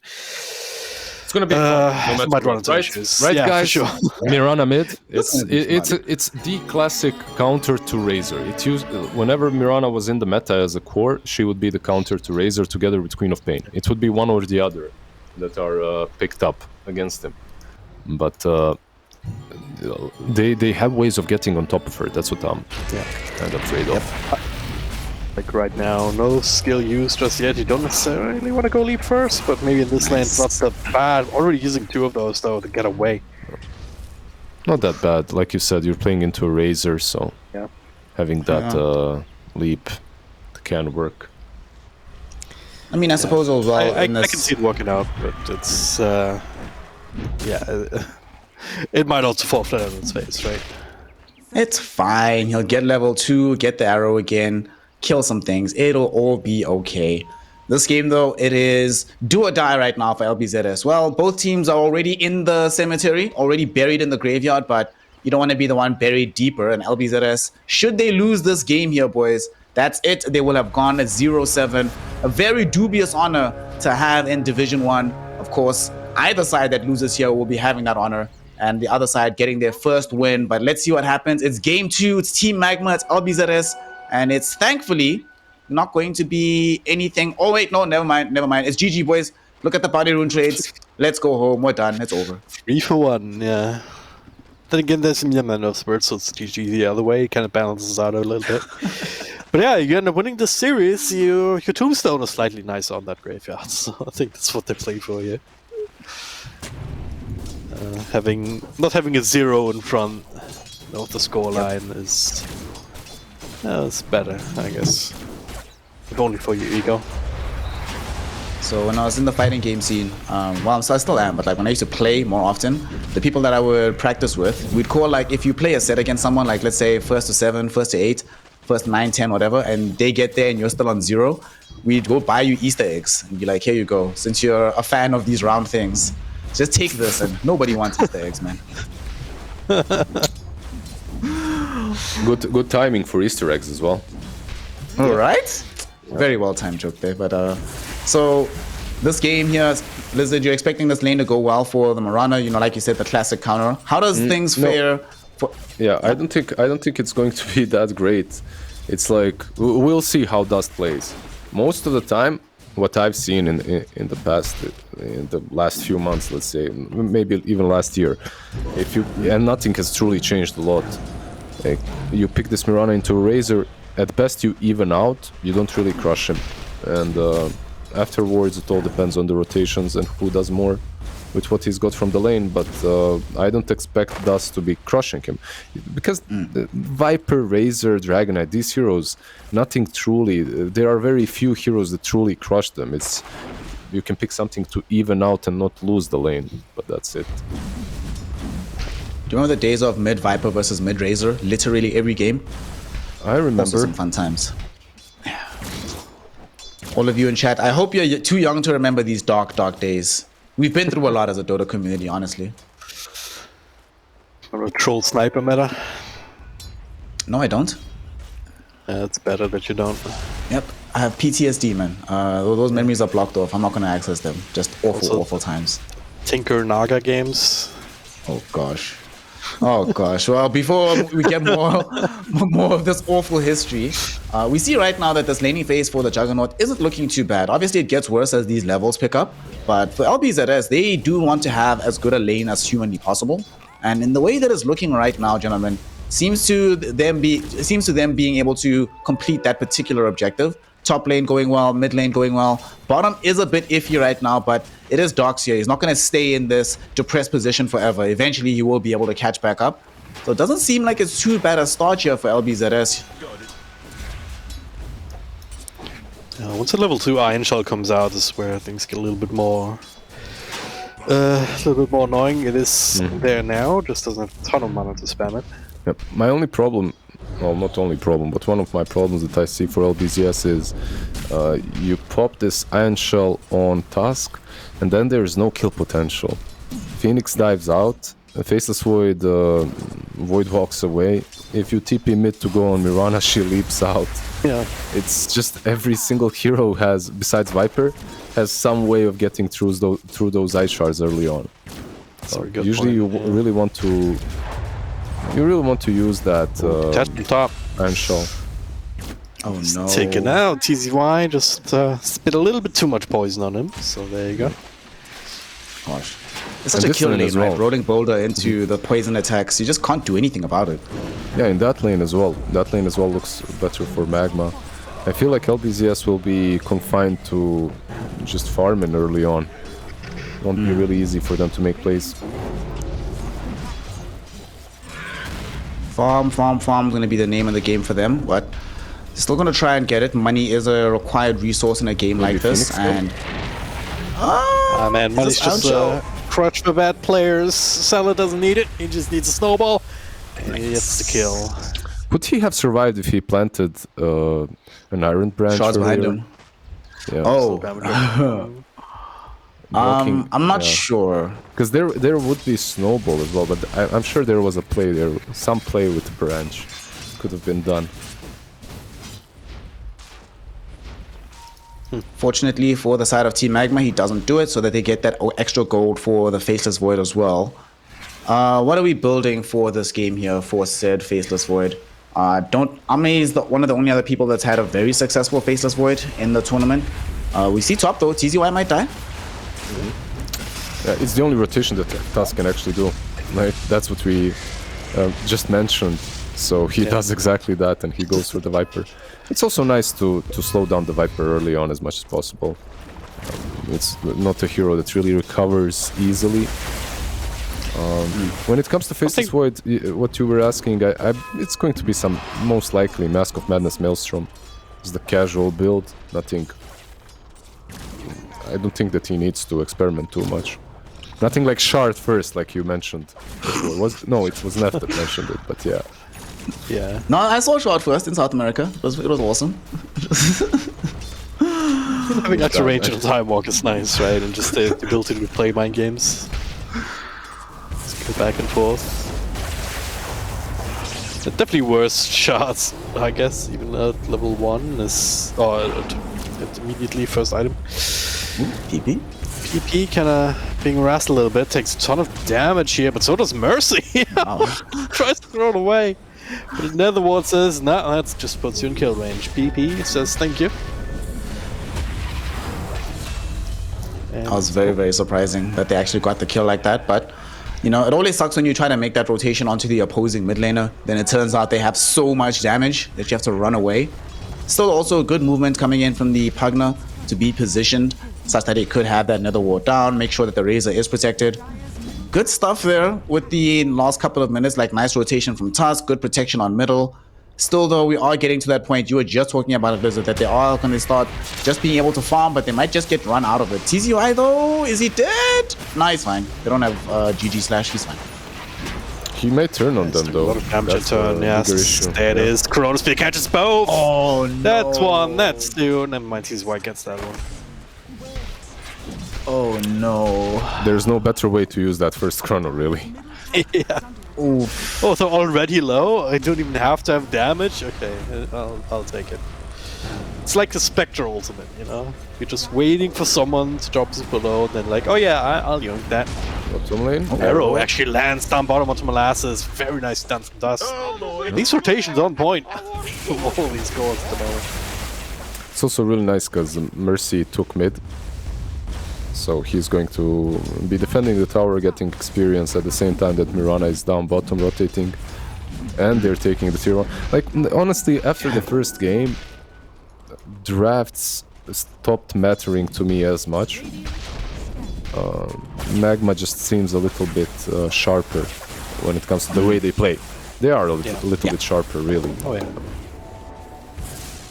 I mean, we can even compare and contrast the rotations we've seen from both teams, right? Where LBZS, they get their rotations, get them some kills on some critical heroes and protect Razor. But Magma's rotation, get a first big chrono, turns into a tower, turns into farm, isolated for Mirana on one side of the map, turns into an Earth Spirit, getting closer to 6, which, like you mentioned, will be more bonus damage inside the bubble.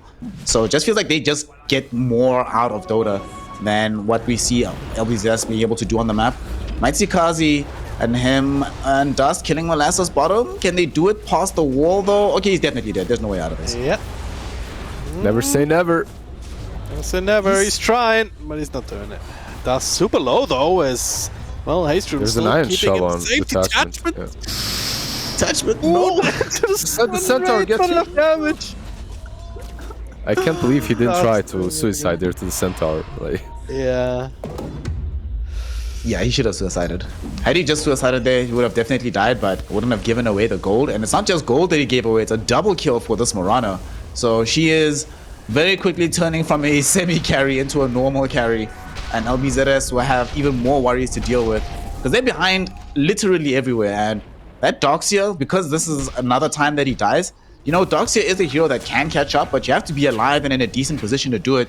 You're not being allowed any of that space here, gentlemen. They're just putting so much pressure onto Molasses, and it's affecting his net worth. He's being very, very much outstripped by everybody on the map, and they need him, right? You don't just pick Doxia because you like these spells. You pick Doxia because you want a utility buyer for some of these items in the game, you know, but where's the utility going to come from if Doxia has no farm? Radiant's bottom tower is under attack. That's a very deep no answer to question. the question. Where is the utility going to come from? Nowhere. Yeah, Darkseer will recover. I feel that that's usually the case. You can punish him once or twice, but he still gets a couple of stacks, some iron shells going, and he needs one good team fight to actually strike back. So I'd be surprised if he couldn't find his spot in the game. Nice arrow, and Solid is just a gun. Gunner. Bye. Bye. Unfortunate. You guys liking the sucks. Mirana so far? Yeah. I've honestly been liking Mirana a lot this patch. Obviously, you've been seeing it more played as support, and I've been very, very happy seeing it. Like, I've been like, what's the word I want to use? Not a blast from the past, but I think it's refreshing to have this style of 4-position hero over and above some of the other ones we have in Dota right now. And I've always been a fan of Moonlight Shadow as a spell. It forces you to play together as a team, you know, not just this one individual skill kind of usage. So I like the presence of Mirana in general in the game, but in this game, I've been very much enjoying what I've been seeing from Dust. Did decently well in the lane, has moved very well on the map right now, and it looks like he's going to be able to scale at a level that LBZS are just not going to be prepared to deal with. Like, it's one thing to deal with one right-clicking hero, dealing with two, much more difficult prospect. And I like the fact that he's always active. Look at him again, already smoked up, moving with this Earth Spirit, gonna try to find some more kills on the map. I can play on the Razor here into the arrow, beautifully done.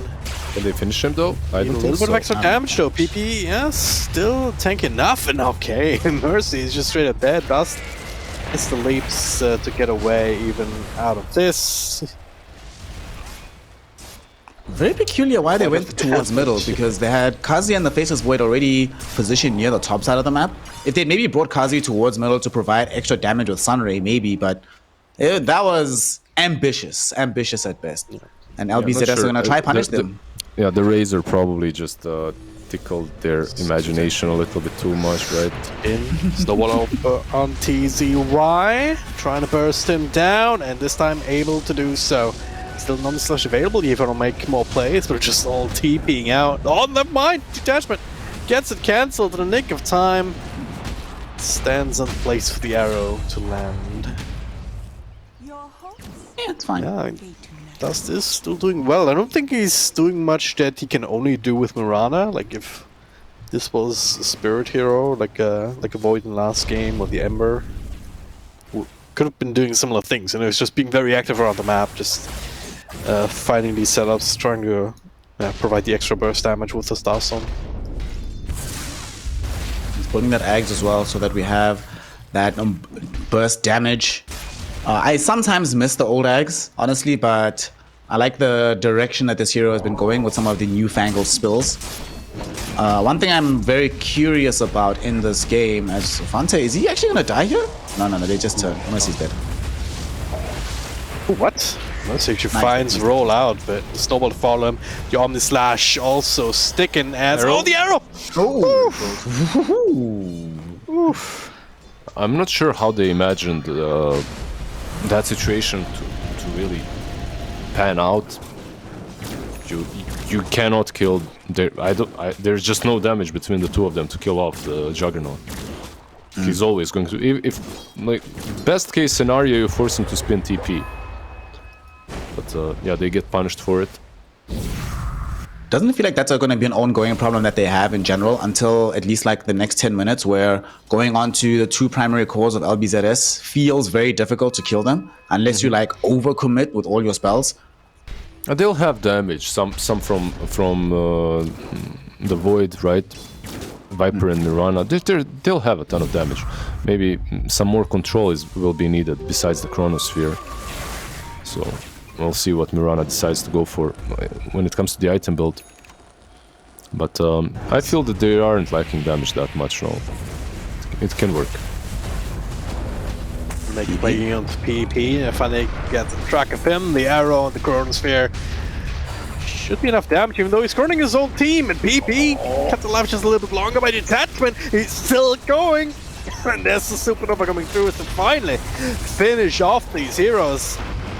That Sun is a little bit too much. I feel like if you just let the Razor die, it's so much better than what just happened. Yeah. Yes. They had the ability to extend the team fight, but didn't have the ability to actually do anything to Magma. Like, without Razor really being able to do damage, no one else will pick up the slack for you. Because you have some heroes that do, I guess, benefit from... Sorry, they have some heroes that could save Razor. You have that detachment with the Suck. You also have a Darkseer with Surge if he gets close enough. So you're trying to kind of save him long enough, and then you end up in this trap. Yep. You even end up committing the Darkseer wall as well in that particular fight, which you definitely didn't want to use in such an awkward part of the game. So now even when you respawn up, there's no point going for a big smoke maneuver until that spell's back online. Molasses is just then spending time catching up, not really being active on the map. Yeah, they should, but you know, save your buddy syndrome. We have all caught a case of it every now and then. It's very bad. Symptoms usually mean lost games. Well, let's hope that that's not going to be the symptoms count here for LBZS. But I feel like if they can find at least one good fight after they get this Razor BKB, things can still be decent for them. But they also really are struggling with finding answers to the Chronosphere. I mean, they didn't get in range for the Decrypt, but even if they did, there was still the magic damage coming in. And more of those fights, or every time a fight like that happens, you can almost feel LBZS being like, okay guys, now what? What's the next plan? What's the next step? How do we actually deal or get to the point where we don't die inside this bubble, dealing with either the physical damage of this Void and or the overwhelming magic damage of everybody else? Game is hard, so what's the build up here? Razor obviously needs to get this refresher, but BKB needs to come first. Does he go AC at some point, Lizard, do you think? I think it's the normal standard build with refresher BKB. Later on, you can decide for Shivas or AC. Just the plate mail will suffice for a little while. They'll also need a hex on someone at some point, because Void will be unkillable pretty much. They'll need some extra catch.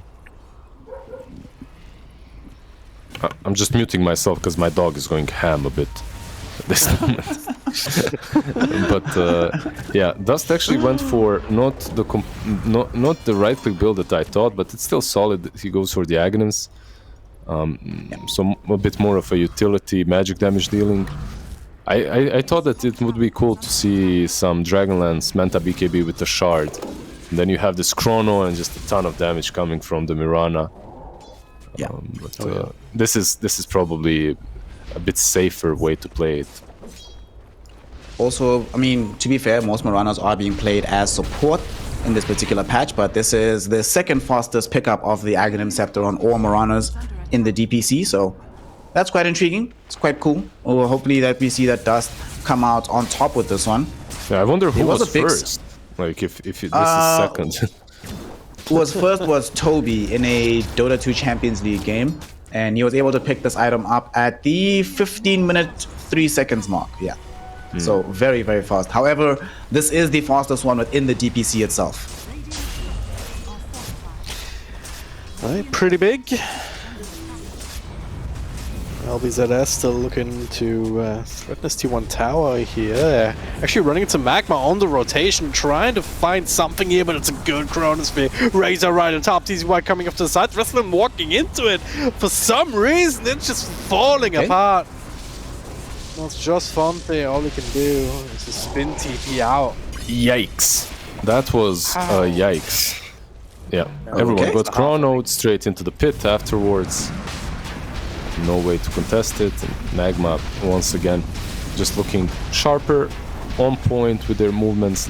Mid-tier 1 standing this long is the biggest issue for LBZS, because they can't really move across the map properly without getting into these clutch positions in which three heroes at least get chronoed. Yeah, unfortunate for them. Situation. Salad dead. Salad is very dead. Yeah. Very, very dead.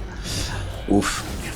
IE 10k net worth. Dust keeping pace with the net worth and the farm rate of this Faceless Void. Everything just going perfectly for them on the side of Magma. And LBZS, you know, it's like the lack of them being able to push objectives is really starting to become a problem right now. I think we were talking about it in the draft itself about for them to push towers, they need to win a fight first and then progress from there. It's very difficult for them to easily siege against this Magma draft. And we're seeing it that they have nothing in terms of map advantage. And they have a very rough time even getting it. Hell, even these smokes that they want to go for, no one has Blink Dagger, so what do you do when you get to on the other side of the smoke? Like, the fight can't really start. We were talking about it earlier about how many mobility heroes they have on Magma. It feels like the entire game. I mean, Molasses has Blink, but Blink Vacuum into the wall, not nearly as effective as what you might find even from a roll-in from the Earth Spirit in terms of starting a good team fight. Yep. The Blink Vacuum is great, but there's no follow-up. Exactly, there's no really combo. I mean, when Darkseer used to be popular, you'd always have some AoE stun to follow up with that Vacuum. Like the Darkseer Sven days, you know, this kind of thing. Not having that just makes the hero look that much weaker. Alright, hear me out, boys. Hear me out, right? So, you rush a meme hammer, okay? Alright? No, then... no. Already, no. Come on! Vacuum meme hammer. No. Big plays, man. Big plays might happen bottom though, because they are smoked up Magma. Oh god, they found Fonte and they have Chrono. Not even gonna need it. Sharing on this low. Okay, Supernova forced out. He actually forced that deck. Were on top of him. That's crazy. Fonte actually can get the life a little bit longer with the heals, but once again, it's just another hero going down on top of him. It's always detachment. He's the +1. Yeah. Poor guy. 1-7-3 at the moment. Damn. game is hard, man. I mean, Salad not really been having the best series overall. You know, Salad's also... oh, well, Salad's about to kill his 8th death in this game. Feels bad, man. Oof. Oof, oof, oof. All right. So this Faceless Void is still getting more and more farmed. The problem that we also have for LBZS is what basically what we just saw in that bottom lane, right? That it's actually possible for them to utilize GG Slash, their biggest spell right now, and get literally nothing out of it. And even the primary target who gets gone on with that spell just survives and tanks it through anyway. Hell, I could even see them building eventually like some Ghost Scepters, Yulzes, just to make 100% sure they tank 0 damage from the Omni Slash. And then what? What does LBZS do? Razor is definitely not in a position to dish out that damage. Has BKB, but very far from Refresher. They can get this kill though. This could be huge. 1-2. Oh, he's so fine right now. They don't have a Spirit Vessel, do they? LBZS. Spills the Aegis, so he doesn't give a damn. And now running straight into PP. Like, he's perfectly happy to use his Aegis right now, if they force him to. Or just fight with a DD. But no, they still have Chrono. They need to be careful on LBZS. I don't know about this smoke here. Smoke on smoke. Always very dangerous. One misstep and either team can find themselves in a bad position, but now the smoke will break. Mercy just straight up roll it in. Kind of isolated, but Russell's team is coming in. That is Chronosphere used just for Salad though. He thought the Jug might go on Mercy there, so he tries to catch him with that, nick him with that Chrono. Didn't work. Punch on the Viper here, clicking away. Fonte pushed around. What? He disappears. Detachment as well. Top of the Supernova, and okay, that's a yikes. GG. That's GG. It's a rage quit. That's actually I'm sad now. Oh. Yeah. Ooh. That's a sad right there. Some Bible thumbs in the chat for Salad, please. Poor Salad, poor LBZS. They have to throw in the towel. All GG, and Team Magma will take the 2-0 victory over them. And to make matters worse, not only is it a clean 2-0, even got a rage quit out of it. You know how hard you have to beat a team to force them into that rage quit position where they're ostensible, not just any rage quit. This is Salad. Ostensibly the person leading the team, and he's like, I'm done. I can't take it anymore. I'm finished. And that is going to be LBZS being the team that goes down 0-7. On the bright side, boys, they at least won a game. They got a game victory under their belt, so it's not like it's a complete whitewash, but whoo, Lizard, you said it yourself. They just do not feel as sharp as some of the other teams. Even a Team Magma, who is definitely not as sharp as everybody else, they still seem head and shoulders above that of LBZS. Yeah, I would say that maybe it's not even about them not being as sharp usually. It's just in this particular moment you're playing versus Magma, but it doesn't really matter who you're playing against, as you've already been relegated, right? So it's a feels bad, man. The way he quit there at the end.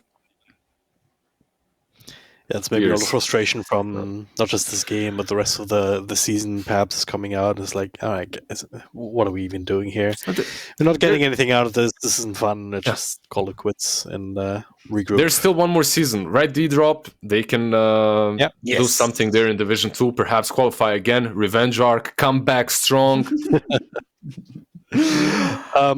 Yeah, if they didn't flip and flop between divisions and kind of... if we haven't been down this road before, I would agree with you. Yeah, but it's it's rough to see them make that sort of play make that sort of road without some changes at this point. Yeah, I think even though you might not like having to predict some of these team changes, whenever the team environment is bad enough that's happening at the end of your last series, these rage quits, probably time to reconsider what the squad should look like. But Team Magma, congratulations to them for the win. This is, at the very least, going to be building up some degree of confidence, right? Going into Division 2. They know that this particular season was a wash, but at least they demonstrate that against Div 2 caliber teams, they can still look pretty decent. It's just that they might not be able to keep pace with the top tier teams. But, in Div 2, honestly, even if they were in Div 2 this season, from the way that they played this particular game, they probably would have been able to be in contention to get qualification yet again, right, D-Drop? Yeah, it certainly seems like that. Just seeing them dominate and just having a clear idea of what they want to do in the game, having solid drafts and the understanding of their own drafts and their own strengths. Those are some good building blocks, and the fact that we see that here in this match, maybe just because the LBZS weren't taking it as seriously, but yeah, just seeing that here after not winning a single other match in the season. Yeah, it just goes to show how high the level of competition is and how they should be doing well enough in Division 2 next season. Yep, Division 2 beckons for them. But now, gentlemen, we've seen these two teams where the game didn't really matter all that much. They're down to Division 2 anyway. We're hoping that they can re-qualify, but that's Div 2 business. We still have Div 1 business to settle, right? And now that this particular game is out of the way, every other game, literally every other game, is of utmost importance. So, for example, later today we have ourselves EHOME taking on Vici Gaming. Both of those teams are sitting 3-3. One of those teams will be 4-3. Tomorrow, RNG plays XG. One of those teams will be 4-3. And then, of course, PSG LGD plays Aster. And if Aster loses, they'll also be 4-3. Now, gentlemen, we only have tiebreakers. Guaranteed there will at least be one tiebreaker to come from this. Give me some predictions. I know you don't like it, D-Drop. I know you don't like it, right? But you have to tell me. EHOME, Vici Gaming, Team Aster, RNG, Extreme Gaming. Which three teams do you think are going to be joining PSG LGD in that major qualified position right now? Which one is gonna join PSG LGD? Previously I've been just predicting Aster all the time, and that's been working out, so I'm just gonna be sticking with that. They'll make it through, I'm sure. Okay, so we've got Aster. Who else you got for me? What do you mean, who else? Yeah, because there's 4 teams, for the second slot. No, because we have 3 slots to fill, right? So I need 3 other teams. Right. Yeah, because the thing is, every other team that's left, right, is outside of PSG LGD. Right. It's 5-way. There might be like a 4 or 5-way tiebreaker. Who knows, right? No, I was still in Division 2 mode on the brackets, which just the first 2 slots mattering. Give it to Aster, RNG. And then 4th one also goes to Major, right? So theoretically. Yeah. Give it to EHOME. Ooh, that's a spicy one. Ricky will be very excited to hear this particular prediction. As we see, I'm just throwing out names. I didn't actually think too much about it. I don't have faith that Ricky had even after the last success from EHOME. My boys that aren't really performing as much as I would like them to are Extreme Gaming. I want to see PYW and DY on the major. I would love to see that. I would love to see Lou step it up a little bit. But it's going to be difficult. Besides them, RNG, and I think Vici Gaming looks so much stronger with Yang, bruh. With Yang now, yeah. I'm actually thinking that they're a really good candidate there as well. I really like what I've been seeing from Vici Gaming as soon as Yang stepped into the picture, and they looked very shaky with Irving. Surprisingly, though, they got a very big upset victory with Irving, but with Yang, they look like a solid squad. I think they will edge out Vici Gaming, who's going to be playing next today, edge out EHOME, excuse me, in that particular matchup. And then after that, I really want to see Extreme Gaming do well. I want to see them at the major. I want to see Lou improve. I was with Drag and Drop watching him from the qualifiers last season into his Division 1 role now. And it's been a bumpy road, but we want to see it smoothen out because he really does have a lot of potential as a player. And then for that 4th slot, I would love to see Somnus at the major, but something tells me that this is not going to work out this time around. The God King kick seems to have really shaken the team up, and I don't think it's given them the correct stuff that they need to get into a qualifying position and go to the major. So I'm going to be saying RNG, Aster, and Vici Gaming are probably going to be the teams that join PSG LGD in that 4-team qualified position. But that still requires Dota itself to be played out. And of course, the next 2 days, the last matchup of today and all the matchups of tomorrow will have a bearing directly on which teams are actually allowed to participate in the major. Of course, there's other things in the air circumstantially about whether or not Chinese teams will be there, but that news will come down the line. Anyway, for now, let's close out this particular segment. Gentlemen, thank you so much for being with me. 2-0 for Team Magma against LBZS. And now for the rest of the day, we have EHOME taking on Vici Gaming. definitely one of the biggest games because that's going to most likely determine a major slot. So we're going to be taking a break for about... It's a long one. Let me not lie to you. It's going to be quite a long break. More than an hour. We have to wait until that game kicks off. So that leaves you plenty of time to go walk outside. It's a beautiful Saturday. Get some water, get some exercise. Maybe call up Blizzard, find out exactly where that stream in the mountain you were talking about. Go locate it, find it, and be like, here you go, fam. I drank from those waters as well. I'll show you. It's no problem. Google Maps. No problem. Go to Lizard's Twitter right now, and he's going to be posting the Google Maps image of exactly where it is that you should be going. So Lizard Dota 2, go over and follow Drag and Drop Dota, and you can follow myself at Snegrodamus. Thank you so much for joining us. And when we return in about an hour, more Dota, important Dota, major qualification on the line. So be back. We'll see you there for some more incredible Dota 2 action.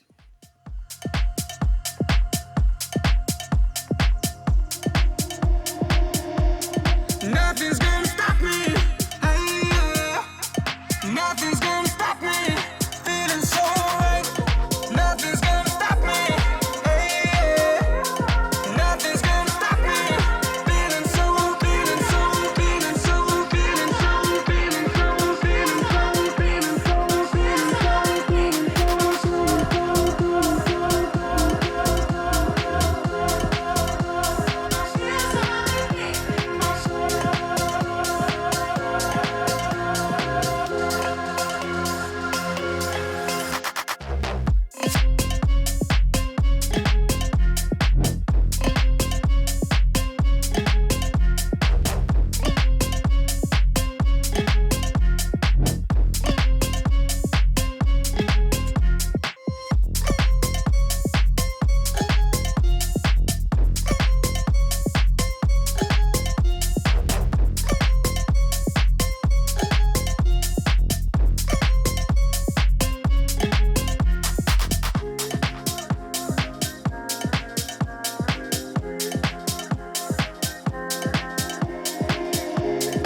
Nothing's gonna stop me.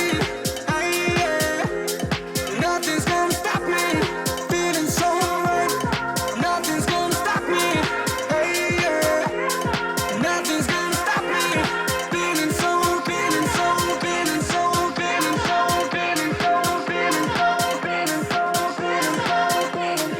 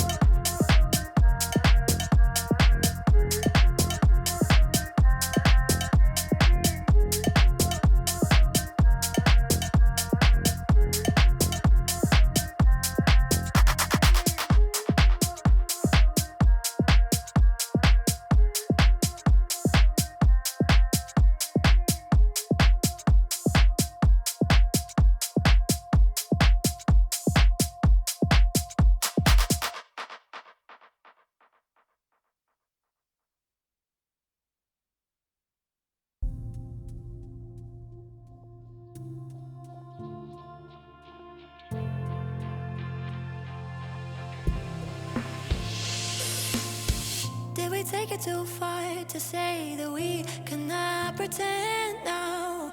Was it never enough to have just everything you want? In your shadow I found a place to hide me from my own thoughts. And if I ever got lost, you find a way to bring me home. And I want something I can hold. That's what this waiting gold. And I want something that is real, something to make me feel.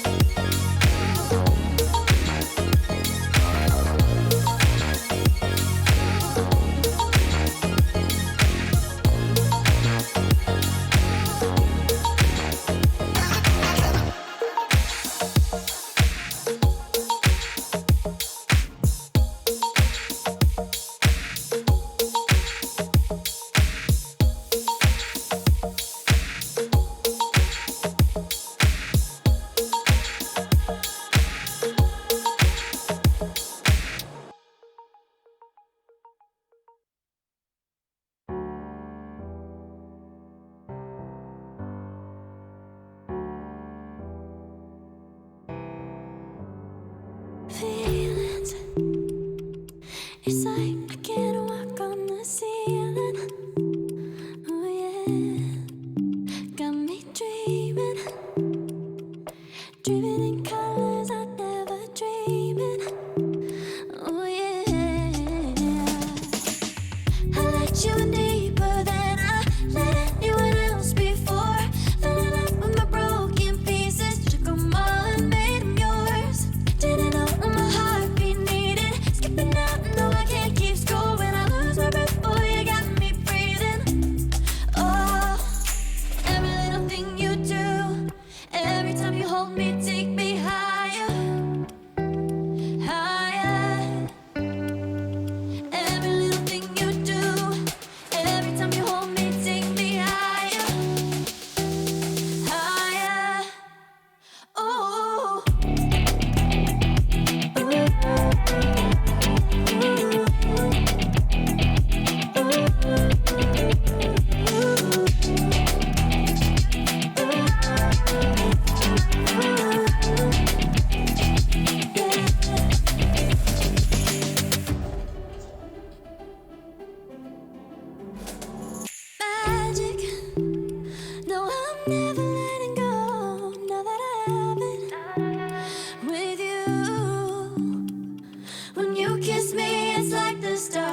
out the sky onto my heart to cover up what I don't wanna show.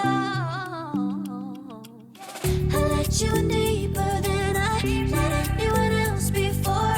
Fell in love with my broken pieces, took them all and made yours.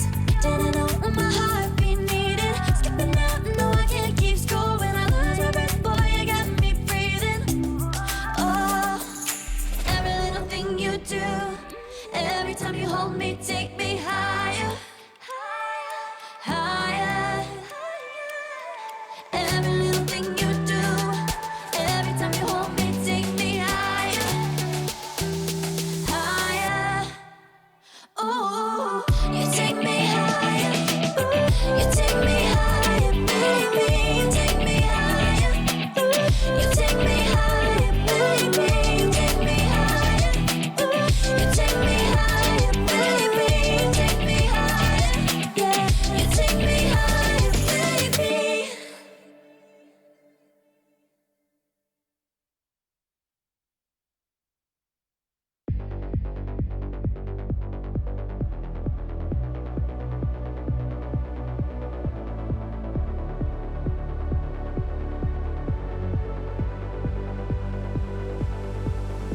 The silent escape, the beauty that takes the hold on me. It's like I had everything, I don't need nothing else at all. Riding the wave, feeling the possibility. So remembering that we were never meant to fall. And I am hypnotized, watching the world outside, and it just can't reach me now. The light hiding in the skies. I'm over the city lights and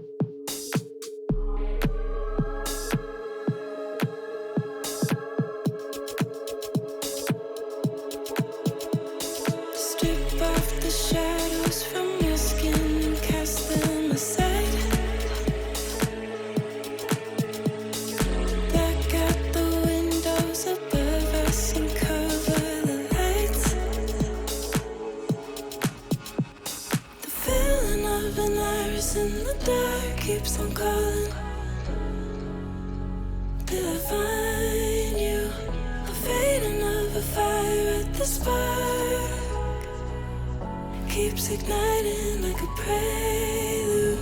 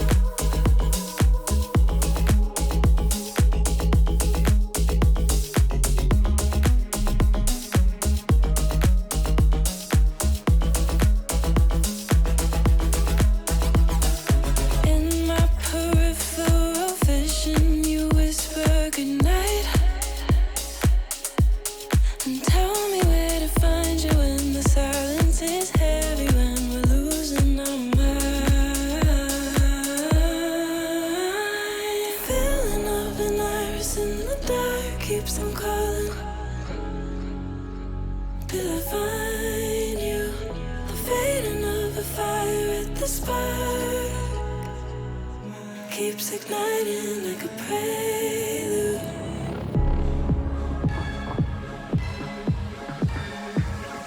Keeps igniting like a prelude.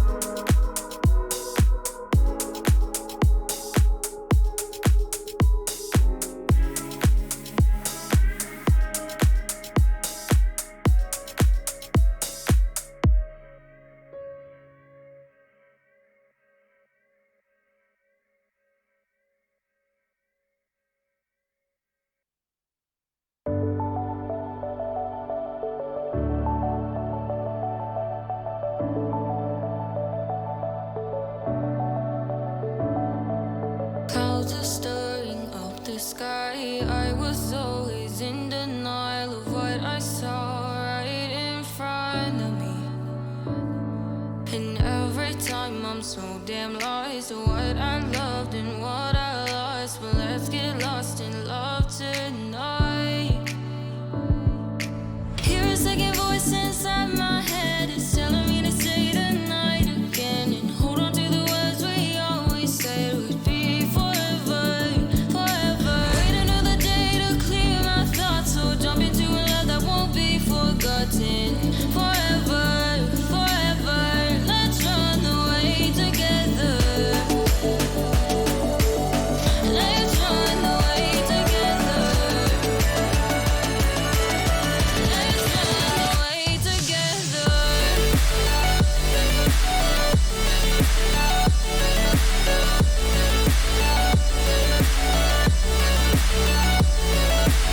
Don't wanna run away with you.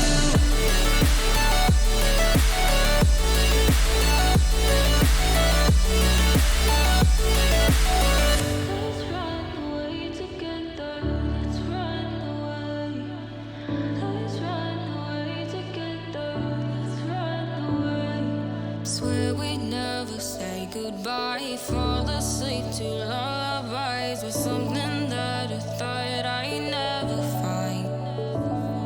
And what is right and what is wrong, and all I ever saw was love. But let's get lost in love tonight. Hear a second voice inside my head. It's telling me to stay the night again and hold on to the words we always said would be forever, forever. Wait another day to clear my thoughts.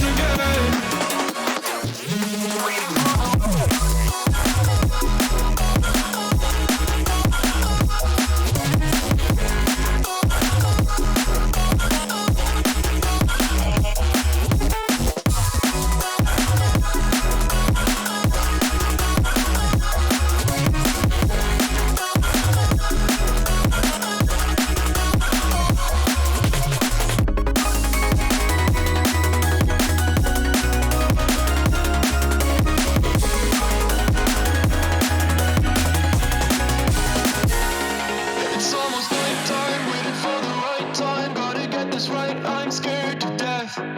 Scared of your eyes looking into my eyes. Scared that I'll back out and hold my breath. Wake up one morning and see your face, I can feel it coming back. These shivers are every day. Whoa, I say it's over, I get out of bed and leave. Yeah, just like that, I got the shivers. Whenever I would think about you, now that I left, I live without you. I'm on my own again. I got the shivers. Whenever you went out of line, yeah. Now it's like everything is fine, yeah. 'Cause now I'm alone again.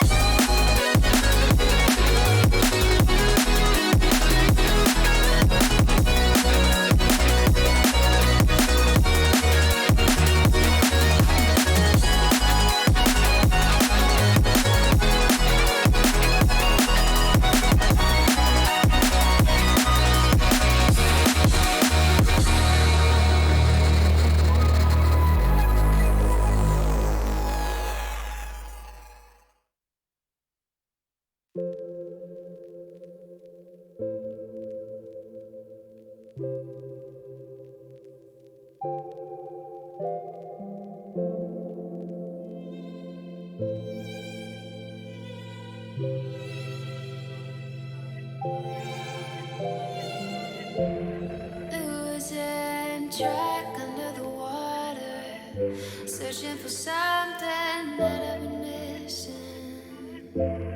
Looking back when we were younger, heartbeats were rushing, blood always pumping. I drive away, leave it behind us, without a trace. Live for the day, then the moonlight. No one could say we didn't do it right. So far away. Maybe I forgot to breathe. This town's got a hold on me. My mind is a casualty. Find me open spaces, static in my blood. Can you feel the flood? Yeah, I've seen enough. Find me open spaces. Open spaces. Find me open spaces. Open spaces. Find me open spaces.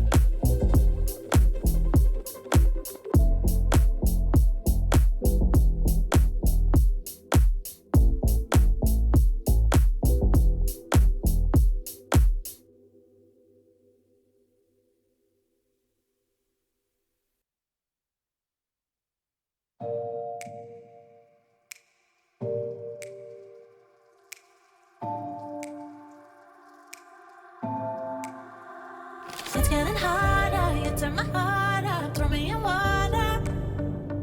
I'm getting higher just to feel ya, cause I need to. No one knows it, heart is frozen from your poison. Taking the potion just to feel ya, cause I miss you. Oh my God, can't stop you like heroin. My love you got, there's no settlement. I can't pretend that we're nothing. Oh, I think I'm overdosing. I think that I'm overdosing. I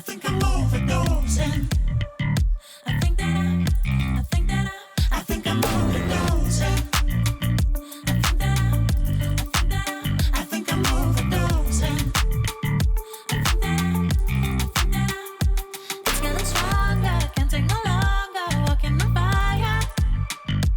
I'm getting higher just to feel ya, cause I need to. Feels like I'm burning a little bit more, just a little bit more now. Taking the potion just to feel ya, cause I need ya. Oh my God, can't stop you like heroin. My love you got, there's no settlement. I can't pretend that we're not meant. Oh, I think I'm overdosing. I think I'm overdosing.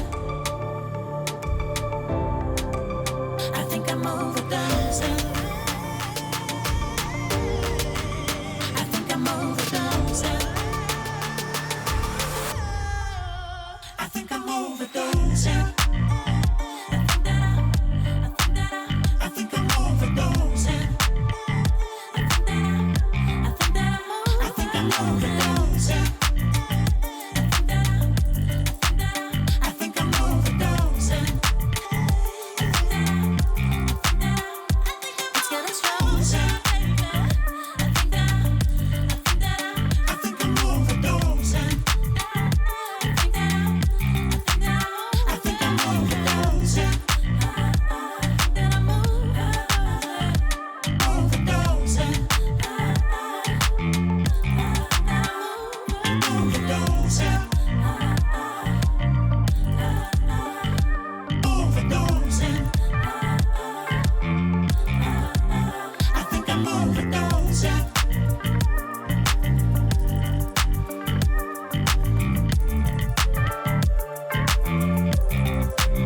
I think I'm overdosing.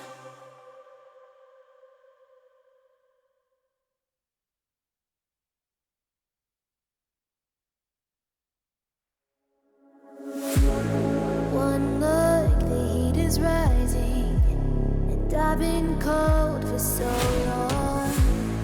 One touch and we're igniting, setting fire to it all.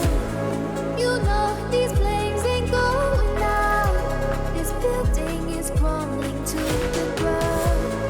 Don't think that we can stop it now, 'cause baby our love is gonna burn down. You know these days ain't going out. This building is crumbling to the ground. Don't think I wanna stop it now, 'cause baby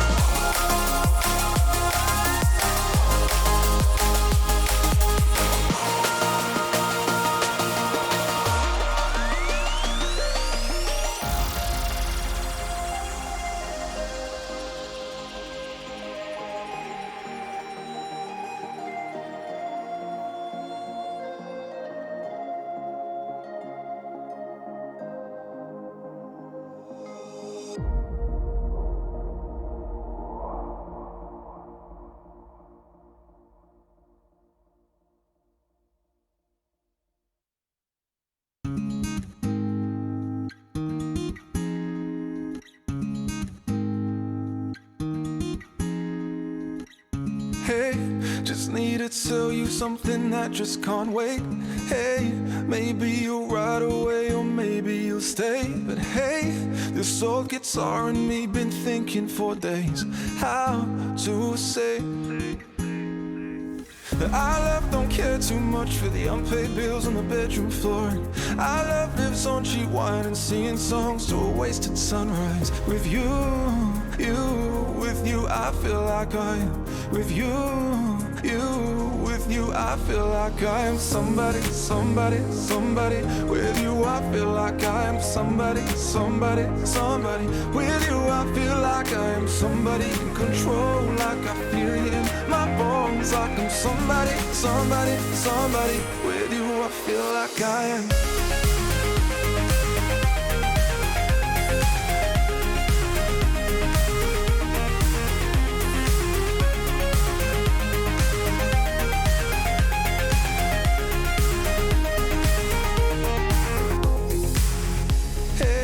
Won't you come with me from New York to LA? Hey, we'll play this song in every city we stay. And hey, maybe we'll stream 1,000,000 times in one day. Be on our way. Hey, hey, hey, hey. Our love don't care too much for the unpaid bills on the bedroom floor. Our love lives on cheap wine and singing songs to a wasted sunrise. With you, with you I feel like I'm. With you, with you I feel like I am somebody, somebody, somebody. Somebody, somebody, somebody. Somebody in control, like I feel it in my bones, like I'm somebody, somebody, somebody. With you I feel like I am.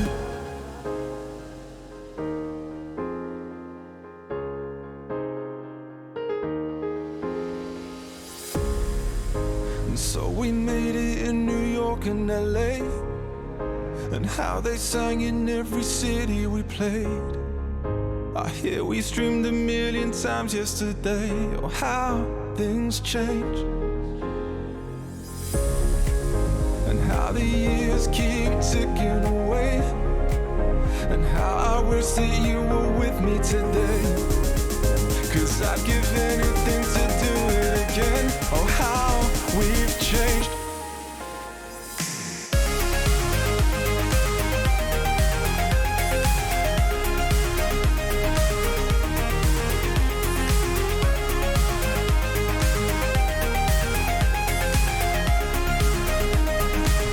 With you I feel like I'm somebody, somebody, somebody. With you I feel like I'm somebody, somebody, somebody. With you I feel like I'm somebody in control, like I feel it in my bones, like I'm somebody, somebody, somebody. With you I feel like I am.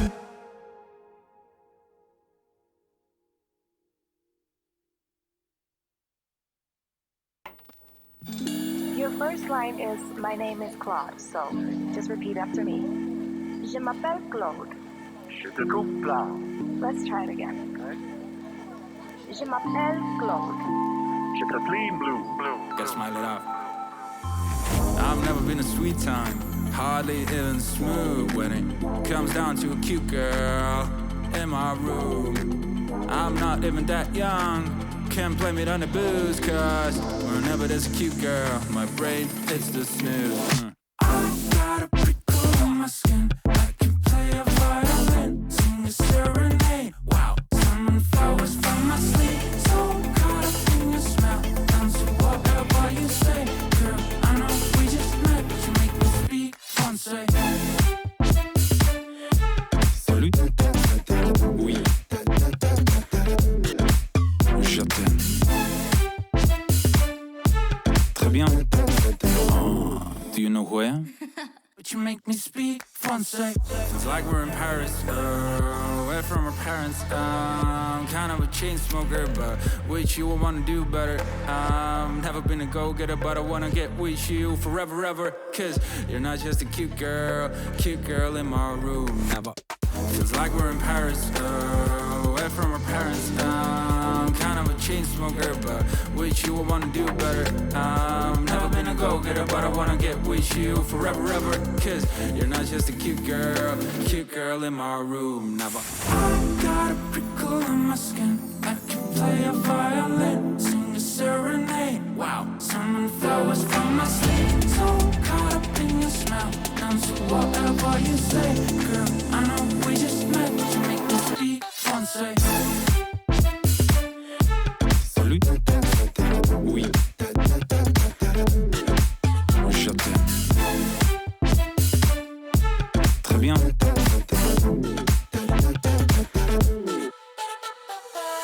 You're not just a cute girl, don't get me wrong. I love your face, you're beautiful. You ain't just a cute girl, you're my world. When you dance with me, you make me sweat, make me speak. You make me feel I could do whatever I want. I fear no harm when I stare at the sun. I'm feeling so numb, but with you on my love, my will so strong, only limits the sky. I've been a nice day, I've been like no way. But now every day you make me speak français. Salut. Oui. Je t'aime. Très bien. Girl, I know we just met, but you make me speak français. I got a prickle in my skin. I can play a violin, sing a serenade. Wow, summon flowers from my sleep. So caught up in the smell, down to whatever you say. Girl, I know we just met, but you make me speak français.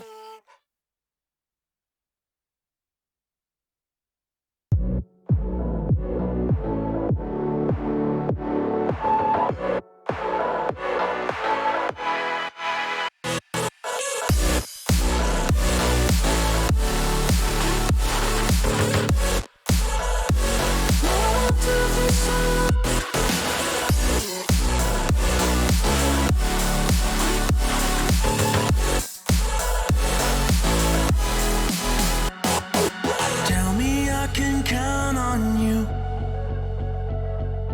Promise me you'll get me through. Just tell me I can do this too. For everything we fight to never lose.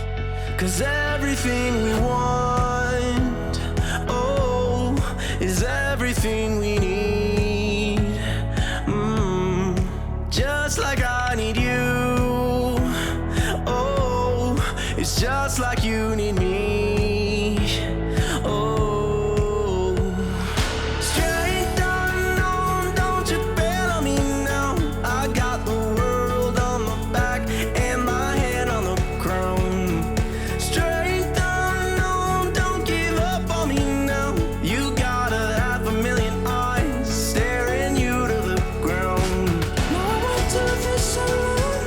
Now I won't do this alone. Without my strength I know. Without my strength I know. Strength unknown, don't give up on me now. You got 500,000 eyes staring you to the ground.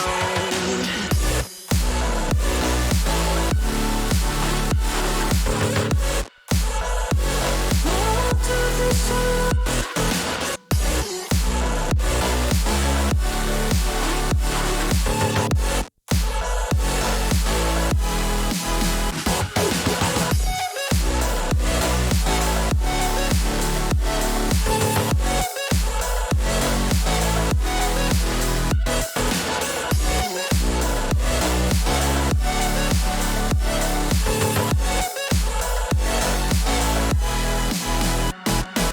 Tell me I can run to you. Promise me a rendezvous. Just tell me I can stand the truth. For everything we hope to never lose. Cause everything we want, oh, is everything we need. Just like I need you. Oh, it's just like you need me. Oh, now I won't do this alone. Now I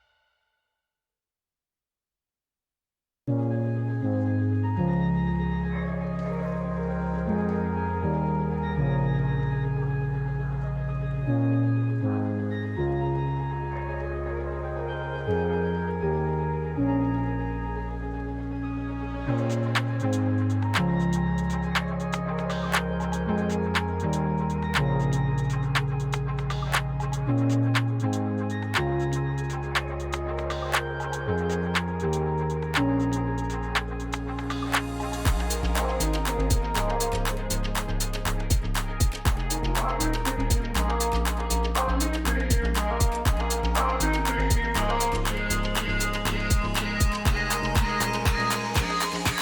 been thinking about.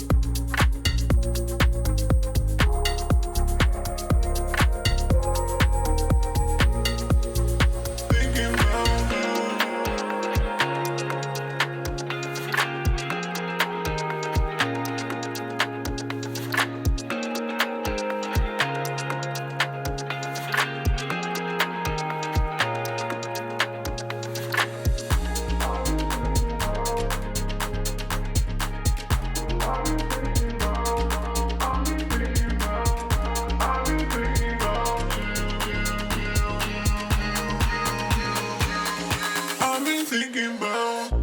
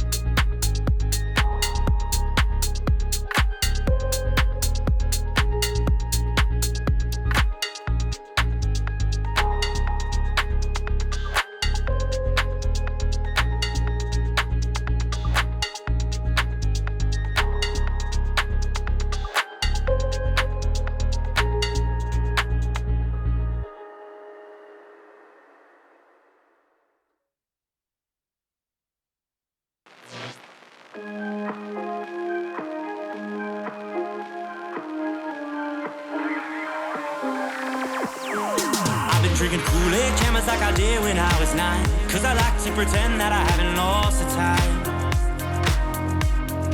In the end, the nostalgia, though it tastes fine, I can only drink a couple 'cause it feels like a lie.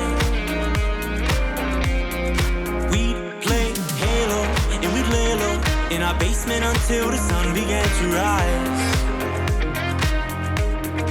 We would go to school but not learn too much, 'cause it's hard to read when you've got tired eyes. Months go by, the time it flies, past the days that we drink Kool-Aid in the summertime. Years go by, the time it flies, past the days that we drink Kool-Aid in the summertime.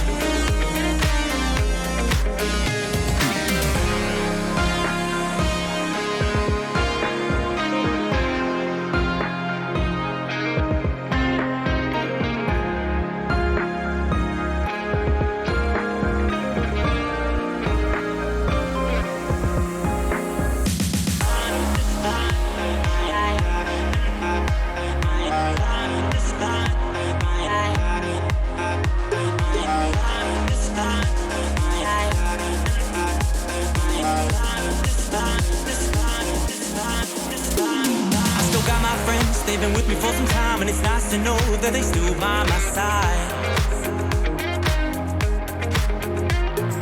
Friends are like stars, 'cause no matter how far, when it's dark outside, they will be your light. We'd play basement until the sun began to rise. We would go to school but not learn too much, cause it's hard to read when you've got tired eyes. Months go by, the time it flies, past the days that we drank Kool-Aid in the summertime. Years go by, the time it flies, past the days that we drank Kool-Aid in the summertime.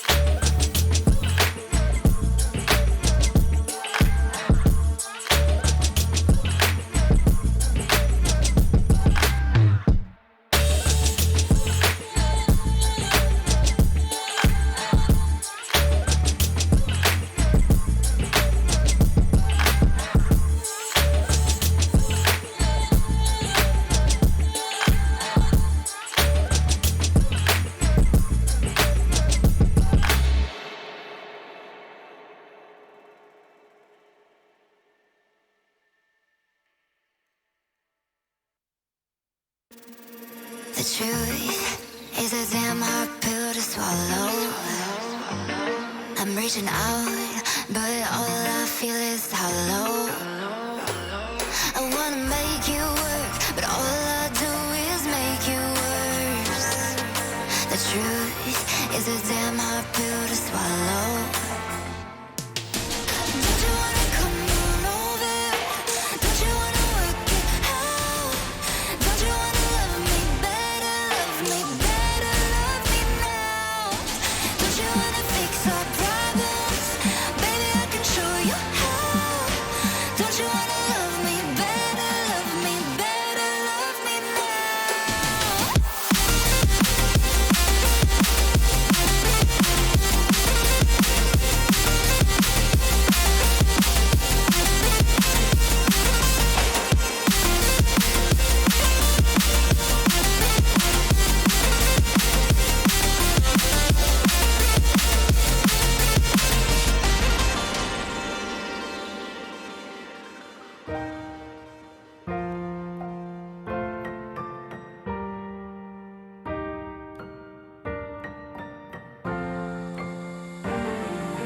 Don't you wanna come on over? Don't you wanna work it out? Don't you wanna love me better, love me better, love me now? Don't you wanna fix our problems? Baby, I can show you how. Don't you wanna love me better, love me better, love me now?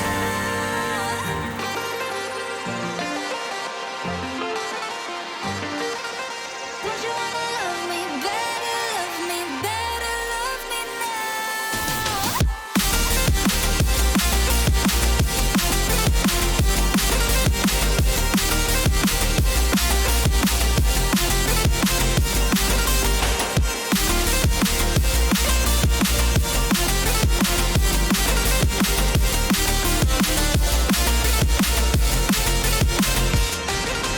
Don't you wanna come on over? Don't you wanna work it out? Don't you wanna love me better, love me better, love me now? Don't you wanna fix our problems? Baby, I can show you how. Don't you wanna love me better, love me better, love me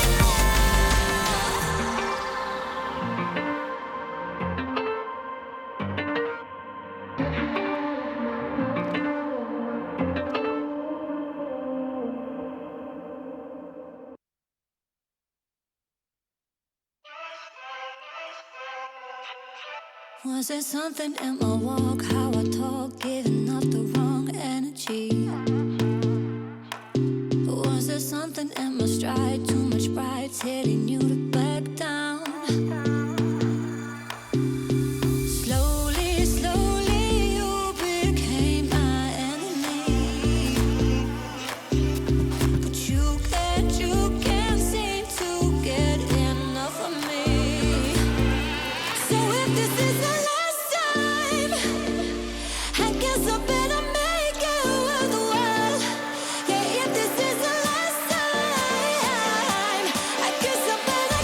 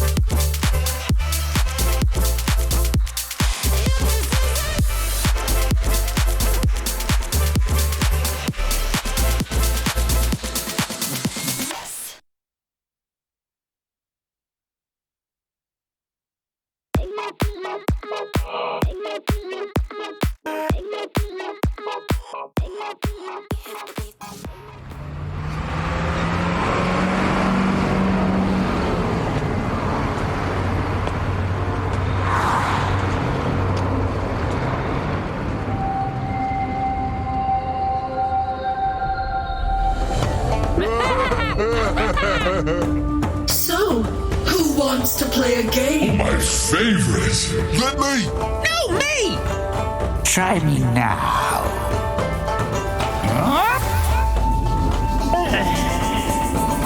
And down.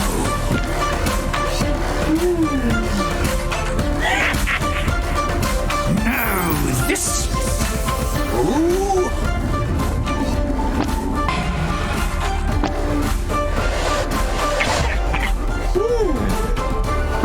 Next. Damn! What's this thing? Let's find out.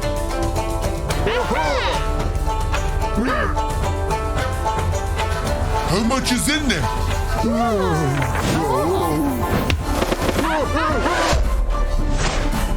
And again! Guess we better. Yep.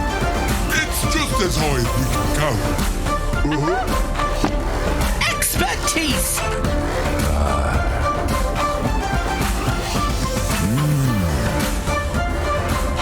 There's something off about you.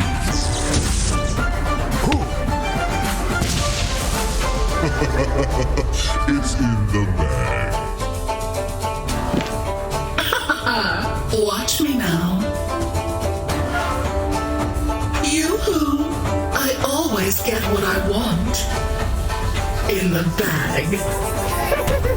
Nice! Such talent, such sorceress. You're doing good! You too! Where are you? You want me? Come get me. Hello and welcome to the China DPC as we resume things here on the penultimate day of matches, or at least an official scheduled matches. Tiebreakers may be another matter entirely, but we'll get to that in a minute. First, I want to introduce my lovely panelists. My name is Nomad, and joining me we have Black and we have Ricky. Guys, how are we doing? Very quickly, as we are flying into this draft, and there are some things I want to get to first. Good. I'm doing fantastic, man. I'm excited for Dota. Great to hear it. Yes, indeedy. So we have EHOME versus Vici Gaming on the cards, and this is an important match for many, many reasons. First of all, this is going to be the deciding match, basically, to figure out who is going to be going to this tiebreaker and who is going to be staying in relegation. So this match for these two teams is so damn important because there has to be a tiebreaker in this region. Someone has to play another team to get to the major, to get to the top four, or at least whatever's going to be the major. We don't quite know yet. It's going to be very tense. It's going to be very exciting, and it's going to be very emotional as well. There's so much pressure on these teams to perform this situation, and as you can see, we are into the draft already. But Black, I did just want to ask you, what kind of position are these guys in mentally? You know, how much pressure is on them right now? Because if they win, if they win this series, they get the possibility to play off for the major. If they don't win this series, then they're staying in Division 1 for next season. Yeah, it's basically like BO3, just for like a second life, right? It's super, super important. And definitely mental pressure plays a big role here, which should be advantageous to VG, because there's just many more veterans on that team. And ever since they added Yang, they look quite solid to begin with. So I do think they're probably favored to beat EHOME here, but EHOME also, you know, they are a little bit of a wild card always. You never know what they're going to do. Either they are really bad or they're like super good. Yeah. Indeed. And we don't know who they're going to be playing yet. I mean, there's a possibility. This team or that team? Yeah. This team or that team. It can be either RNG or Extreme, and then it can also be Asta as well. So it can be a three-way tiebreaker, or it can just be a two-way tiebreaker. And Asta are playing against LGD, by the way. And you might be thinking, oh, you know, LGD, they've already secured top spot, but they don't really mess around when it comes to DPC, do they, Ricky? Yeah. No, I mean, it's not even like it's just asked PSGLG though. Like we were talking yesterday on a game that, you know, had zero implications for Dandelion, and they picked out the most ridiculous, like try hard meta picks. So it's kind of become like a thing just in general here for the CNDPC. Like every single game, these teams are trying their absolute hardest. But it's also like you want to beat Aster, so Aster potentially has to go to a tiebreaker because you probably see them as pretty big rivals, right? Like you'd rather be playing against EHOME than Aster. So beating Aster would definitely help you in the long run. But I don't know if they really care about that because they've been unbeaten in China for 2 seasons if they beat Aster tomorrow. That's what true. Can you really say? It's a hell of an accolade to hold, that is for sure. And yeah, I don't think anyone's really doubting them at this point. I'm pretty sure we're all expecting them to do it. So that is just another log on the LGD fire, which is burning so brightly this season. And yeah, I mean, I really do hope that these teams can make it. I mean, obviously, there is doubt that whether the Chinese teams will make it to the major or not. You know, we don't have anything official to share, so this is just from us. But you know, there is doubt that they can make it to the major. You know, the lockdowns in Shanghai have been so tough. You know, it's been brutal. You've all seen the videos circulating. You know, it's a really tough situation. So obviously, first and foremost, I hope the players are all okay. They do seem to be you know, getting to boot camps and stuff and living a somewhat normal life, which is nice. But in terms of actually getting out of the country and then getting back in again, you know, even last year it was so hard, and things are even tougher now in China when it comes to those restrictions and everything. So it does seem doubtful at this point, but you know, we'll share anything we have when we can. Doubtful it'll be today, maybe tomorrow, maybe in tiebreakers, we'll see.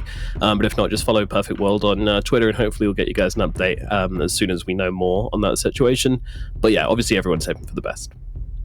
Yeah, I mean, obviously it'd be so nice to see these teams at the major. So it would be terrible not seeing them there, honestly. Yeah, like I've been thinking or feeling that the Chinese Dota is like the pinnacle, you know, that all the other regions are trying to reach for quite a while now. So them missing there would be a little tragedy, unfortunately. And I want to see LGD. You know, I'm an LGD fanboy. I need to see them beat up EG, and so I can see the EG fanboys go to Reddit. LGD is so lucky. It's all Bulba's fault. Yeah, dude, that's where the lulbas come out. You know. Yeah. Oh, what's this draft, man? Every time, dude. Unless they win, then Bulba has nothing to do with it. I love it. Yeah. I love it. But probably should talk about the draft a little bit. I'll be taking VG's side. And they go for the very, well, now meta pick with the Dragon Knight. Same with the partner, really. They are pretty late bloomers in the season. At the first half of the season, we didn't really see them at all. But now they're pretty much always there. Just a very easy stun, and partner, of course, saves a lot, has a lot of teamfight impact. Coupled up with the Mirana for the off-lane combo. Awesome. All right, Ricky, you can take EHOME. Enjoy. Okay, yeah, I like it. So EHOME, they got themselves the Pango Medusa opener, the Shadow Demon Rubik for the support duo. Pretty decent Rubik's game already, just based on what we see on the side of VG Gaming, which is nice. Strong lane with the Pango. And then, of course, you have Medusa, Shadow Demon. Fantastic in terms of late game potential, just, of course, with the Demonic Cleanse. Being able to throw that on top of the Medusa, but also the ability just to disrupt her as a save, so that burst potential that you try to get into the Medusa just not as easy. So, but guys, yeah, I'm going to throw the question into the room. Why Shadow Demon? Because Rubik's Shadow Demon doesn't seem particularly strong, especially. Well, you see, Black, that's what you think, but the reality of the situation is he's going to steal Arrow, and then you've got the perfect combo. Oh, yeah, right. That makes complete sense. And now you're playing against the Puck 2 with one stun. It's going to be real fun. It's going to be amazing. Don't worry about it. It's fine. Pangolin can do it. One thing I want to mention, by the way, we might be heading for a China record here. Do you guys know what it is? No. I don't either. I have no idea. Most picked heroes. The first draft without a death prophet is looking possible. Oh, not banned or picked? Yeah. True. Yep. I don't even talk about DP anymore because it's always banned or first picked. So. Yep. So Yeah, that's good picker. interesting. But there's always room for that. EHOME could be snagging that one up, you know. Medusa, Death Prophet is very strong together. Does seem good. Honestly, even VG could do that too. Any Bring out potential some to go for the Storm here on eHome? You know, something which we saw EG running a lot yesterday. Very scary against Puck. It can work if you snowball. It's very good against Puckner. But Puck in general is like a little spirit deterrent. They all hate Puck. Void Spirit's the only one that's like kind of an exception, right? Because it is a pretty hard counter the other way as well. Yeah. They kind of... I mean, even Ember against Puck is also not bad if you can chain him. It's just, once you get coiled as any spirit, you're just dead most of the time. Yeah. Which is super annoying. They definitely wanted to have a Dragon Knight if they could, but obviously VG already snagged that one up. I kind of like the Void Spirit here, personally. I think it might actually work out well with them. But they... Hey, there it is. All right, nice. Okay. Yeah, it actually looks like a pretty good Void Spirit game. Like both the supports on the side of Ichi suffered this hero pretty heavily, and then it is still a hero that can catch the puck in general.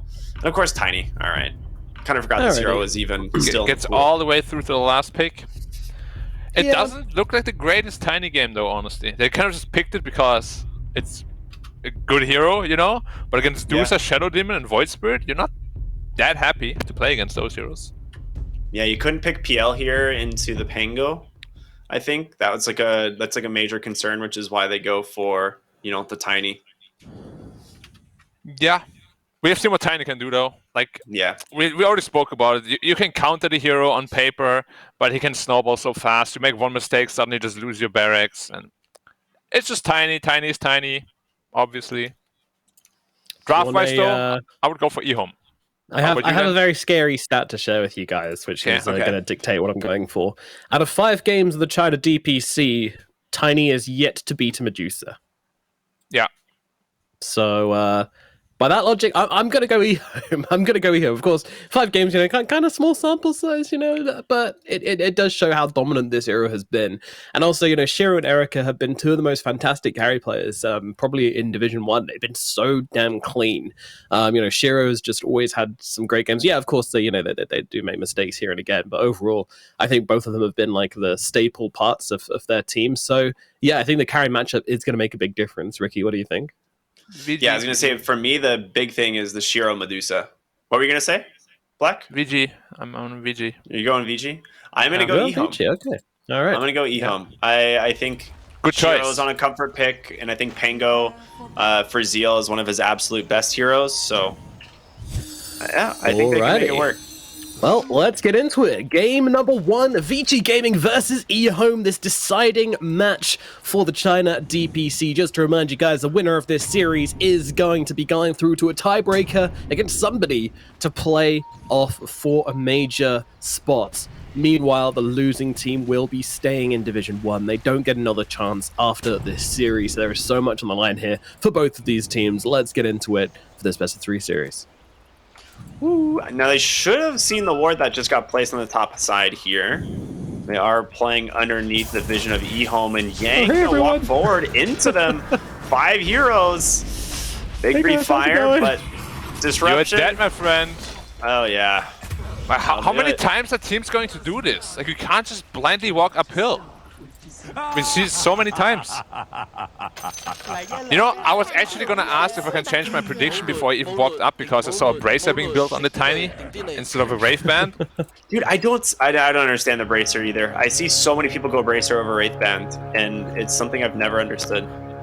Same.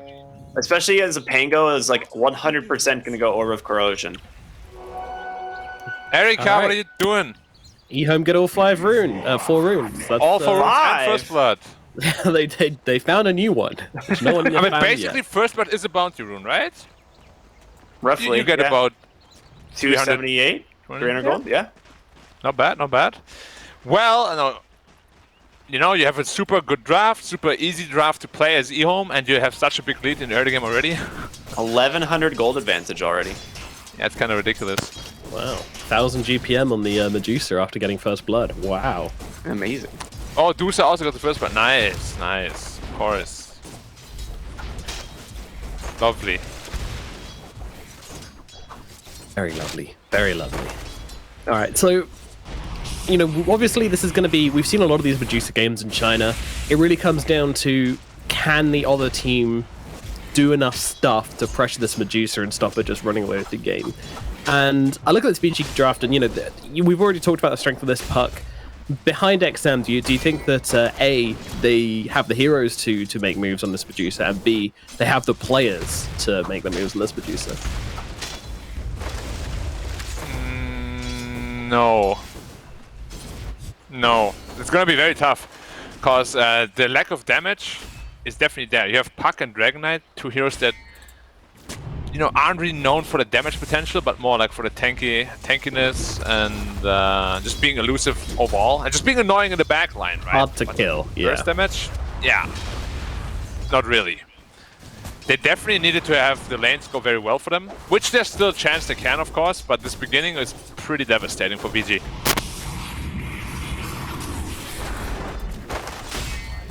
I'm looking at like lanes right now, and nothing like too great is going like the side of VG Gaming. Like, they're for the most part pretty static. Bottom lane, they might catch Zeal, but they're not really shutting down any of the lanes at the moment. The Medusa is struggling slightly, but like you said, they really need to have these lanes go well for the side of VG. You know this first blood thing when he walked up the hill? He completely griefed his own lane and game. He also went for Breathe Fire because of it, instead of the stun. So now you have the Mirana that...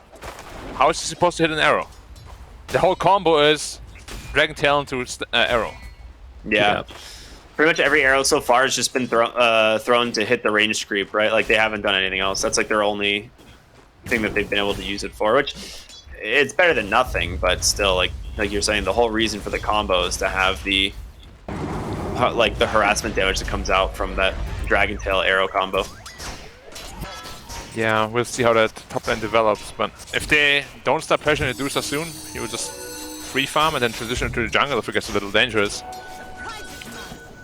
Yeah, I mean, the first few lanes the first few waves are definitely like better for the Medusa, but once Dragon Knight has like his second point in Dragon's Blood and like the Bracer, he kind of just sustains the lane indefinitely, and so it ends up being okay for him because he can just sit here and farm, but it doesn't mean you're applying any pressure to the Medusa, and that's when, you know, that's something you have to do in a game against the Medusa. Yeah. Certainly, certainly. He's still holding his skill point right now. Oh, he finally goes into the stun.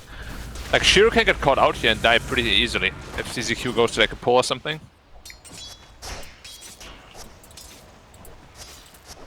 So top lane looking like it's probably going to turn in EHOME's favor. Pretty surely, as Shiro's already catching up on CS. VG not really finding the movements they need. Meanwhile, in the middle lane, things are pretty even for now. I imagine they'll stay that way. I mean, this basically is just a race to level 6. Whoever gets it first can probably kill the other. So we'll have to keep an eye on that one now. Both quite close at this point as they're making their way through level 5. Good rotation. VG's from doing both very supports. well right now. Look at VG's. They recovered the whole 1.1k deficit already. Pretty good, pretty good. So would you say that EHOME failed to put the pressure on at top when they had that gold advantage on the Medusa, or was it just not a hero that can really make use of getting first blood?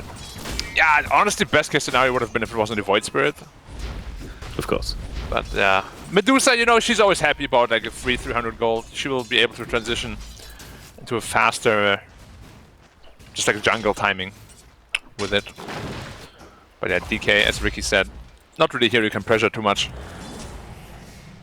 Yeah, Medusa's definitely like a pretty strong lane hero, right? With the harassment that comes out from the Mystic Snake, but Dragon Knight is one of the few offlaners that just sustains through it. You get a stick and your Bracer, and then you have plenty of health regen, so you can't really bully that Dragon Knight out of the lane like you can some other offlaners. Yeah.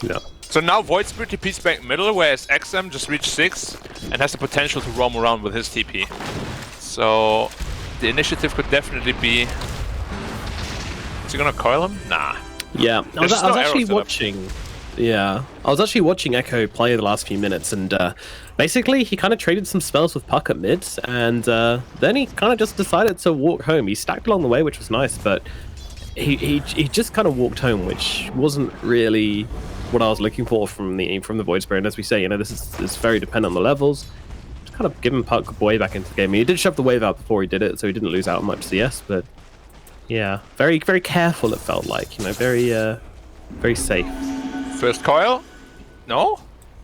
Alright, doesn't want to use it on the support? Patience, Black. Alright. Patience. Yeah, but if you don't use it at all, you know, then if you plan to stay in lane anyways.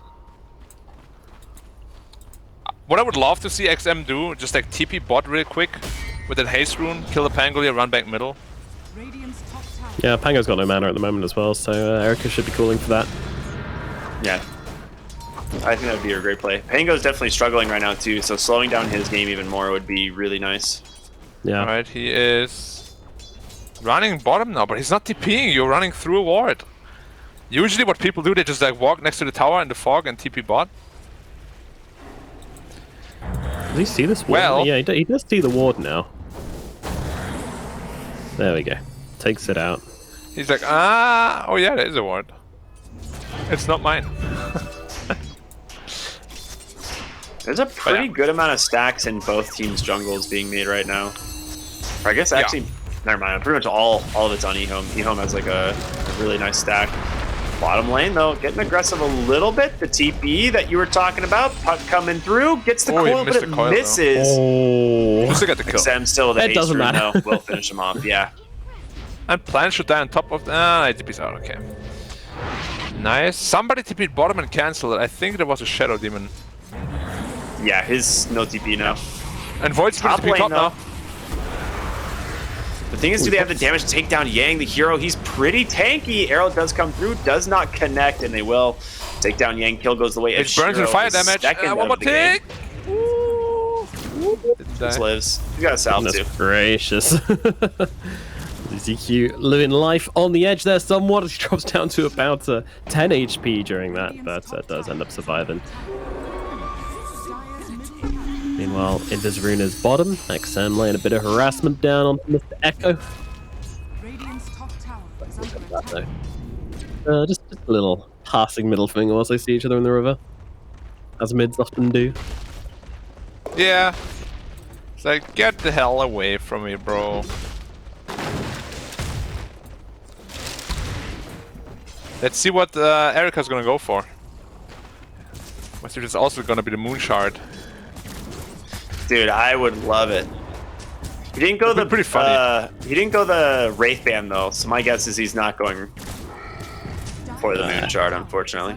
I mean, at the moment, it's an Echo Saber queued up. Who went Moonshard? That's the patented summer build from Dandelion. Ah, Yeah. Every I see. single owned tiny yesterday game so with it. far, he's running Moonshard first item. It's pretty nuts. Ooh, Zeal, Rolling Thunder does catch two here.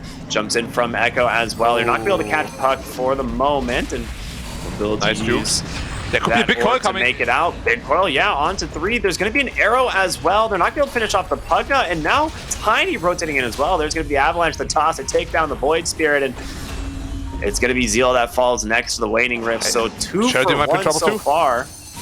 ZZQ falling low, will get dove by XM. Styling They're just getting on the outplayed Puck, right man. now. Yeah, EHOME is just getting outplayed super hard in the fight. Dragon Knight gets the top tower in the meantime. Everything is going as badly as possible right now. Xiaoma just committed for the ward. Alright. I respect it. Power play. Oh, look at the sentry. It's just barely out of. I was going to say, vision they for the put a support. sentry. Is that not going to block the camp? It doesn't look like it will, right? No, it won't. But I mean, like, this observer ward is so well placed. Yeah. Very hard to spot that one out.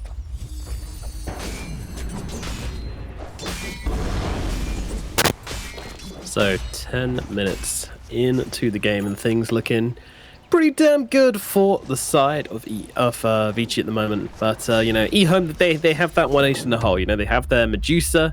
That is going to be their kind of fallback. and pretty much what everything rides on for their draft. And she has 3 kills already. So Yeah, all the that's money pretty is on nice. Medusa, unfortunately, which can backfire too, because she will be spending most of her time farming. So your actual fighting heroes are pretty weak at this moment. Yeah, 3 kills and had about 76 last hits at the 10-minute mark, which, you know, the average for this region has been 67 last hits at 10 minutes, so she's about 10 above that, which is very, very good. So, Shiro, can he do it? It's basically the question on all of our minds right now. It's a big, big if. Shiro's definitely proven that he can, so we'll see. Yeah, but I also wonder if this is like, you know, the caliber of game where one player can really, really put the whole team on his back and carry them as they move forward here onto the DK. DK's in some trouble with the Remnant to connect as well. Arrow's going to come flying in. Oh, somehow doesn't. Oh, that was friendly arrows. Why? As they'll try and take him down, but the coil's here from the puck. The big turnaround. Look at the damage coming out from the Starstorm. The Avalanche here as well. Was that smart ass XM as the DK gets away unscathed? 3 heroes down to the side of EHOME. Every play they try to make is just not ending well for them at the moment. How did Rubik's arrow miss on the DK there? He just mistimed it. Yeah, I don't know. That Rubik arrow. Yeah, it was a Rubik arrow. I think part of it is he expected the Remnant to last longer because it's only level 1 Aether Remnant, and mistimed the arrow as a result. And if that arrow hits, they probably just get the kill and walk away. Yeah, exactly. That's what I thought. But then they thought they needed to, commit for it further. And when they're not done it on VG, well, now they might be. Yeah, I'm going to grab that one. And interestingly, Void Spirit, he started the game with this Staff of Wizardry. I was kind of expecting him to go for a Yules, to be, just be careful against all the stuns and everything he's playing against. But he actually moved in for the Aghanim Scepter. I mean, it makes sense. You're playing against Puck, Marana, and Pugny. These are 3 heroes which you really want to silence if you want to get the kill on them. But still, it does feel like it's a very risky option. It's all or nothing.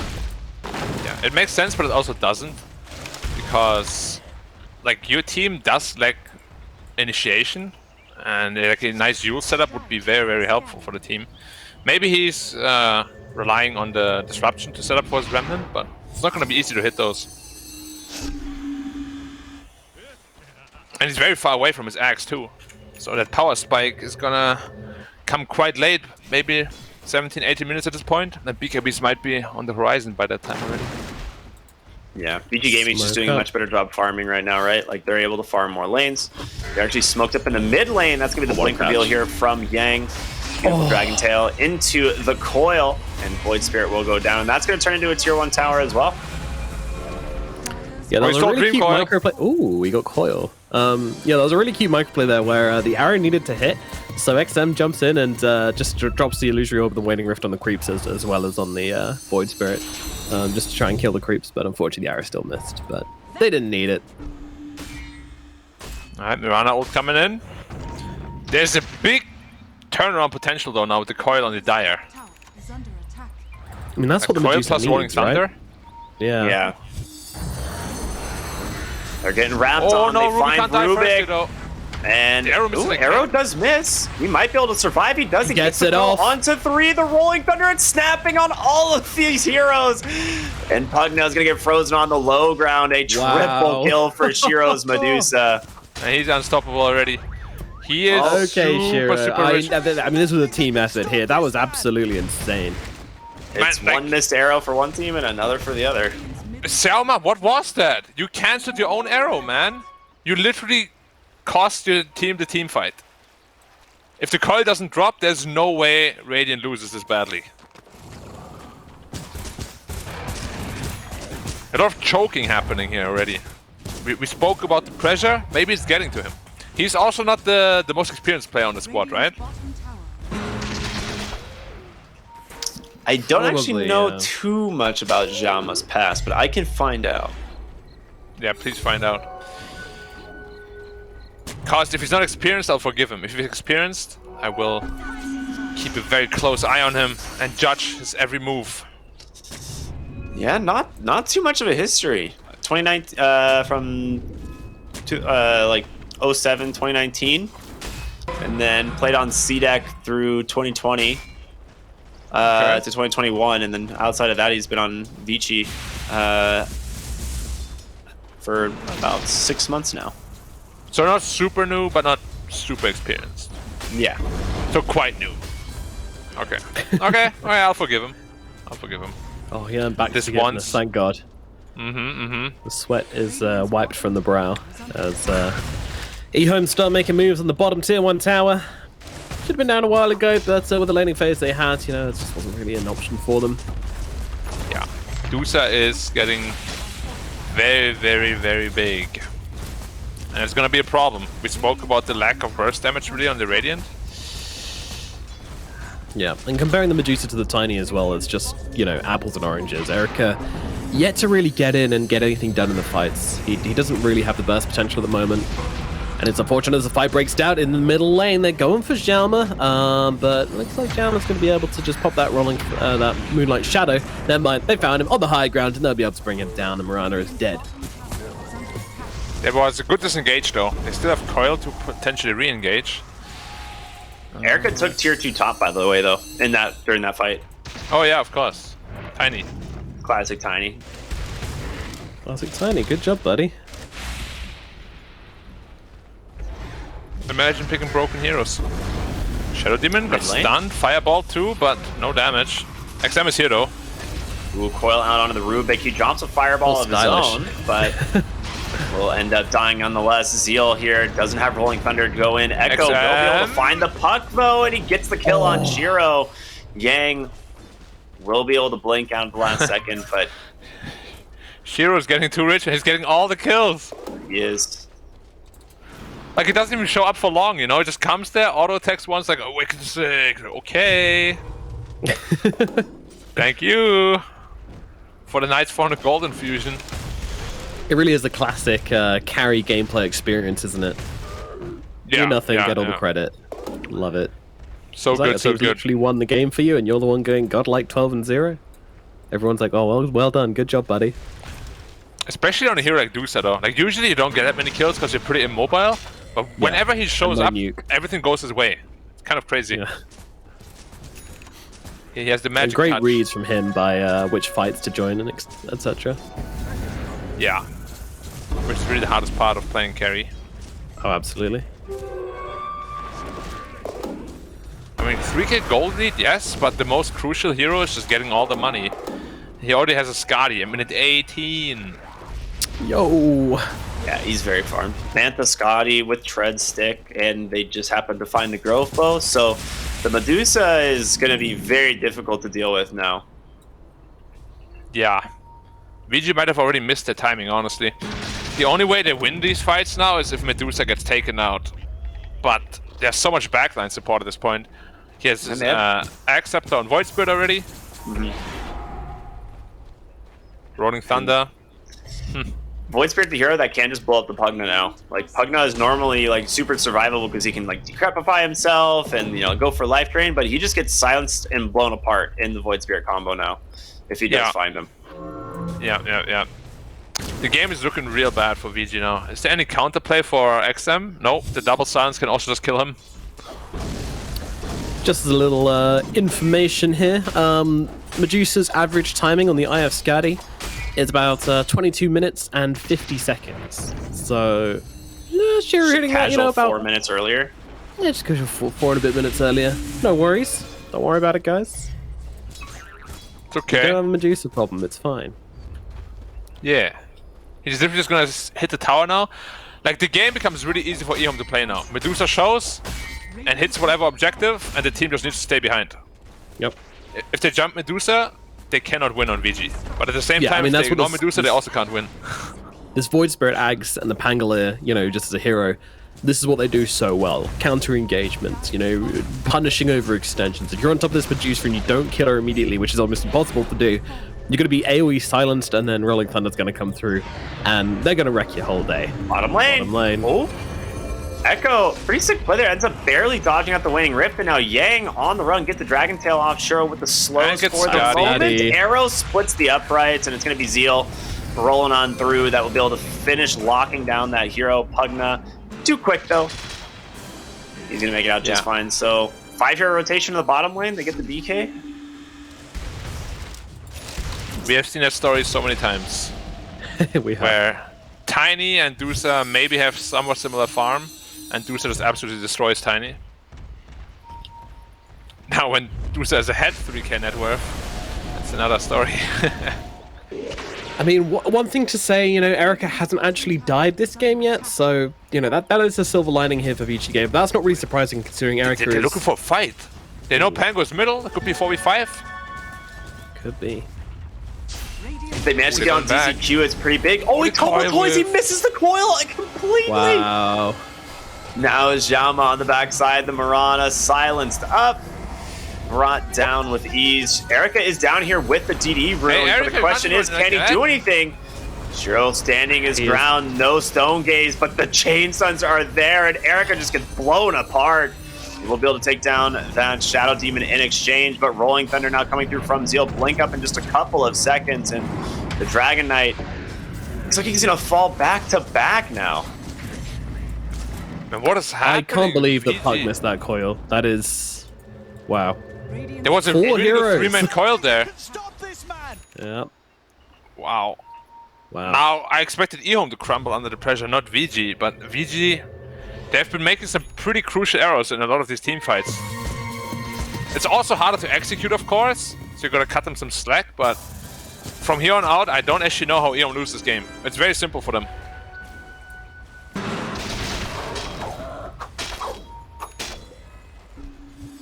What do, guys? What do? That is the question. And I was like, literally just praising Erica for not dying. You know, he's actually the second highest, well, second lowest death averages in the China DPC. The only person. It's not always good though. True. It does mean you don't commit to many fights, but 1.43 deaths per game average is pretty damn good. Yeah. I remember seeing a lot of his games where he just died once and then they lost the game super hard anyways. Which, you know, can be an indicator of many different things. But yeah. It's, even if he doesn't die again this game, like maybe he can think about a strategy for the next game already. yeah, probably. What do we think of this Silver Edge on Shiro here? It's kind of the alternate to Daedalus, you know, a little less damage in return for getting that break and getting that invis ability as well. It's also a lot of attack speed, so it's a pretty good item, especially against DK. Suddenly he's just not tanky at all. Like if you break him pre-BKB, you can just take him down during the BKB. Yeah, I like it. Also gives Medusa some sort of like pseudo initiation, you know, you just run in and Skadi a guy, can't run away anymore. Yeah. But yeah, now they're just gonna force Roshan or Vegas. Or are they? Looks like they want to fight instead. They have no vision on Vici Gaming, but protecting this high ground in their wards is actually super important.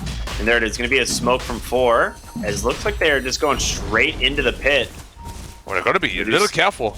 Yeah, they know. They saw the breathe fire. They know they're invis there. It's a slow rush, so they're gonna come through. It's not that quick.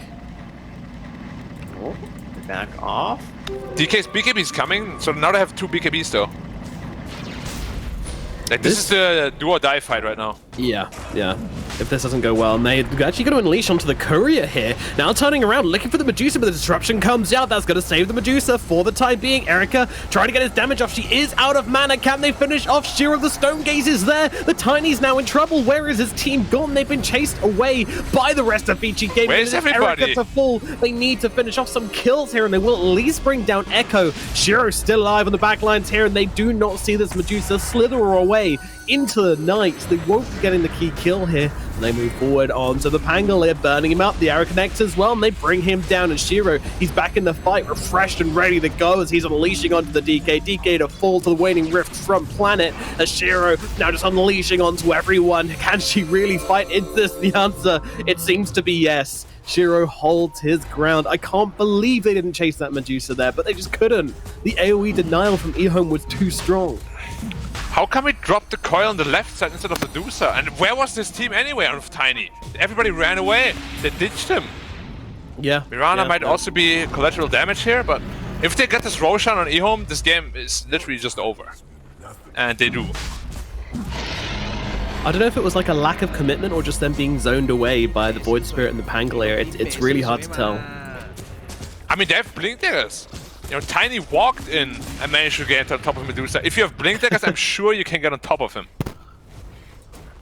Yeah, it felt like once that disruption came out, they just noped out of it, and that just was not the call, unfortunately. You know, Tiny, he's not an in and out hero. He is an in hero, and that is it. He does not have the outside of things covered. Yeah. Because if VG actually win that fight, they're in a very commanding position. They get the Roche off that, and then Tiny Snapper is gonna be pretty even to the Medusa one, I would say. But now it's even more out of reach. I was looking back at the fight, and I think the main reason things went bad is when Tiny came in, the puck instantly died. It got bursted by the Void Spirit, 100-0. And so he bought back, and by the time like he made it to the fight, the whole Tiny versus the Medusa situation was already happening. Yeah. But it's like, you have to be so much more careful on your initiation if you're gonna like take that fight on the puck, especially considering you have no defensive items, right? You don't have BKB, you don't have Euls, and it's, the Void Spirit has perfectly itemized to deal with you. Just that Aghanim Scepter right away is so damaging. Yeah. He's actually so poor on Void Spirit, but just as Ag Scepter is so impactful, as you said. What does VG have to do now? They're gonna split the map and hope to pick heroes off away from Medusa.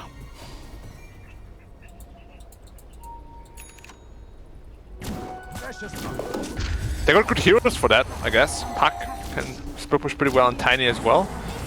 New Dragon Knight can too, right? Yeah, with the Fireball new is super shard. easy. Yeah. Well, I say new shard. It's been in the game ages. It's just only picked up since it became available at 15 minutes. Well, that and they doubled the damage on it. They're going high ground. Fake. High ground. I would like them to push high ground though, like at least threaten it. Make some heroes TP back. Yeah, you can't let them be on the map here. We know that. We've seen enough Dota to know that. Like honestly, I feel right now VG is actually getting a lot more than they should. Like they're given a lot of the map. And that can be the problem you run into when you play Medusa, right?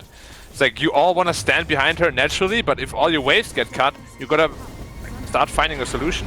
Because you do not have any BKB cancels. Like this Tiny could just push out forever. Same with the DK. Yeah, you have Stone Gaze, right? But it's not like Medusa's gonna be the one that's going back to deal with that. Yeah, exactly. So probably just gonna be creep wave cutting until the Aegis expires. They do want to get all the outer towers if they can, so the mid tower should be next on the list. Should be pretty simple as well. Dire's top tower is under attack.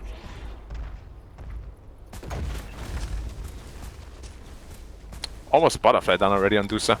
One of the best items against Tiny, of course. I mean, she'll get it after the tower. Oh, she already has it actually. Radiant's middle tower has fallen. Yep. 707 Medusa. Good luck, boys. Yep. Against a 3-2-3 Tiny. Nearly got almost the funny there. number. He's going for Blink Dagger on Tiny actually, to be able to probably split push a little bit more efficiently, but it doesn't give you a whole lot of combat power, honestly. It really doesn't. Against this dude set, you need every item slot you can. They really are super chilling on EHOME though. Like there doesn't seem to be any kind of push for them to be trying to find any pickoffs, trying to get these guys off the map. Maybe now they look for the high ground push. DK's fireball is pretty annoying. It is indeed. Sure. Same with Breathe Fire.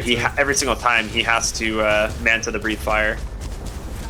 Yeah. Oh, look at that illusion killing. But Tiny's threatening bot. Like Tiny is very fast also. Yeah, 2 hits, like 10 hits of Dusa. Yeah. It really is.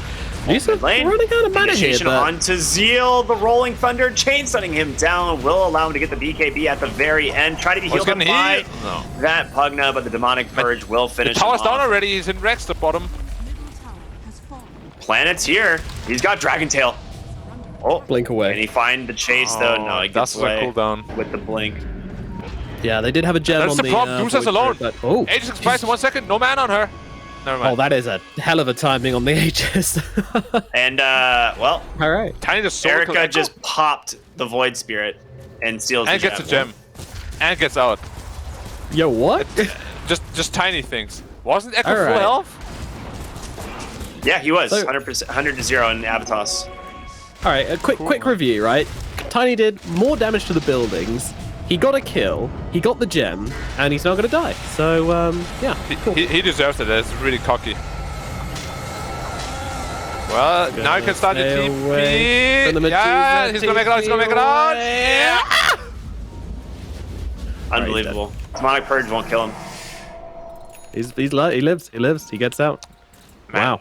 Any other hero other than Tiny would just be so dead there. Well, Goodness gracious. we might have a game on our hands. Still. Thanks, Erica, making this one exciting. You know, he's just like, nope, we're not losing game one like this. Hell no. I gotta say though, the way EHOME is handling the split push has been very questionable, right? Like they're definitely feeling the pressure. Erica's gonna pop a smoke here. They got the gem to get on top of him, but he's got no Stone Gaze. Dragontail does catch the Pango, but Zeal for the moment, he's gonna live. Oh, he roofed again. This popped. On the backside, he's got the puck. A stolen coil holding him in place as well, but it's gonna be Erica that finds the kill, just popping him real quick with a little Hey, slap Dusa on no the Stone back. Gaze. This might be the moment. Arrow. Oh, 5 nice second arrow. disruption save, Planet. Coming through, but Shiro, like you're saying, out of Echo's mana. back. Finally, Echo joining the fight as he takes down two instantly. And now Tiny's gonna be next. XM coming through. Extra buybacks as well from both teams, but okay. Echo just saved that fight. Wait, I heard godlike. Who's godlike? There was a sound bug. Medusa's not godlike. Yeah, she's monster kill. 8-0, yeah.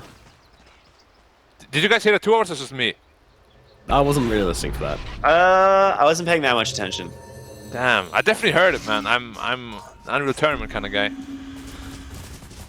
Maybe you're just playing a game on the side, you know. Oh, Wildcat. minimize. Yeah, of course. I'm pretty talented.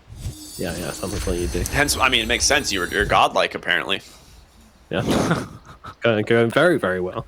Hey guys, did you hear godlike? Oh no, it was just me. Sorry. Oh, that was my godlike speech. Sorry. You know what I think the game got overexcited. What do you do, man? What do you do against this Dusa? She got arrowed, she got everything. Just can't bring her down. You need like a Bloodthorn, or an MKB, or some sort of evasion pierce. And XM needs to stop whiffing his coils. It's the third one, man. Yeah, honestly, CZQ had the chattest save of the game. Caught the Pugna. Goodbye, Poogie. Now, there it is. There you go. Yeah, ZZQ just kind of running through the fire and the flames to get off that disruption onto the Medusa. I'm coming, bro. Get a gun down. Yeah, he gave his life for the cause, and it worked. I mean, it was just enough save to keep the Medusa alive, and enough time for Echo to come in and just completely turn the fight. Yeah, I mean, realistically, you know, Puck lands a coil properly, and then that probably, you know, the Shadow Demon's dead, or at least, you know, too low to really come back into the fight. He should never be getting off that disruption. The Medusa should be dead there, I'd say. Unfortunately, it went that way, and they see Erica moving across the map here. The scan is there. They know he just came for this camp, so they should know what direction he's going in next. Erica blissfully unaware at the moment, but also moving a little bit quickly. It's on Pango? They put it in base. Oh, they just Puck left has it it. in Puck base. has it. Is it? No, Puck took it, no? No, that's their own gem, I think. Oh, definitely. No. They have one in their base, and they have their own as well. Okay. That's a Chad move, actually. Keeping the enemy's gem in your inventory rather than your own, just to be like... Yeah, but they do have their own in their inventory, though. That's the anti-Chad. In whose inventory? And the Pucks. Nah, Puck has... Oh, yeah, sorry, XM. Speechies, you're right. Caught for the moment. Rolling Thunder. The Goodbye, chains, the XM. silence comes through. Puck bursted down, and there's the gem. Now they both have the enemy's gems. It's cute. You think they'll sign trade? some sort of treaty to get a trade? Yeah, I would do that. Right in You front should. of Roche pit. And then Shiro waits there with Silver Edge and bombs you in the head. Speaking of Shiro, doing Roche. Yeah. Very quickly Free this shot time. as well. Ooh, lovely. Who gets that? Hopefully Dusa. I would say Dusa or Void Spirit. The Void Spirit shard is very strong. Mid lane. And just take down the Shadow Demon. Yang, kind of low, but they get the Aegis in time. Medusa's illusion to be able to zone them off for the moment as they back out of the pit. That is the What's Shadow dieback. Demon doing there? I guess it was distracting. Making space, yeah. Only thing I He's can no think of. wajnesh. What does that mean? Anyone fluent? You're very handsome. Oh, thank you. It's a nice thing to say. Miranda also has the Helmet of Dominator, by the way, obviously looking for a Harpy, but not really finding the it. Medusa just saved by a creep in the mid lane there. I'm surprised Yeah. Medusa is this far forward, but they've kind of Erica, baited you're Tiny gonna out get- as a result, and Erica is not even no. getting a chance to use the BKB. Yeah, that's a tip for sure. Man. VG's feeling the pressure. He almost given it to them. Yeah, not sure about that. I mean, so Erica goes in the backlines there thinking that they will be distracted with the Medusa. But Medusa pops a Stone Gaze, and like Vici are just like, well, we can't do anything here, and they back out, and then their Tiny's just in too deep. Without any distraction, without any kind of counterplay on the side of Vici, that's just a dead Tiny. Really unfortunate, but you can't really expect that to go any other way, I'm not sure. I mean, I do have to say, If the I'm arrow very... lands, it might have been a good play, actually, because... yeah, they should have landed. Like, DK should have tanked the creeps to the right. Like, they're doing so many micro misplays that you're really not used to seeing at this level. Oh, they found the Pugna. A Oh, stolen Right, toss? Pugna. Okay. That's pretty cute. Chad. That's pretty funny indeed. Hey, Yang, you have no buyback if you die, but he's pretty tanky. Yeah, still surviving for the moment. Ooh, Echo. Okay, Calm down. Echo. I know you're mad, but relax. He got that shot. He wants to try it out. Oh, And They GG just out. GG out? Unbelievable. Again, man. It's strange. It's strange. You definitely saw much higher quality Dota from VG in the series before this. Like, VG is definitely feeling the pressure. Especially XM. He used to be like the most stable player of the team, but his game was an absolute catastrophe. Oh yeah, Missed absolutely. like 3 essential coils this game, right? Like, you can't do that. Not in these games. Yeah. And Shiro, man, like, what can you say? You know, he gets the best start. First blood, 4 bounty runes, a bunch of more kills whenever he comes. Makes it look easy. Did he die at all this game? No, right? No. 10-0 and 12. 10-0, 12, yeah. Well, if you want a guy to keep it solo together. carry you, Yeah, he's probably the guy you're looking at. Shiro doing a fantastic job here, and once again showing why his hard carry has to be feared across the lands as EHOME take game number 1, showing that this level of consistency which EHOME have managed to maintain. And I would say EHOME have been pretty consistent. You know, they've never had these awful performances. They're always able to pull out a good game when it's needed, and that kind of just shines through in this game versus Vici here. You know, they bring it together, and Vici, they've been through a more recent shakeup with Yang joining the squad, so I'm not too surprised to see EHOME being the ones to keep it together and kind of winning the mental victory here. Yeah, I mean, this was just a pretty, like, straightforward game in terms of, like, EHOME. Like, they didn't play perfectly, but they pretty much played the strat that they wanted to do, right? Like, just kind of make space, let Shiro farm up here, and then they just group up as 5 once, like, Medusa has her 3rd item. And that's pretty much it, right? They just take fight after fight. Yeah. Like, if you have 10th pick overall, picking a Tiny like that is also pretty questionable. Like, you see everything, you know the Dusa matchup is there, and you choose, like, one of the worst Dusa matchups in the game. It's very strange. Very strange what went through the head. There were a couple of pretty good options. There was Draw Ranger, there's Klings. Klings would have been really good, actually. A Terror Blade would have been a decent choice. I don't know if that was banned, but there are options that you have. You don't need to put yourself in a spot where you're so rushed to really end the game / not make mistakes. It's true. Yeah. It's true. It's hard to really kind of, put a finger on what the plan was here from Vici in the fights. I mean, obviously they wanted to snowball. Obviously they just wanted to kind of use that what they viewed as stronger fighting heroes to run around the map and just beat up on EHOME, but really didn't end up looking that way. I mean, beyond kind of, XM missing a couple of these calls, what else was it about Vici Gaming that just kind of didn't work out, that they should have been doing more and just couldn't? I would say just team play in general. Like, as I said, a lot of these micro plays that we don't really talk about because it's supposed to happen automatically, like the creep wave is coming, you see it, and you don't tank it for your Mirana. It's like an automated play already at this level of play. And then the arrow doesn't hit, you tiny dice because of it, and your game is even more ruined, And that happened throughout the entire game. It's not just once. That missed arrow in the mid lane on the Rubik, he gets the coil out on 3, team fight lost. Just because, you can't arrow a guy that's stunned for 3 seconds because you keep canceling it for some reason? Like, it's just not what you would expect at this level. It's really inexcusable. It's definitely important now that they, get on top of this and kind of just stop getting inside their own heads. It's easy to say, very, very hard to do, but the pressure is clearly getting to Vici Gaming here, and it's time to utilize some of that experience, some of that zen to come through. Yang, I would hope that he's taken a lead role here, being the most experienced player on the team, and kind of guiding the team through what they need to be doing. But he didn't really have a perfect game either, though, did he? No, not really. That's the thing, is like I don't even know how to put it, man. Like, when you're playing this, I was gonna say, when you're playing like this offlane DK, like, one of the most important things is that, like, you have to start securing kills in the mid game. And like, the only kills I think that they actually found were on like ZZQ. They never caught the Void Spirit. They never really caught Pango.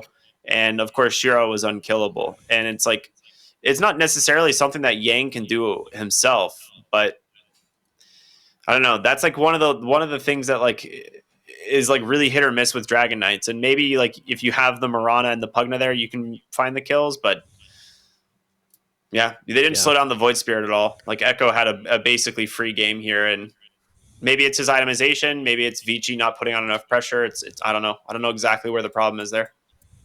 It's a hard one to define, but I know that when you're Zen Master, leading player, Yang, who's come in to kind of lead this team and reform them into something better, when his first move in the game is to run into 5 heroes and die, then I think that already starts him off on a bad foot, and they never really recovered from there, did they? Well, we'll leave it there for game number 1. We will be getting into game number 2 very shortly. We are going to throw it over to a quick break, and then we will be finding out how this series is going to develop. Stay with us. We'll be back in a bit.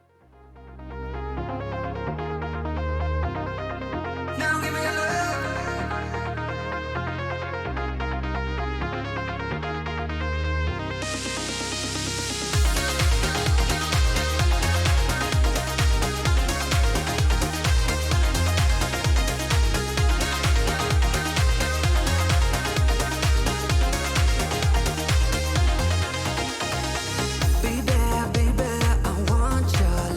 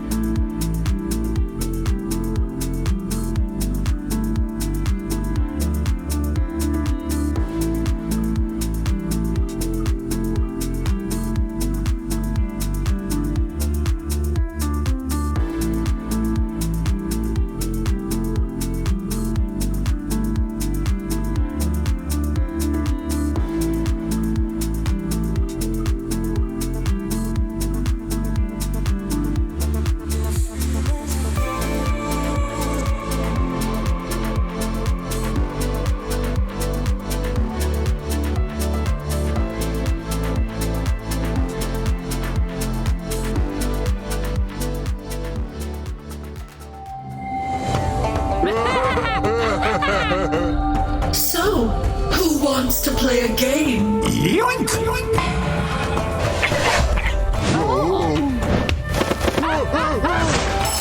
again!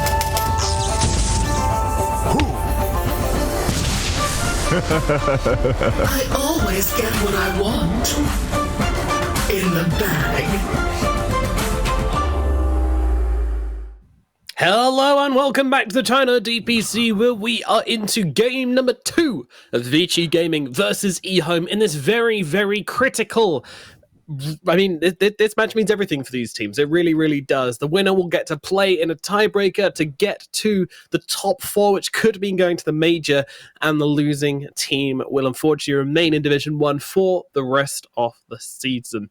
It's a really, really important series, and unfortunately the pressure seems to be getting to Vici Gaming a little bit, as they couldn't quite pull it out in game number 1. Let's jump straight into the draft for game number 2 and see exactly how the cookie is going to crumble this time around. We're going to start things off with a Pugner and a TA for the side of Vici Gaming. Meanwhile, EHOME are going to grab this Marana and this Pangolier. Okay. Medusa ban, a little bit of respect being given to Shiro here. They still get the Pango for Zeal, which, like I said, is probably one of his best offlaners. He had some pretty sick rolling thunders that game, despite the fact that he actually struggled a lot in the lane stage. Yeah. Yeah. Do you like this TA pick? I feel like it makes it a little bit harder on yourself. Like, why don't you just pick the Dusa there and you turn it around? I don't know. It could just be that they want to flex the TA maybe and kind of hide where this hero is going. But yeah, it's one of those things where, like, if you have the Dusa option, you and it's not a bad Dusa game, you can go for it. The problem is Pango is unfortunately one of the most annoying heroes to play against as Medusa. It kind of goes both ways though. Like, if you roll on her and there's a stone gaze, you can just die super fast. Yeah, that is true. Once she has BKB, she doesn't really care about that hero. Yeah, but whatever. They chose to go to TA, which of course we've seen many times. Similar to Tiny, like you can just completely snowball out of control and win a game in minutes. The level of damage isn't as ridiculous, but you should farm a little bit faster generally. And partner, the biggest problem I have with these two heroes already is there's 0 stun. So whatever heroes they pick next, they need to pick a lot of it. And they really like the Shadow Demon. Yeah. I liked it last game. He played really well. Yeah, he did. He had some really, really good saves. The Blink Dagger positioning on him was also really top notch. And now you have the Shadow Demon Marana setup, which is always a classic. You know, it's kind of wild when you can say that literally every player of the opposing team, in this case EHOME, played better than VG. Like literally every position. Which is kind of crazy. Yeah, that's actually like not something you would expect. Yeah. But it's only game 1. We have seen, a lot of things happen before, where a team wins game 1 and they get crushed game 2 and 3. So don't write VG off just yet, but there needs to be definitely some improvements in that gameplay. Because we know how good they can be, individually at least. So what do you think they're looking for right now in the draft? Do they want to... They need stuns. Some way to lock people into place. So probably your offlane combo here, right? Your 3-4, and then save your last pick for either carry or mid lane, or for offlane or mid lane. Or not carry or mid lane, depending on which position the TA goes. Yeah, or you can also use your last pick for the offlane if you really want to. Because like whatever 2 heroes you pick now, you're gonna show most of it anyways. Yeah. But yeah, you definitely need some lockdown. Like having 0 stun drafts is... Puck again, yeah, it makes a lot of sense. I like that. XM Retribution Arc, let's go. I'm here for it. And an Earth Spirit. Okay. That's good. These 2 heroes make a lot of sense together. Yeah. Really difficult for the Shadow Demon and the Marana. Yeah. Yeah, this is very brawly. This is very, very in the face. It is. And the partner on top of that makes everything so hard. Like there's so many spells to look out for now. Do you think they go back for the Void Spirit again? I wouldn't mind. It's not as good as last game, but it's still pretty good. Like Earth Spirit is very good against Void Spirit. Yeah. What else do you like though on Echo? Ember Spirit is one of his favorites. That could be pretty good against TA and Pagna as well. Yeah. And it's great Marana arrow setup too, like both those spirits are. Yeah. What about can you pick Kunkka here? You can. Kunkka I think is always just a very solid pick. Lane's willing to puck as well. Just the damage reduction the ult offers is so big in teamfights. Mm-hmm. There it is. Alright. It's a good Kunkka game, right? As I look at it, it's like I feel like this hero is not really killable by most of Vici right now. Yeah, until Tia gets items, he should be very strong. You have a good setup with Shadow Demon already. You got a good X-Mark setup with Mirana. Combos very well with the heroes to have. And it sets up for a perfect last pick too for Shiro, which is what EHOME always wants. Like, it's a perfect EHOME scenario. I'm really curious how you feel about this. What do you think about Kunkka picking up an Orchid this game? I love it. I personally do it a lot myself. I got like Orchid into BKB or BKB into Orchid because it just forces heroes like Puck into a very uncomfortable item choice. I mean, he's a hero that can farm it super easily, right? Like this hero just farms insanely fast. Yeah, and you don't mind it because the Bloodthorn upgrade is not half bad because it gives you magic resistance, it gives you all the true strike damage. It's pretty good. Big fan of it. Just want to bring up that what you said is absolutely right. They do try and give Shiro the last pick on EHOME as much as possible. Out of 16 games, 7 of them have had him being his hero picked in the third stage, so in the final pick. 5 of them have had him picked in the middle stage, and then 4 of them have picked him in the first stage. But his win rate is actually worse when he gets the last pick. It's actually about 28.5% when he gets the final pick, compared to 60% in the middle phase and 75% in the first phase. I mean, that can be down to other things. You know, if you're getting your first phase carry hero, then it's probably something really strong like the Medusa we've seen them play or something like that. So the numbers, you know, kind of, there's a lot to read into there. But yeah, it is interesting to look at and think about. It probably also depends on whether you're first or second pick. Like, if you're first pick, it's much easier to first phase your carry and just ban 3 counters out, like they did last game, or like VG is doing this game. And then when you're second pick, you are more inclined to last pick your either mid or carry, just to give them like the perfect game. I'm trying to think what is left in the offlane pool here that you can even pick on the side of Vici. Like all of the major ones are banned. Time for Axe. Let's go.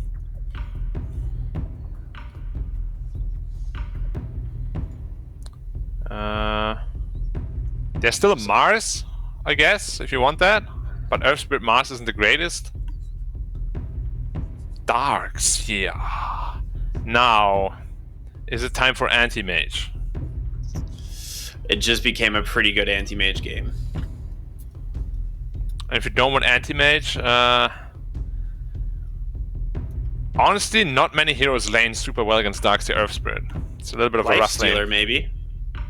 Lifestealer is an option for sure. It's just not the greatest TA matchup and gets very kited by Pagna. You get kited, yeah. That's what I'd be worried about. How about Drow Ranger is also pretty good. Drow, yeah. Ooh. They don't really have the best heroes to get on top of you, and you have pretty good protection. Drow Anti-Mage, what else? What else does Shiro even like?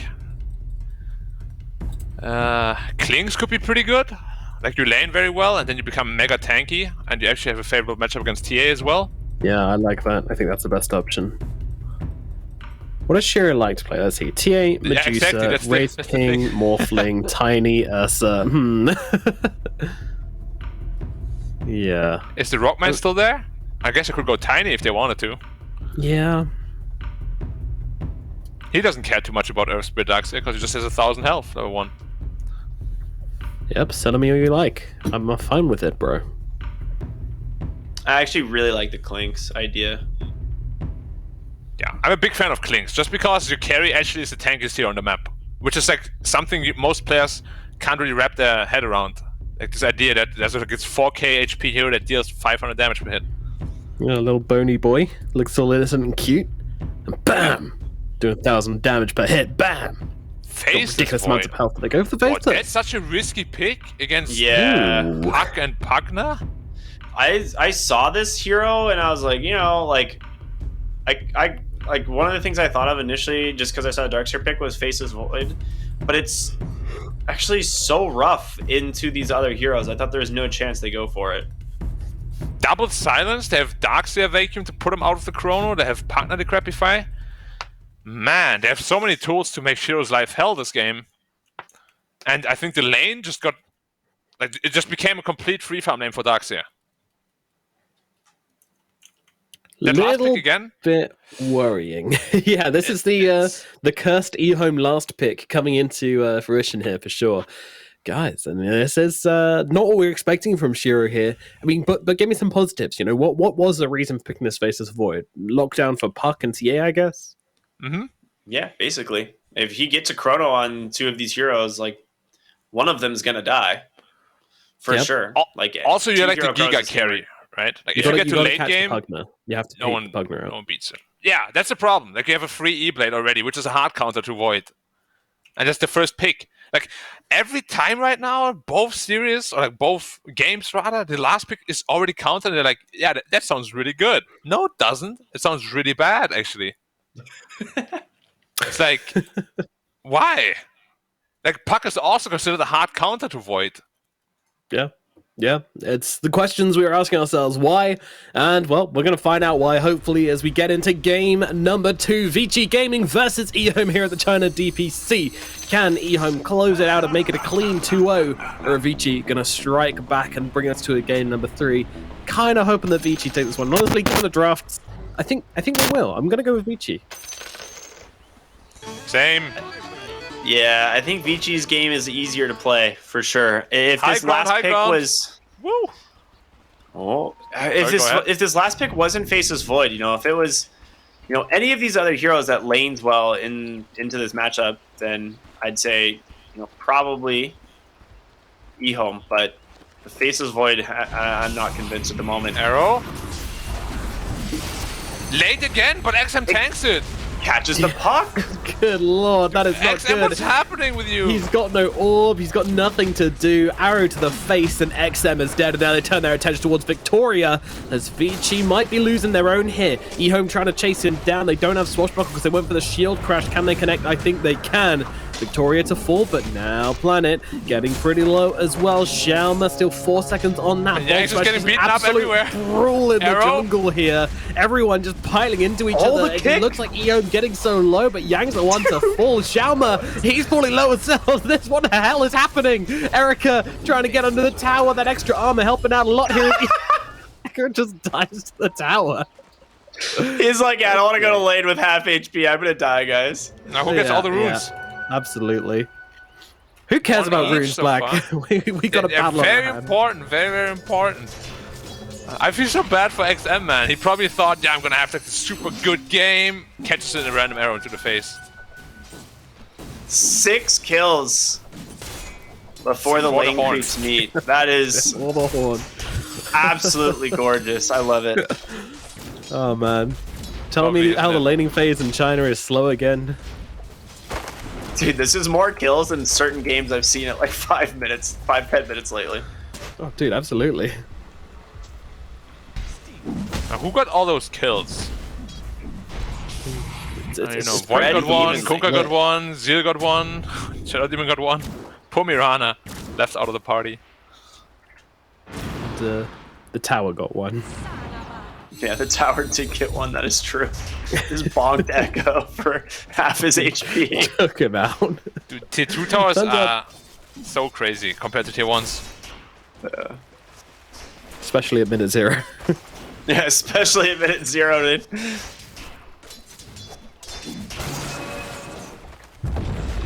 Alright. How are these lanes going to look then? We already talked about Darkseer probably having a pretty good time up here in the top lane against Shiro. Not much that the Faceless Void can do about that. What about, I mean, is there anything Xiaoma can do to recover this, sorry, CZQ can do to recover this lane for Shiro? No, SD is terrible against Darkseer, unfortunately. Okay. They're really just playing for levels.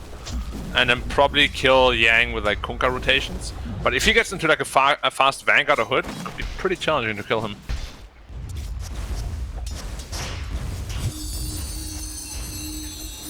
I just watched the Marana kill both of the enemy couriers bottom, so that's always a classic. A good deep ward there to scout those out.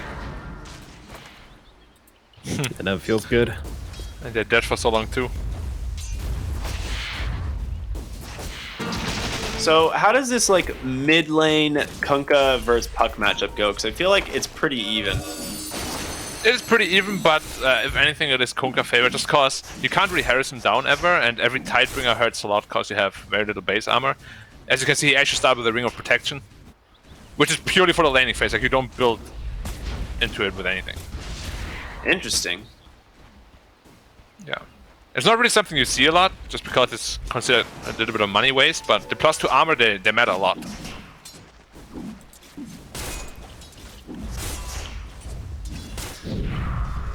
Alright, game has definitely slowed down since the, you know... Can't be much faster, unfortunately. But what was it? I said it can't be much faster than it was. Yeah, that's true. Just keep running at each other mid. Just go. What are you guys doing? Not so 6 funny. heroes mid at 4 minutes. Very weird. Yeah. And like a tiebreaker decider. Let's go. Yep. Also steal.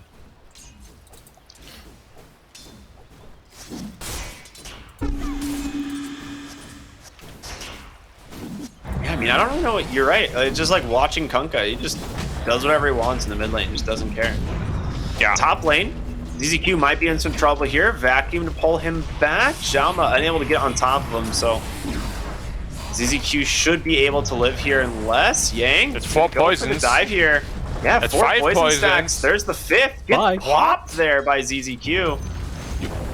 Oh my god, Xiaoma just goes in. Is he gonna get bashed? Oh, he gets the kill with the boulder kick. One more bash is one.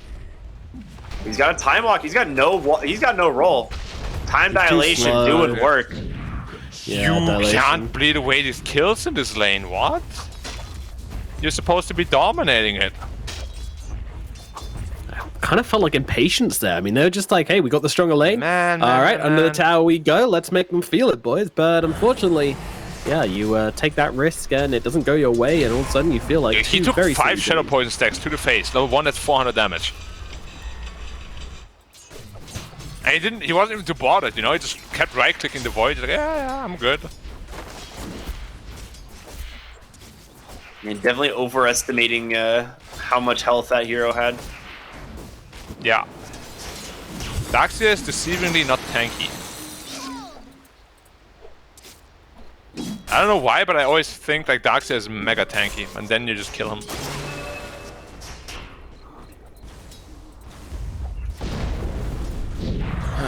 Oh. So, at least, you know, XM is still doing well. Erika is doing pretty well too. It's just really that the top lane should be the one winning, and then that would allow VG to actually snowball into a strong mid game. Now I'm not so certain, because the Void is getting away with a lot of farm. He already has threats completed. Yeah, I mean, the 2 kills are pretty huge, but he's not CSing exceptionally well, right? Like, that's something. Top, like, yeah. Oh, That's what I was yeah, speaking about earlier. Rotation. X into the boat. Easy kill for the Kunkka. Yeah, and then you run back middle. Shadow Demon, the Disruption. They're going to be able to get that Torrent as well, and the Earth Spirit will not be able to make it out of this one. So ZZQ and Echo grab themselves 2 kills instead. Yeah. That's exactly the rotation you're looking for as Kunkka. Like, somebody is just pushing up too far. Just go with the X, punish him. Super free. Radiant's courier has been killed. Good rotation mid lane from the Marana as well to just like take down the catapult so that they don't take that extra damage to the tower during that rotation. Like, that's like one of those small plays that's so cool. Yeah. It's really strange, honestly. Like, this game, this series, VG has, EHOME has really shown that they are like tier 1.5 caliber. But then some games you watch them, they're like, it looks like they're so clueless, you know? Like, how does this happen? Like, where does this inconsistency stem from? Yeah, I feel like that's been like one of the things that's so weird about this season. Or even last season, we talked about consistencies a lot. with some of these teams in Division 1, and seems to still be a little bit of an issue in Season 2 for some of these teams. Yeah, definitely. But Yang now with the Vanguard, a lot more tanky. Should be pretty hard to bring down.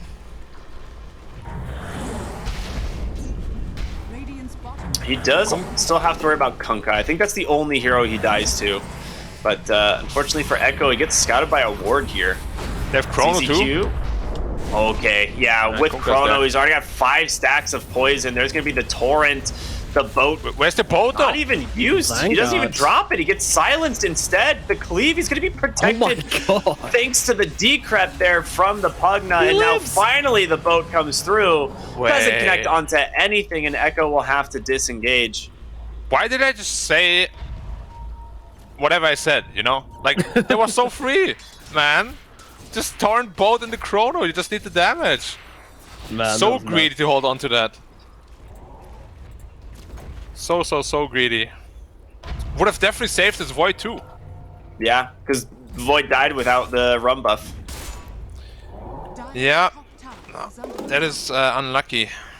That is unlucky. Because Shiro's also going for a pretty lane-oriented build with a level 4 time walk. Doesn't go for the bash to jungle faster. So these kind of deaths, they always hurt when you skill like this.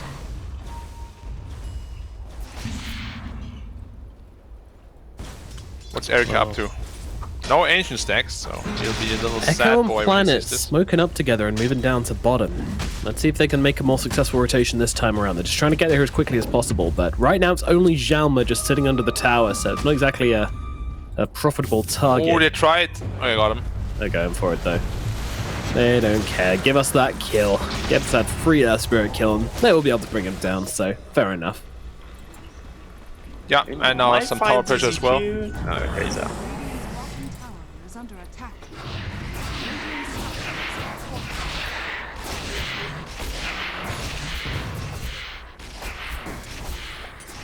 Huh.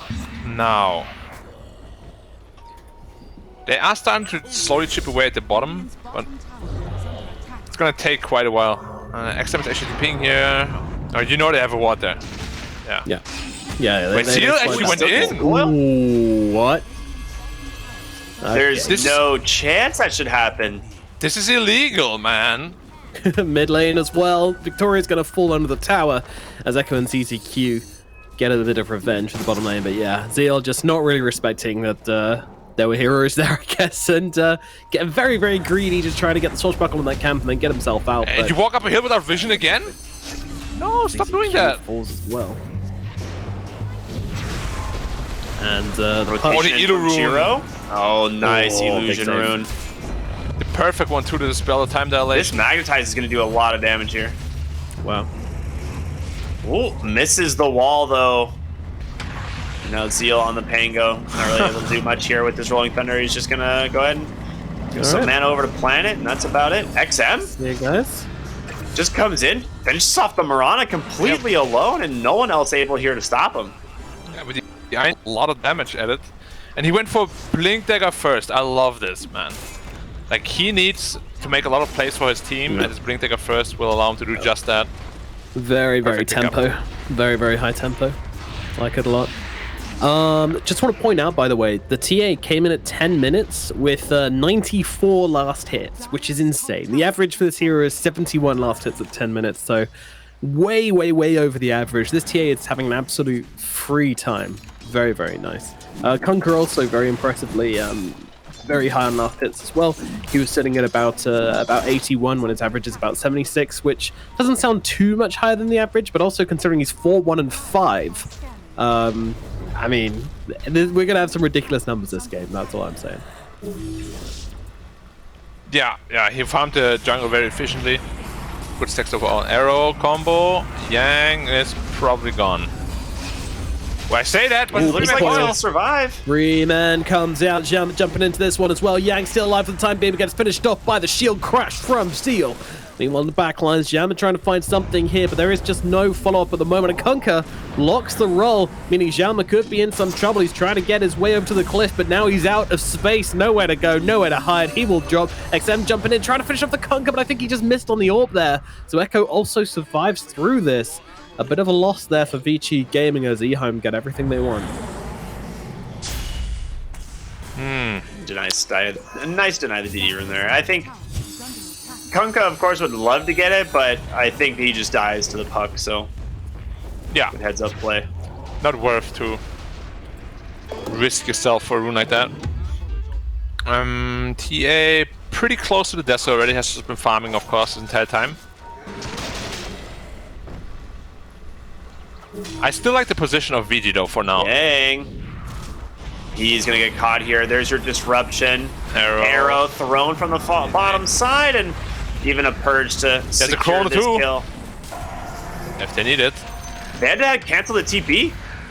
TA can't get here now. And Jean with the roll away. Puck though, or Pugna rather, gets pulled back in by the X. By Shiro. Gonna chrono the puck now? Yeah, might as well. Yeah. Oh, good kill, Planet. Good kill. You know, Planet plays care. So one of the things we're talking about in between games is Planet's Rubik last game. He was second highest damage dealer in the whole game. Yeah. Well, EHOME, another 3 kills going their way, and more farm going the way of this Faceless Void. He's starting to catch up a little bit. Obviously, he'd love to have gotten the kill, but he's not too far behind. I mean, he's still pretty far behind TA, but yeah, until it's BKB, he's gonna feel pretty weak on this map, unfortunately. But once he has that, yeah, his game is going to be absolutely amazing. They're smoking up. Ein Shell and Xiao Ma. And what are they looking for? That smoke rotation is pretty awkward because you know that the Void is going to be farming the triangle and the bottom area. They might be able to find the Kunkka. Oh, Kunkka just barely got Jama's smoke. Coil out. Coil up the Shadow Demon instead. Yep. But, I mean, your puck has Blink and Coil. Like, you definitely let him run in first. It was another pretty costly misplay. I feel like the Kunkka should have died there. They might head in for Roche here, Vici Gaming. Yeah. Yeah, that's what's done already. No chrono, they know that. That is the problem when you commit these chronos on like supports like that. Such long cooldown. Why can't I see the anti-armor sign on Roche? That just the what? Oh, I don't see the meld anti-armor things on Roche. Yeah, I don't either. Oh yeah. Gabe. The visual effect. Alright, get him on the phone. It's part of the new update today. Oh, okay.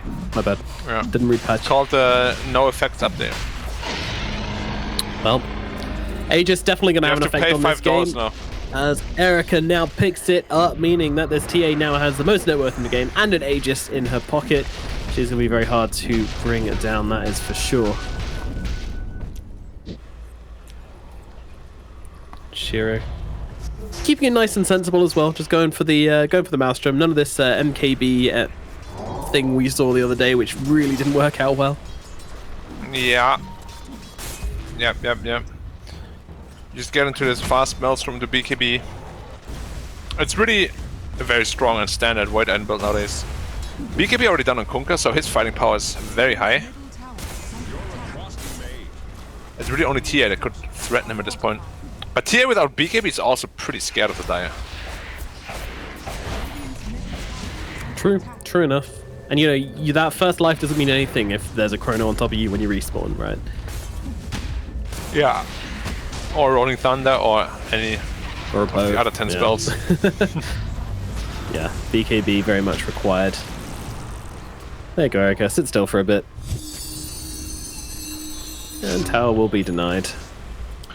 At the pace this game is going, it's really good for EHOME. Like, the longer this game goes, the better they feel with the Faceless Void. Tower will be denied? Tower will not be denied. Tower will not denied. They probably want to keep it around just for buybacks for that mid-fight. Okay, that makes sense. Roll in, onto the Kunkka. That is a big commitment here as Echo does get off that BKB and now turns around, dropping the combo out onto Xiaoma here. They just want to take down this Earth Spirit, and they're going to be able to do exactly that. And now the Chrono comes down. Great Chrono catching too. Shiro brings down Lund, but has to get away. Look at the damage coming out from that TA. The Faceless Void has to respect. Kunkka has no BKB right now. Kill off ZZQ and Echo. He's been run down as well. Eric. Planet. He's looking for Planet. He gets him. Nice, good one. My goodness. And this is like the weak timing of Faceless Void, and they're exploiting it perfectly. Before his BKB, he's going to feel absolutely terrible in this game. And it's gonna be quite a while until he gets there. Like, Void's not a flash farming hero by any means.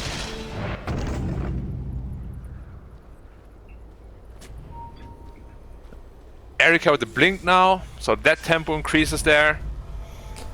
Yang is going for the normal punch. I love the normal punch. Such a good ability. It is. It has been buffed so many times now, it's actually just ridiculously strong.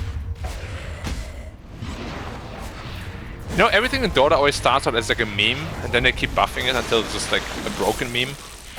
Yeah.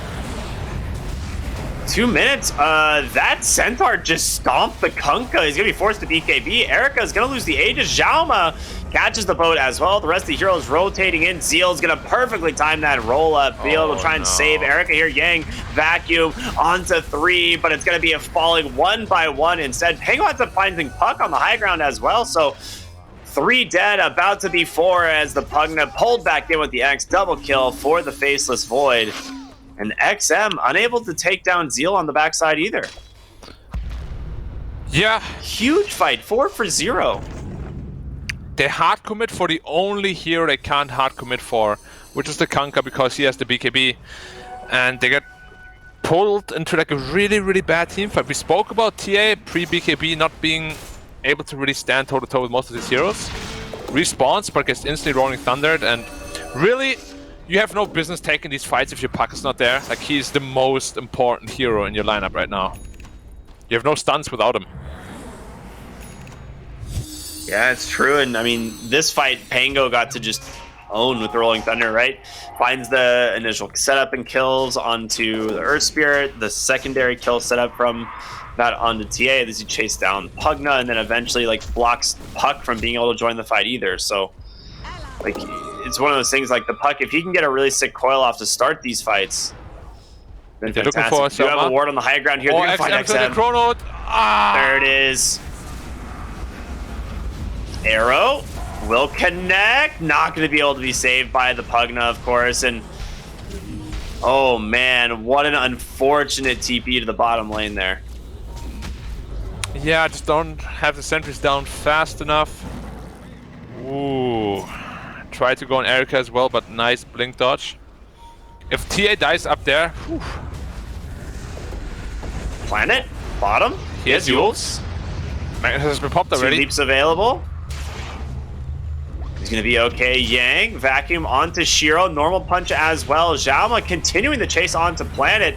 Might get punished here, as there's going to be the disruption into the arrow. Saved by Pugna for a second, but it's not enough. He gets popped by the Shadow Demon, and now chasing for more to get on top of the Pugna. Another ward focused immediately, and ZZQ grabs a double. Yeah, honestly, VG's is really crumbling. You casted some VG games, right, with the new squad? Yeah. I did too, and it looked nothing like this. Like, the team... I had one, I place think. is gone. XM might look... Nah, Echo still has the BKB. Like, I actually can't believe that they're crumbling under the pressure that VG is. I thought EHOME was more prone to that, in all honesty. Yeah, I mean, it really does seem that EHOME is the one taking command of the game, and these Yule Scepters are actually going to own. Like, that's the second one now for the side of EHOME. Yeah. Yep. It's going to be so difficult to take down any of them. How close is Faceless Void is BKB? Oh, he's just about 1,400 gold away. Yeah. He invested into the shard already. Coil mid lane, and he's going to go for the Yule Strike. He actually gets it. Breaks the coil. Zeal still pretty low, but saved by ZZQ for the moment. Demonic Purge onto 1, but they'll just back off instead. Yang, big back wall onto 2. Can they bring down the Mirana? They definitely can. Echo has the X, has the boat coming through. Gonna be able to catch Erika and Shiro here as well. Zeal gonna force the BKB and try and just roll away. Chrono on 5. Side of the fight, they get ZZQ. He's going to disrupt, buy himself a little bit of time here, but wait. No. There's no way. He's still definitely dead here. Nice play, though. Yeah, I think they saw the Void jump to the Ancients, and they were like, oh, priority change, priority change. Couldn't quite get him, though. And as we said, like once the Void has BKB, it's going to be very, very rough.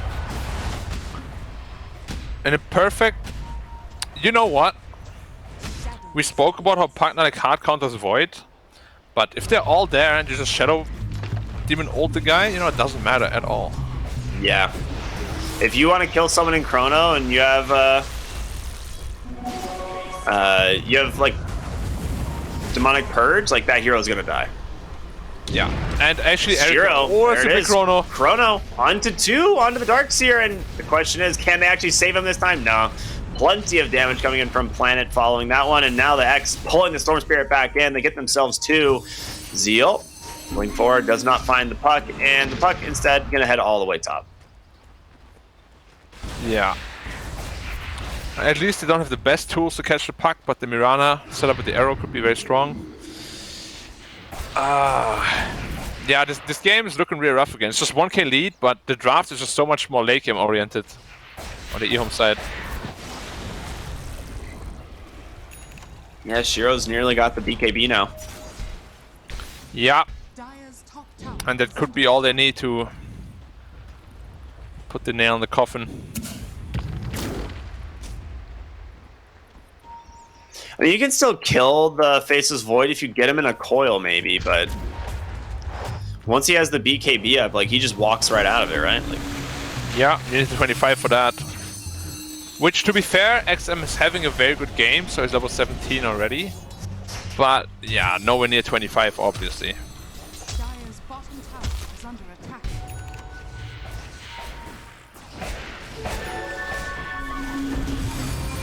No, now Shiro has the BKB. How did they even kill him now? Well, not possible. Probably similar to what's happening mid. Shadow Demon ends up getting popped by the ward, but X into the boat, onto the Pugna, Rolling Thunder. He does catch puck on the backside. He's alone. The chain stun from the Yules. He goes down right away. Shiro protected by the BKB as they chase for Echo underneath the tower, but can he keep himself alive? It looks like he will finally go down, and Planet Leap charges expended just to get away from that Earth Spirit, but then goes Shiro once again. Big time dilation, and Zeal doing work. Yang a lot of damage here, but saved by the Pugna. They finally get him. Zeal on the backside, though. Pops one, gets a second. Double kill for the Pango. Meanwhile, Erica chasing down Planet. So a 4 for 4 at the end of the day. Big, I mean, that massively favors the side of VG Gaming. Yeah, it definitely wasn't supposed to go like this. It's not how they wanted it to go. I'm surprised that Shiro, you know, turned around and actually started fighting them. I thought he was going to play around with his time walk in and out shenanigans, but he just stood there, wanted to fight toe-to-toe, and the normal punch actually massively screwed him over. Yeah. Now Roshan is up, but there's no trap in the pit. Zeal just popped it. He just ran in and got it. Yeah, they know. Okay. Now this Roche fight could be game winning for EHOME. Nah, Void's not gonna be out on time. Unless he gets bashed a bit more. He's getting bashed a lot. Pangolin rolls back up already. Looking for a good timing. He goes in, gets the chain stun. Number 1 onto Erica. Is the arrow gonna be able to connect? No, it hits Roshan instead. The BKB is gonna come out. Shadow Demon taken down by Yang and friends, and he's gonna buy back into the game. XM is here. It's a wasted BKB though. Yeah, no BKB on Erica. Coil, who have they found? ZZQ, he just disrupts himself, and now Boat comes through. The BKB is coming out from the side of EHOME. Shiro can't get his hands on anything, but they finally take down the Pugna. He's gonna buy back. XM, he dodges the Chrono, waning Rift just to get out. Big loss, and now inside the pit is gonna be Zeal on the Pango as he is taking damage and fast. Erica needs to get out of here as well. Roshan ends up killing off the Earth Spirit. Yearing goes down to the side of EHOME, but can they take down the Faceless Void? Planet, a little bit of health left. It's going to be a dust that comes through, helps finish him off. Shiro, big time dilation once again, but it's 2v3 now. Erica still sitting pretty. He will go back into the Roche pit and finally finish this one off. Man, XM with the big plays. If that Chrono connects, I gotta say, Shiro's decision to go, try and Chrono the puck there is very, very optimistic. He could have just held the Chrono the entire time and just do Roshan himself. It was a very risky play, honestly. It was not necessary. He didn't know whether puck was really having abilities of cooldown or not, and XM really makes him pay for it. Yeah, that was such a sick waning rift. Like, such a good bait by him in general. Yeah. And Shiro getting a little bit ahead of himself. But they're nowhere near out of this game, obviously. It's just getting a little bit harder now with that shot on the TA as well. So post BKB, Void is very easily killable now for the Radiant. They have so many silences. Oh, Xiaoma. Oh. Is Xiaoma in trouble at all? No. Shiro backing back. Normal punch. He's got to get out. Yeah, forced a BKB and TP home. Yeah, I think the only way you get that kill is if you like Chrono and Coil and like vacuum them out of the coil. But very hard to pull off. And they smoke straight away. No BKB on Void. Hello, I'm back. Hello. Good day, sir. Glad to have you back. No, UK internet, third world country. Not even in the EU, so got to expect these things. But yeah, of course. Seems like Erica is continuing to dominate on this TA, which is great. For now, everything can turn in an instant when you play against the Faceless Void. The game goes on, the risk elevates, and not being able to close this one yet. It's been worrying them a little bit. I love so this much fighting we haven't. Yeah, I would say there's been so much fighting we haven't really talked about items. Like you just said, there's an Aeon Disc on puck. Kunkka has an AC all of a sudden. Oh, do we have a fight? We do. Oh yeah. Okay. Goodbye. Yep. ZZQ just gonna lose boat.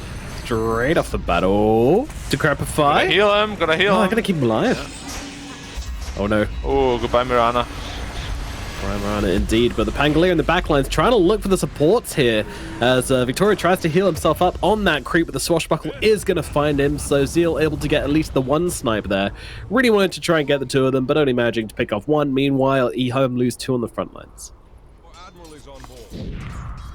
It's okay though, it's okay. 2 minutes until Aegis is gone, that's really what they're waiting for. He's going Manta on the Void. Very, very unusual. Usually you would just see like Skadi into Mjolnir. Not entirely sure what the Manta's there for. Obviously they have silences, but it's a lot of commitment. Oh, Zeal got caught out, and this time he's gonna go down. Normal punch. Goodbye, sir. That stun duration is actually ridiculous. How long is that stun duration? 2.25. 2.25, baby. That's a long stun for a right click. Yep. And it looks really brutal too. They just punched the soul out of them. Cool. Yeah, it's really, really cool. I find normal punch a bit of a weird one though, because I like the idea. The idea is cool, but like max power is reached after 900 distance moved over 3 seconds. You can do that without surge. Like just walking around the map, you're gonna easily travel that. So I never really got that one. I feel like it should be much bigger. Like make it more powerful, but make it like over a much longer range, and that way you'd actually have to surge in, and it'll make some sense. You can literally walk into a fight and not punch and you'll get a max power off easily. Yeah, it wasn't like that before. But only now that it was buffed like 3 or 4 times. Because nobody built it at first, like, oh, that's a meme. It didn't have a stun at first, right? It was literally just the illusion. It didn't. Yeah. Maybe a slow. It still had the knockback, but you could like BKB and stuff through it. Yeah. Kind of like a sniper headshot, I guess. Dude, honestly, it wouldn't surprise me if it was the exact same code as the sniper headshot. Yeah, me neither. It's just the exact same code with like a different sound effect. Yeah, and a different number for the knockback distance. Insert sniper headshot here, 25. We didn't really talk about the gold too much, but 12k all of a sudden, like that gold advantage grew steadily and quite rapidly as well. How relevant would you say the gold advantage is this game? I would say if VG loses one team fight, they are in big trouble. Okay. Yeah. So like, if it's anywhere near even, like EHOME is in pretty good shape. It's just, as I said, this void itemization I'm not completely on board with. Like, he doesn't have damage now. Mjolnir is most of the time the choice after BKB, and then followed by Skadi Satanic. But this Manta style is cute, but does it really help you with your problems that you're gonna encounter? No, it doesn't, Black. Smoked up. Echo. Yeah, XM is acting like a boss because he has the Aeon Disco for us. Yeah. He sure does. I'll just go on. I'll just cliff myself. I don't care. I can jump down again. I've got like 3 tools to get me off this cliff again. My pup. How much mobility do you like to have? Yes. Yes. Oh. Okay, he does drop Coil on the Mirana here. Doesn't end up getting the Yules off, and instead will just die. And that's one hero down. CCQ just barely outside the vacuum range there. Yep. I would love it if somebody picked up a Hex. Like if XM picks up a Hex now, I think they have all the tools in the world they need to end this game. Just like an instant stun against this Void. Because Coil doesn't quite cut it, Darkseer, you can react to it. A good old-fashioned Hex on the Void, and you just win the game. Pangolier? He has Aeon Disc, but they're looking for him. Hello? No Coil. TP, no Coil, no Yules, no He tried to cancel. pop the Aeon Disc. Yeah. Just as a again. When Aeon Disc pops, you get mini, like, it stops you canceling stuff, right? Channeling stuff, right? Really? I don't think so. Or is it just an illusion because usually when it procs, you're getting stunned, though? Yeah, I'd imagine so. I mean, if so, I'm sure you could just disassemble the... Oh, no, you can't disassemble it, can you? Never mind. No, you can't. Yeah, I don't know. I don't think so. Would be pretty cool if it was a mechanic, though. Would be a nice counter to the item. Smoke on EHOME. I think you just backpack it, though, when you're TPing, right? Exactly. But you would have to be mindful of that. Yeah, it would be kind of cool, I guess. XM on the cliff, yeah. Just throw out the damage. I love this Void Shard. Oh, vacuum. Wall, Zeal, a nice start here on the Pango. The BKB coming out from Xiaoma, and they will be able to find Yang on the Darks here, just caught out by the Demonic Purge, and just bursted down by Shiro. Erica Chrono doing can. Chrono, it's caught the puck as well. But it's a crappy But it's crap. Dude, Xiaoma just doing so much work on the backside, plus the illusions from Shiro, no Yang. BKB now too. That buyback. Punch. Gets punched. Oh, the coil. No, this game is over. Done and dusted. You have buybacks, but you have no spells, and TA is like the lowest cooldown dependent hero in the game. She does not care about anything. She really doesn't. XM and Earthspirit have been playing this fight so well. Normal punch, goodbye Zeal, you have no buyback, this game is Gang over. onto the face. Yeah. And GG is called, that's GG. it. Game number 2, it goes away with Vici Gaming. The draft just not really working. The puzzle pieces, you know, you had one of those round ones, which looks like it's going to fit into like the other kind of circular one that doesn't. It's a little lumpy, and then you try to push it in, and the puzzle piece starts to bend, and then your mum shouts at you for ruining the puzzle set. And Vici Gaming take game number 2, evening things out, guys. I don't Sounded quite like a little bit know of a what you personal said. story there. Yeah. It sounded like you were very invested into something. In the Talking past. about from experience, maybe? Maybe, I don't know. I'll bring it up with my therapist later. But yeah, Vici Gaming taking game number 2 in a very, very convincing fashion. 9-1 was Erica's KD at the end there, and absolutely obliterating them. What was there anything that EHOME could have done differently for you there, Black? This game was so hard from the beginning, right? We spoke about the draft, how they just kind of drafted themselves into a corner. Honestly, all things considered, I think they did super well. Like, this draft, I didn't give them nearly as much of a fighting chance as they ended up having. So, props to EHOME for that, but that last pick really grieved their game. I just don't understand, like, when you have the last pick as a player, you have so much responsibility on you, you know? Yeah. To get this, like, really good pick out. But he was hard countered by 2 heroes already. He just couldn't have impact on the Void. Yeah. I mean, the fact that he built that Manta kind of just gave you a window into what his game was like right now.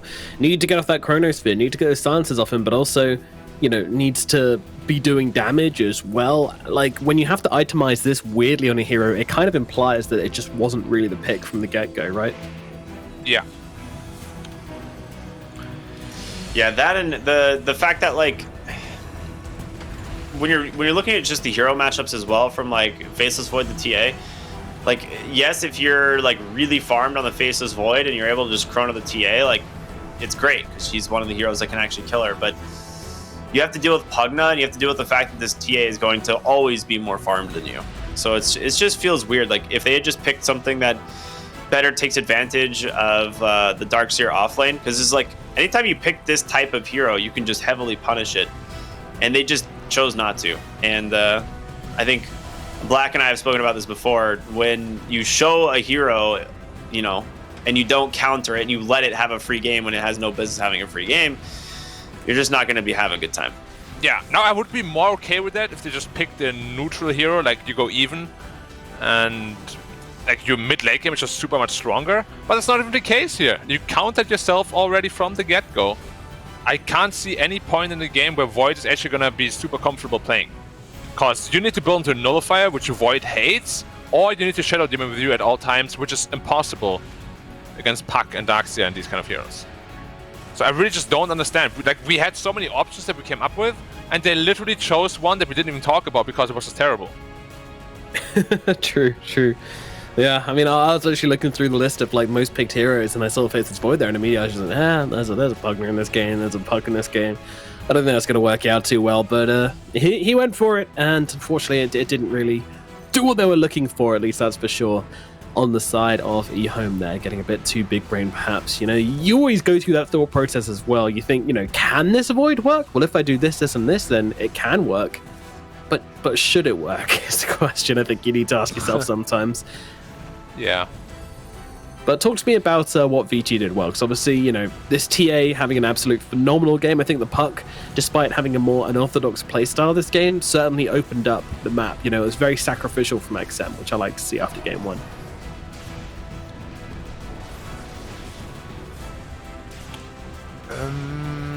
When it just comes to the Puck, yeah, XM definitely had like a redemption arc. I love his itemization in this game, because first game he went super greedy. Second game, as you say, just went straight blink, and then also into a pretty early Aeon disc. I would have liked it a little bit more if he went for the Hex instead of like the Dagon 5 perhaps, but the Dagon 5 did a lot of work too in popping Aeon disc and whatnot. So yeah, he definitely redeemed himself for that game one, and yeah, Erika too. He played like a very different person. Maybe they had some pep talk, you know, in the break. They're like, hey man, don't worry about it, you're way more experienced. Only scrubs. Yeah. Just build a Dagon and go blow some people up. What a therapeutic game for XM as well. You know, after game one getting beaten so hard, and then he's just like, I'm going to buy a Dagon and just blow people up, hundreds of zero of them. That feels good, doesn't it? It's a pretty good way of dealing with a Shadow Demon, right? Yeah. He struggled dealing with a Shadow Demon in game one, and this time Puck's like, you know what? I'm killing you every single fight. I hate you. Yeah, pretty much. Or I get a really early blink just so you can't ever save your teammates either. Yeah, this itemization was way more effective from XM than in game one. Yeah. Just overall, VG Gaming understood much better how they need to approach these fights and the game in general. They had one really bad team fight in the bottom side with that Aegis on the TA, but other than that, it was pretty clean. And let's forget about what happened level 1 also. That was not clean. Yeah, that was pretty dirty. That was an emotional fight. That was a oh god, we're all in a very precarious place. Let's just brawl, get our emotions out on each other. You know, like guys at the pub when they've been having a few drinks, you know, emotions running high, tensions are there. Just go out and punch it out, you know. It's emotional damage. Exactly. Yeah, that was a pub brawl at the start of the game. Fun to watch. Should it have happened? Maybe. I don't know. It was enjoyable, and it was fun watching them beat the shades out of each other at minute 0. So, closing thoughts on this game, and what are we expecting from game 3, guys? I mean, I would just say, like, so far, like, the games haven't been like massive blowouts. So I'm kind of hoping for a pretty close game 3. Like, this one was a little bit closer just because, like, there was no answer to Dusa game 1. But yeah, game 3, if EHOME just drafts better, I think we're gonna have a really sick third game. Get first pick. Get. That's my advice. pick. So you can't outpick yourself with the last pick. Yeah, get Shiro's first pick in. Absolutely. Don't Just fall pick for the the Dusa Shiro round last one. pick curse. Absolutely. Yeah. Alrighty, guys, we're going to throw it over to a short break. Then we'll be back with game number 3, the deciding matchup of EHOME versus Vici Gaming here at the China DPC. We'll see you soon. But if I'm not mistaken, you were good on your own. Oh, and I know I was drunk enough. Didn't know it would mess me up, yeah. Now I'm truly awakened up. So you wanna talk again, but it's time I do this my way. I don't wanna be your friend. Think we hit our expiration date. I want you to feel the weight, feel the hate that I felt when we came to an end. You don't get to call me up, tell me that you need forgiveness. You're the one who called it off, broke my heart in just a minute. No, you don't get to call it love when it wasn't even close. No, it wasn't even close. I was young, dumb, and broken when I met you that night. Should've known you were something that would mess with my mind. Oh, but I won't put the blame on me. You're the one to be honestly, yeah. 'Cause you can handle emotions. So you wanna talk again, but it's time to do this my way. I don't wanna be your friend. Think we hit our expiration date. I want you to feel the weight, feel the hate that I felt when we came to an end. You don't get to call me up, tell me that you need forgiveness. You're the one who called it off, broke my heart in just a minute. No, you don't get to call it love when it wasn't even close. No, it wasn't even close. You didn't even say goodbye. No, you didn't even hug it out. No, I don't know nothing. I don't. 'Cause it wasn't love. Now I know that you don't get to call me up, tell me that you need forgiveness. You're the one who called it off, broke my heart in just a minute. No, you don't get to call it love when it wasn't even close. No, it wasn't even close. No, it wasn't even close.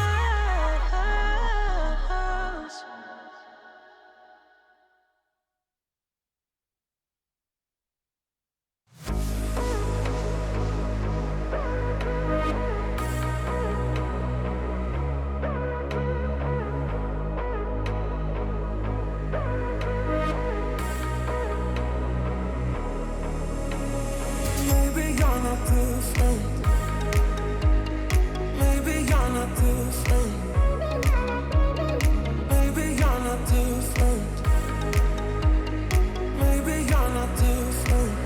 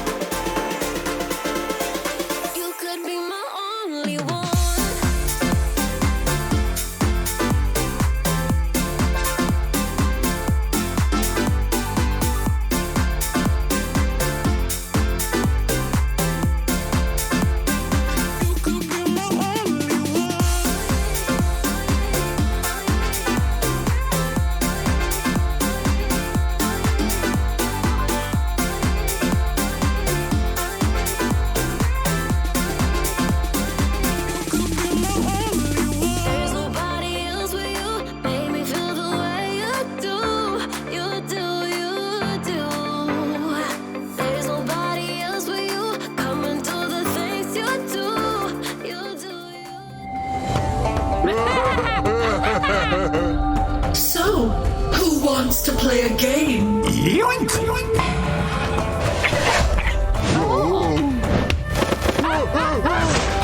And again!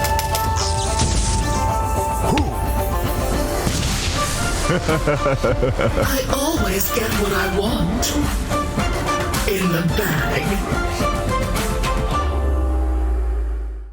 Hello, friends, and welcome back to the China DPC, where we are into game number 3 of this deciding series between VG Gaming and EHOME as they battle it out in this matchup here for their spot at a potential major, as they will be facing a tiebreaker into the top 4 if they are able to win this game.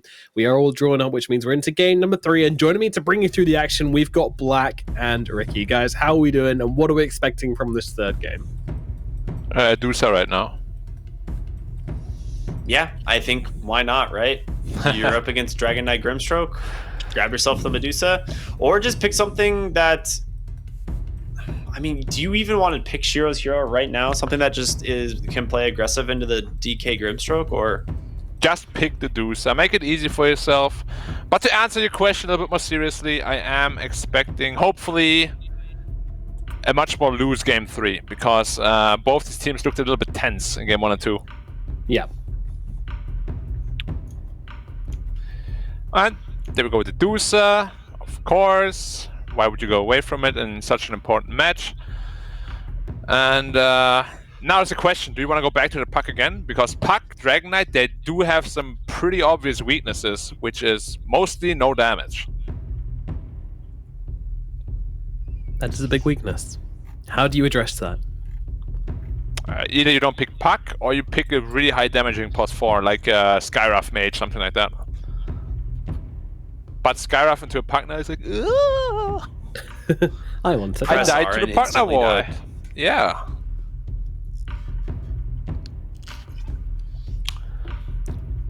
It's actually pretty nuts that like Pugna like existing in a game actually makes it so Skyrath can't be picked. Yeah, it can't exist.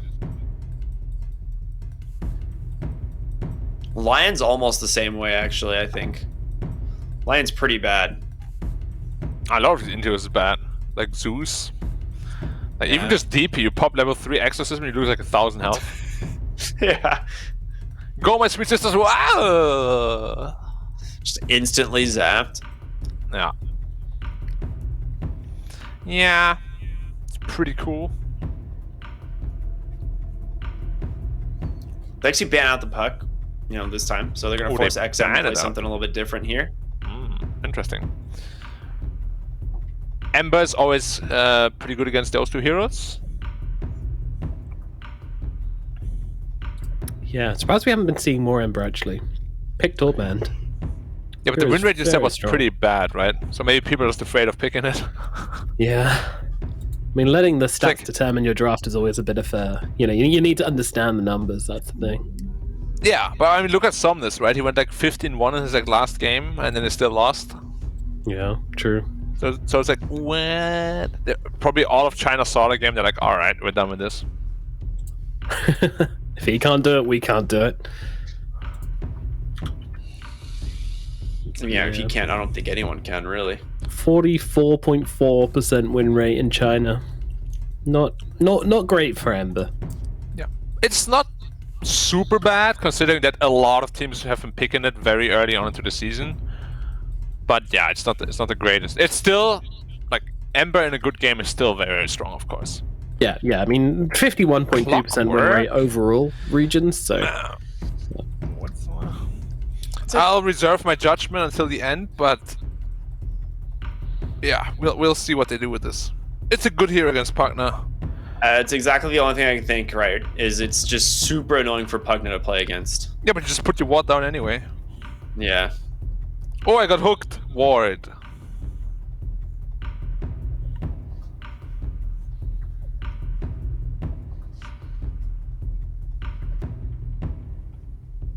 Can be pretty annoying for Dusa though, right? Like in some choke points, you get cocked out.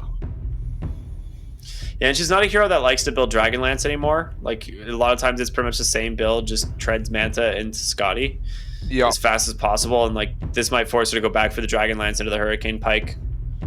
Okay, Mars, just general good team fight offlaner. Man, there was some heat coming out of him. Did you guys see that? Like the heat blurriness. Sweaty, ready to go. Just been warming up in the gym. And now Shaman comes out as well as the second pick for EHOME in the second phase. This draft is scary, man. It's so scary. How did they let them get Medusa Mars? Because this is such a brutal combination. It is. But this Quaswex Invoker will definitely be very annoying for the Dusa. Because it kind of forces you to build BKB. Deafening Blast is just way too annoying. And still, there is a very, very obvious lack of damage right now on VG Gaming side. Like, whatever hero they last pick, it's gonna solve all of the issues. Yeah. And picking a ranged carry against Mars can be very problematic because you just bulwarks it. Yeah. They gotta ban PA here, I think. Yes, but Dusa is pretty good against PA. And they have Pugna as well. Yeah, and Medusa Mars together, by the way, across all regions, has a 56.5% win rate. No, nothing spectacularly high, but reasonable. Yeah, that's good. Because Mars covers a lot of Medusa's bad matchups. Whereas it covers, it's like, Bulwark is a nice spell. It really is. Now, what are they going to last pick for Echo? Into Invoker? Honestly, I wouldn't mind the Kunkka again, or just the Void Spirit is also very strong. Both are banned, though. Both are banned indeed. So, I mean, Storm Spirit's like one of those heroes that like definitely sucks in lane against an Invoker, but it ends up being a little bit better once the game goes on. Oh, hold your horses. Death Prophet for Echo, right here. Wow, yeah, hero's actually still in the pool. Unbelievably. Death Prophet would be so good for EHOME HD. Wow, they actually do ban a Life Stealer. In the back of my head, I'm thinking like, they could do Life Stealer because it is such a good hero matchup into the Mars as well, but it seems very weird to run into the Medusa. Too. Yeah. Task middle. Oh, okay. Yes. This hero destroys Invoker. Yes, I'm so here for this. All right. That's something new. That's very exciting.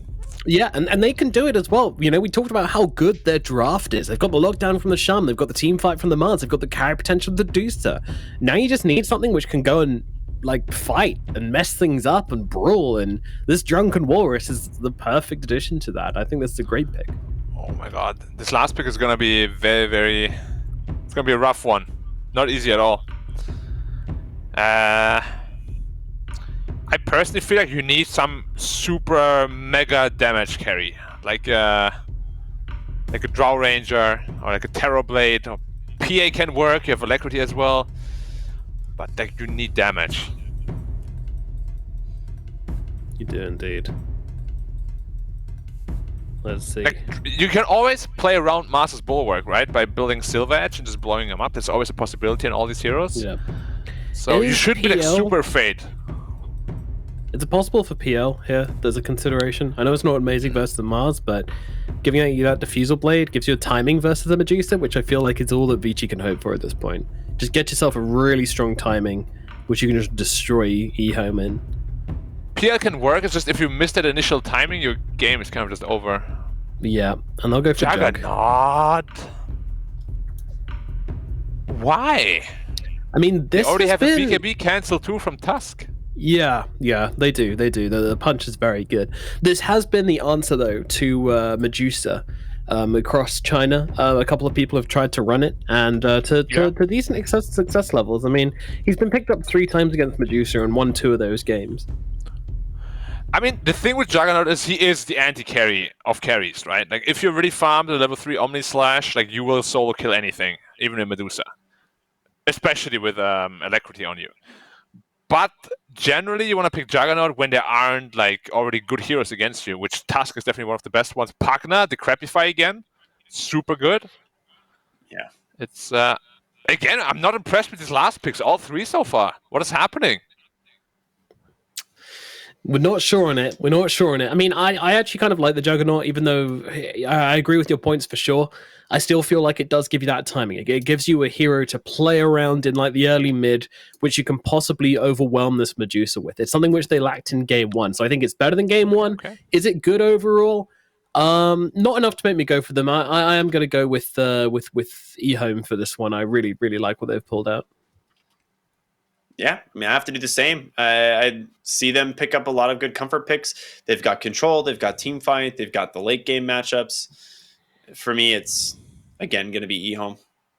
Alrighty, let's jump into it then. Game number 3, the final matchup of Vici Gaming versus EHOME. The winner of this game will be going through to play tiebreakers for the top 4. The loser will unfortunately be staying in Division 1 for the rest of the season. The stakes are pretty damn high. The emotions are definitely running high. There will be mistakes, but through the pressure, will one team or one player stand out above the rest? Let's find out as we move into it. Game number 3 starting right now. Let's go, VG! Woo! gotta root for my boys, of course. You know, they groomed me back then. When I was a Giga scrub, they made me become the god gamer, so I owe them a lot.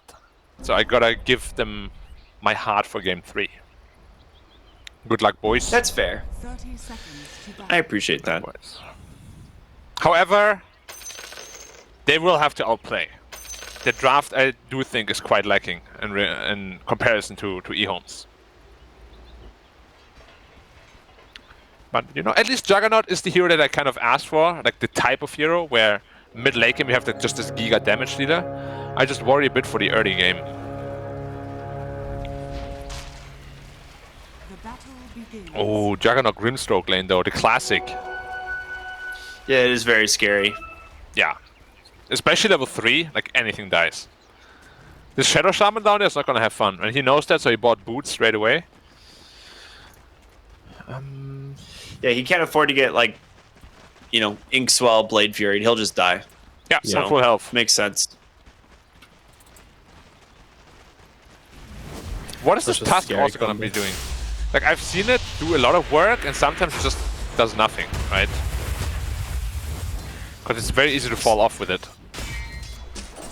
Yeah, I think we'll probably just see him go, like, the double bracer into, you know, BKB Ags build. Seems to be pretty much the primary build for a lot of Tusks nowadays in the mid lane. Yeah. I'm surprised they're not going for the more, like, right-click, like, Tusk from the mid lane. But it's super utility focused. But I mean, with the draft like this, you can definitely get away with that, right? You have to do so to do all the damage. Yeah, true. Mars does a lot of damage as well. Yeah.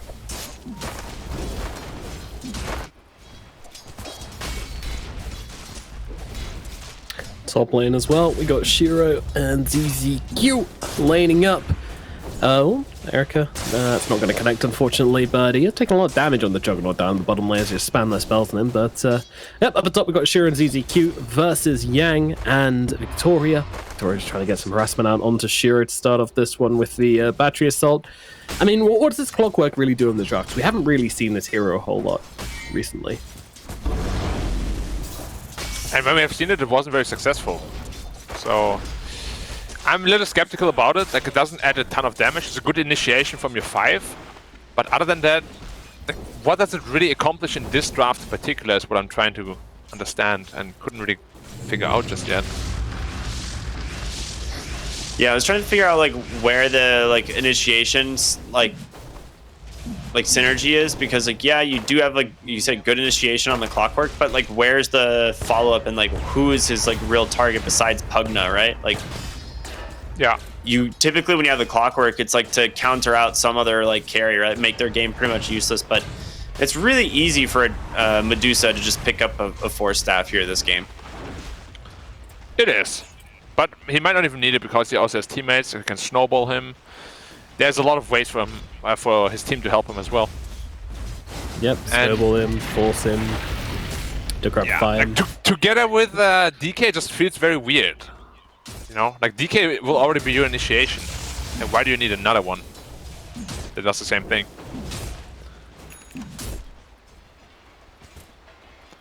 And Juggernaut is actually struggling quite a bit down here already. Not getting the most amount of farm. He needs to get fast boots on the Jug. Yeah, I think one of the issues here is that Grimstroke just really struggles to lane against Shaman, right? Like, he does not win that trading war at all. He does not. You scared me when you said he does, and I was like, oh crap, I'm getting called out. Oh no. No. What do I not know?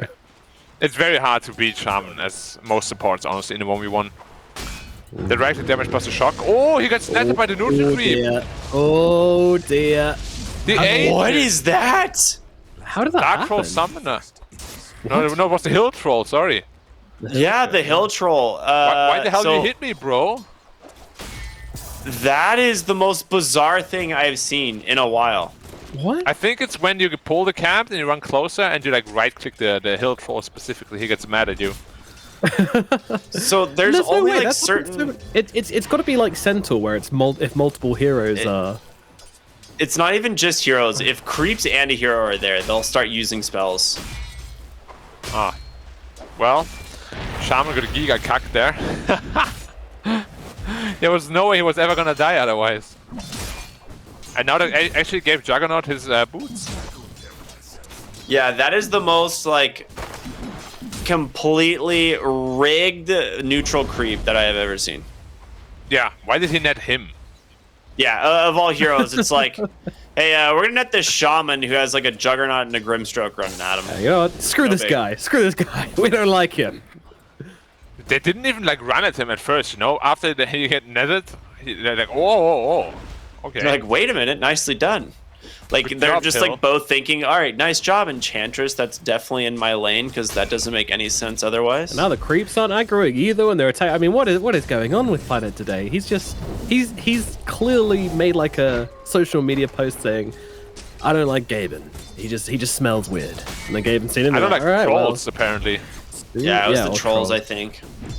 Yeah, he's a troll hater. The troll hater. Well, he's certainly getting trolled at the moment. Can you blame him for being a troll hater? Yeah. I don't think you should hate anyone based on what they are, Black. Come on. True. I don't know if you're talking about the same trolls. But generally, I love trolls. Like, you know what kind of guy I am. In Elden Ring, I go, pure strength builds. That's me. I see. You relate. Pugner in the trouble in the top lane. ZZQ trying to run himself away, which he will be successful in doing so. And actually, they're getting a decent amount of return damage out. Oh, the Tusk is here. Echo with the rotation. And they're going to be able to take down one. Give it the punch, come on. Yeah. Punch in the ass. Weak. Dragon Knight is not sexy enough. No, he's not. Oh, imagine he drops both his braces, gets punched, and both braces stolen. His punch is actually super weak though, because he doesn't have a single point in tag team, so no bonus. It's terribly weak, yeah. But this is like the mid, lane build you go for just to spam out the lane. Now I'm not a Tusk expert. Yeah, I'm not a Tusk expert. Do you count as an ally in that snowball? What, you yourself? Yeah. Do you increase the damage to yourself already? No. Okay, so it's I've never damage. calculated it, but I wouldn't have thought so. Because if it's 560 damage, it can't really clear waves anymore until after 15, I think. Until you get damage down. You need the 15 to clear an entire wave. You do. Ah, okay. Then it doesn't add. Gotcha. Now Erika, just because at first part is feeling so free, that is actually so rigged. Who do we fault for this? I mean, I don't know. This is we're gonna have to send a letter to Valve headquarters or something. Complain? Get that troll removed from the game. Now Shiro is feeling definitely a lot more pressure than he did in game 1, and Yang is having a much better lane than he did in game 1. Yeah, Shiro is out of his lane. Can't do anything anymore. Get out of here, old man. Oh, Tusk is DPing though. Do they have to damage? Do they have some Dragon Blood? Very tanky. But not tanky He's super tanky, and he didn't end up using the Breathe Fire. Didn't need it. Tornado not going to connect on anybody. In Joker. Those are the invokers in my games. Oh, Shiro. He's sticking around. He's sticking around. Gotta be He's a careful. brave boy. He's a brave boy, this Shiro. Really wants to defend this tower, you know, challenging them. Come and dive me, bro. See what happens. Meanwhile, they have found ZZQ. I'm not sure why I would back into that. Echo's coming too. Selma is maybe in trouble. XM is pretty tanky. I don't know if you can kill him. And the answer is no, you can't. Not even close. Yeah, that's Sam a is little also damage dead. on this task. Ooh. No. Nope. He tried. Give him credit for the snowball there, but yeah. Yeah, I don't know. This Invoker got what he wanted. He got the earn charges. He did indeed. And this Tusk just doesn't seem to be doing nearly enough damage. He's very underwhelming. Yeah, that's the thing with mid-task, right? It doesn't really give you a whole lot until you have higher levels. I've been wondering ever since I saw this build, of course it helps you farm and push out lanes, but is this the go-to build? And why is this the go-to build? You really don't need any damage. Yeah. Well, I don't really know where his money is. Well, he just Yang got is like getting shackled boots right now. and soul ring. And arena, and speared. Now he's getting speared, and now he's getting nether blasted, and now he's getting hit still by the alive, tower, and now he's being And hexed. give it to Now he's being... There we go. Planet will get the kill. 4 heroes though. Gives a lot of space for Jack to just hit the bottom. Clock is setting up vision around the triangle because of this. It opened up a lot of space for the side of VG.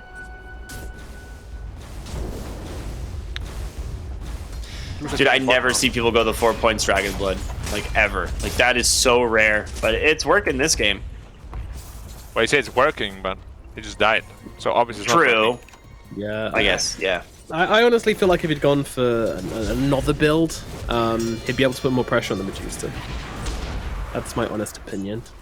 He popped Dragon Form. They saw that. I know. But Echo doesn't respect it at all. No, he doesn't. He doesn't respect it at all. Gonna have to snowball that. There's so little respect in this series. Just like Zeal last game. Yeah. Oh, that tornado! Nice. Come on. Not sure how that connected, but we'll allow it. I guess it's windy. Swept him up. They're bringing Mars down from top lane, but he might be a little bit too slow here. He does not have Arena for a few more seconds. Shiro here on the Medusa as well. And we'll just try and go ahead and push VG Gaming off the mid lane tower, which they need to. They can't afford to have this tower go down right now. But Jack is pushing bot, and it's pretty low, but Echo's dipping there. And he's gonna be able to save it. You know. But yeah, enlighten me, Tusk players. What is this masks? This snowball ice shot thing about? I know everybody's doing it, but why? Just to push out lanes? Just flash farming, I guess. Because you really want to be able to get to your ags as soon as possible. Yeah, that's what it is, right? Yeah, it's kind of just the rush build. Kind of allows you to brawl a lot as well, but obviously you are really lacking in damage, so you want to be playing with heroes which can kind of fulfill that for you, which he doesn't have many of on his team, to be honest. He doesn't, and Erika's just gonna farm up the wards with the healing ward behind him. Oh man, he's no damage. He dealt like 200 damage with that punch. Yeah. When you don't have the tag team, punch is extremely underwhelming spell early on. 300% damage. But what damage? Oop, they found Medusa. Oh, he's out of mana. Pop Stonegate though. Okay, nice to hold DK down. Arena Spear. Can they actually get back on top of Shiro though? XI comes back in. He's still alive. alive. Dude, Yang is still alive through it all. The huge Inkswell stunning down two with the Blade Fury. The fight completely falling apart as the Blade Juggernaut to be able to get the Omni Slash onto one Echo on the side, trying to hobble Vessel. away, but the Spirit Vessel taking him down. Yang gets the kill 3 for 0 as he survives it all on the Dragon Knight. Now, we spoke about damage problems for VG, but we didn't really go into detail about the damage problems of EHOME, right? Like this task is actually adding 0 damage to the end of these fights. Feels like a support right now in terms of damage output. Like I didn't know what to think about Tusk, but after this game, I'm pretty anti-Tusk mid. Meanwhile, Yang, I mean, he's got 2 braces, he's got a soul ring, he's got 4 points of Dragon's Blood. My goodness. try and kill this guy, please. I mean, that's what they've been And he's doing. so tanky too. So rich too, I mean. Yeah. But they're going for the triangle again. And this is where Dusa falls apart, right? If you keep continuously invading the triangle and they just don't have the power to push you back. Yep, this is exactly what they wanted with this draft.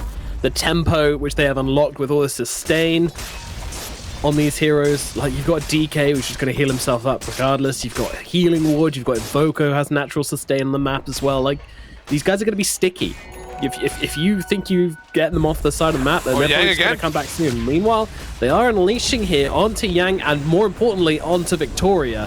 It does look like the Clockwork is going to die to Mars. They're going to leave him to fall. Meanwhile, the X-Swell combination onto Planet's going to bring him down. Spirit Vessel does the job there, but XM now surrounded by heroes. But Yang's jumping on this one as well. Clockwork with the buyback. He wants to come into this fight, but they get the Spirit onto XM. XM getting low here. Snowball to finish the job. They get the kill. They turn around. They'll kill off Yang as well.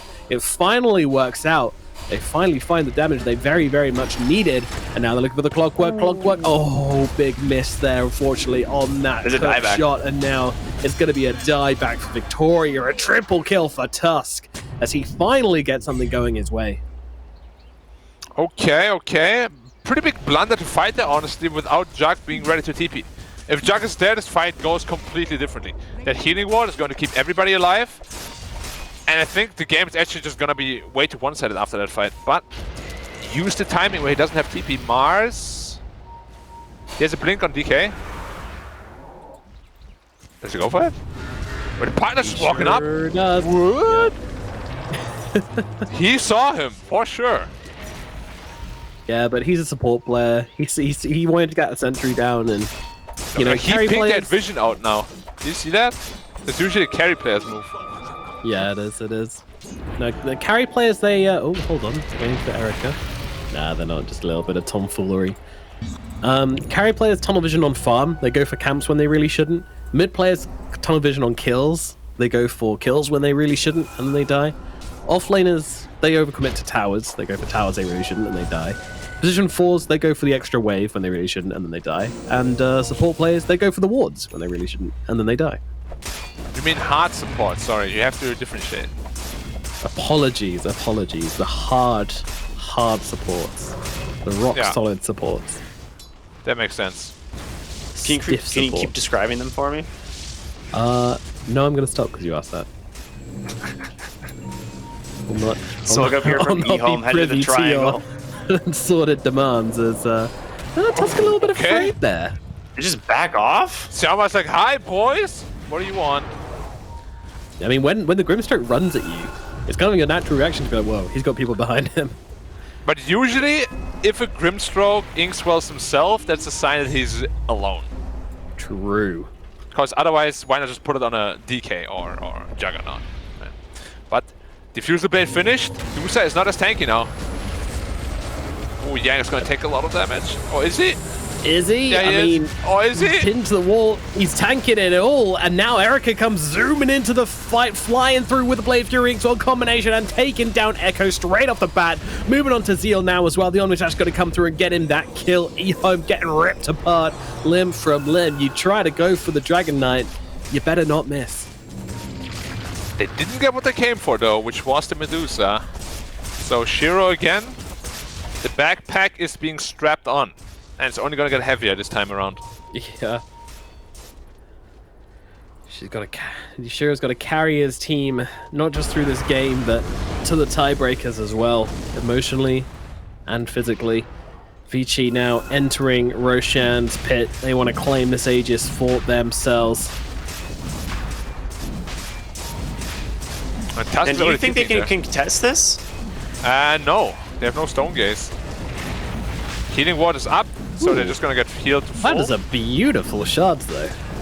That's a absolutely lovely shards. Yeah, it does great. Like, if they committed here, I think EHOME just loses game, probably. Yeah, I think so. He's got another shards. If he can aim this one right as well, it's going to delay it even further. But in comes Zeal, jumping onto the Clockwork outside the fight. He's still alive for the time being. Meanwhile, Joe trying to finish off Roshan. He is going to finish the Roshan. He is going to get the Aegis. Now they come firing out the fight. No Soul Gaze in 1 Shiro second. in trouble. Does have the Manta, and that's going to save Shiro for the time being. But Vici Gaming continuing the chase. A blink forwards. A stun in 2 is going to be available. Stone Gaze, Come out. ZZQ, they need to save him. ZZQ doesn't even have life drain. They've got nothing. Oh, finally, the Stone Gaze comes out, as Black was saying, and that is going to allow Shiro, at least for now, to escape. But Echo, he's going to be left for dead and will be killed off as well. 4 heroes dead on EHOME. They take a fight, which they really shouldn't have done, but the emotions are running high here, Black, and they commit to that Roche. Yeah, 100%. You were right. That is a fight you should not want to take. Like, you know you don't have Stone Gaze, you know you have no damage output right now. You cannot take this fight, you still do it.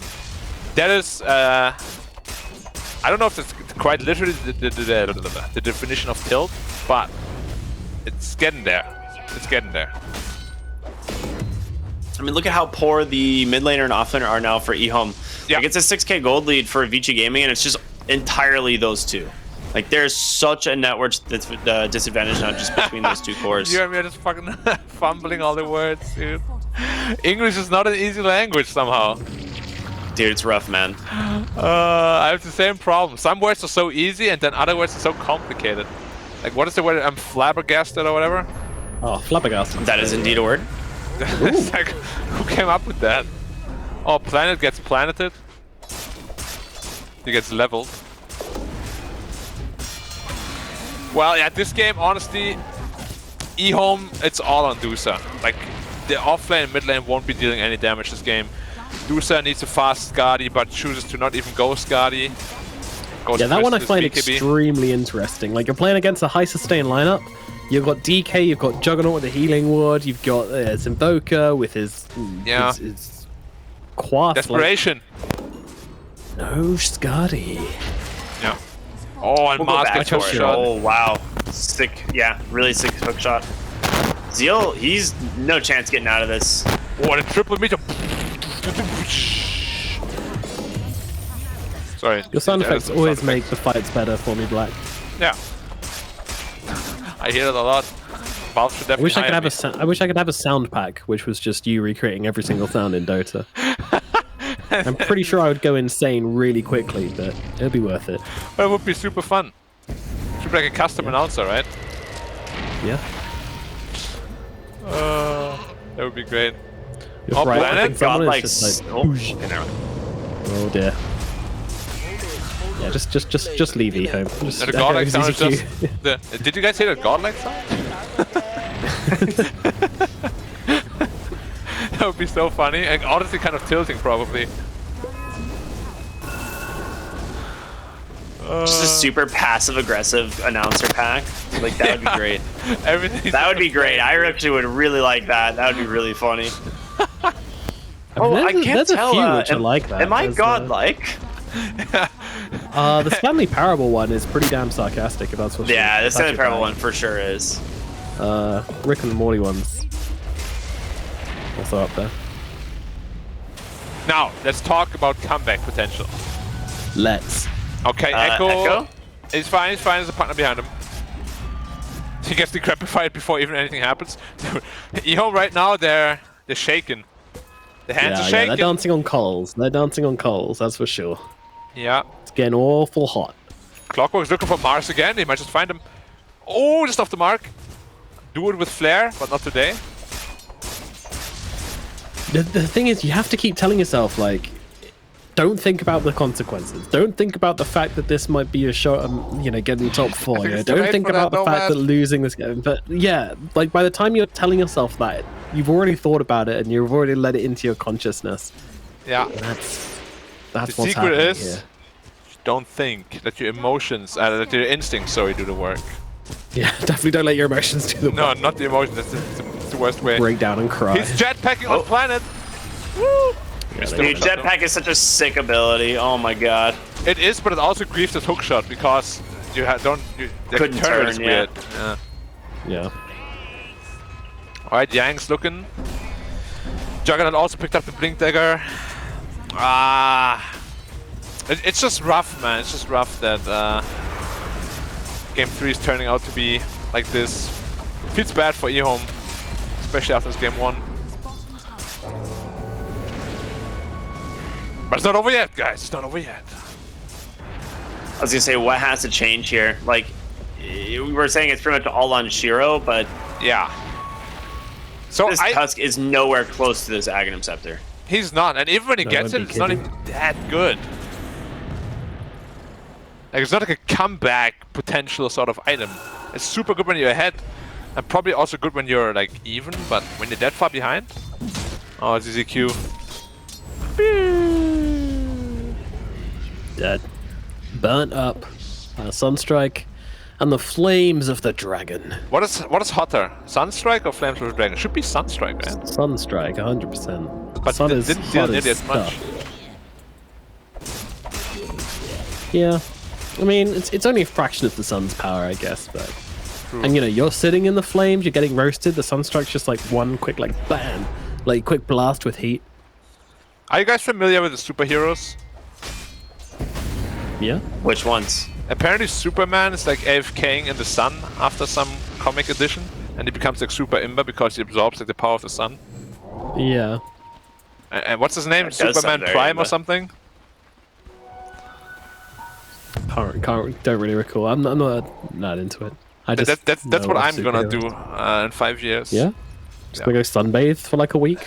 Come back and you're all like pink and shriveled, and you're just like, I'm so powerful now, but my skin is flaking off. I'm Palpatine.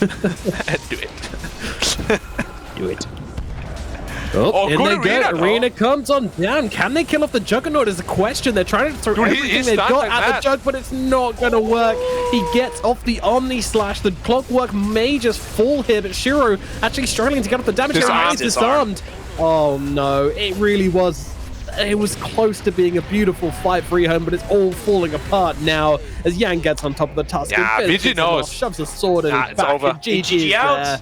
Oh no, this is not the way they wanted to go out, but this is the way it will go down. It'll be Vici Gaming going on to the tiebreakers, and it will be EHOME that'll be going down. That was their last game of the season, and they will be sitting in Division 1 and feeling very, very sorry for themselves after this loss. Yeah. Good job to VG. Like, they clenched it out. Honestly, it wasn't on the back of the draft or anything, and they just had a much better mental composure than EHOME, which it's really the saddest way to see a team lose. Like, yeah, it's always pretty heartbreaking, but you know, it's part of the competition. High pressure situations will always arise, and it's probably a very good learning experience for them. Yeah, I mean, I don't know, man. Like, it's pretty funny. Like, you look at just like some of the scores from this game, and it's like 0-0-21 on the Grimstroke. Like, this is just like the perfect support score. But yeah, I mean, everything Black said is true. Like, they just outperformed EHOME here in games 2 and 3, like pretty substantially. Like, the mid lane Tusk, it just did not pan out. They had some great support rotations early on, and yeah, pretty much. It's not flawless gameplay, but much better, which is what needed to happen from game 1. Yeah, I'd love to know the conversations which Fiji had after that game 1, because it was them who were looking kind of defeated and a little bit unsure of themselves and just not really playing right. But then they pull it back together, and this game 3 just looked so good from them. Like, they looked, and they were playing as well. They didn't go for one of these drafts where they just had to sit back and do nothing. They took the fight to EHOME. They chased this Medusa around the map. They really bought the thunder here.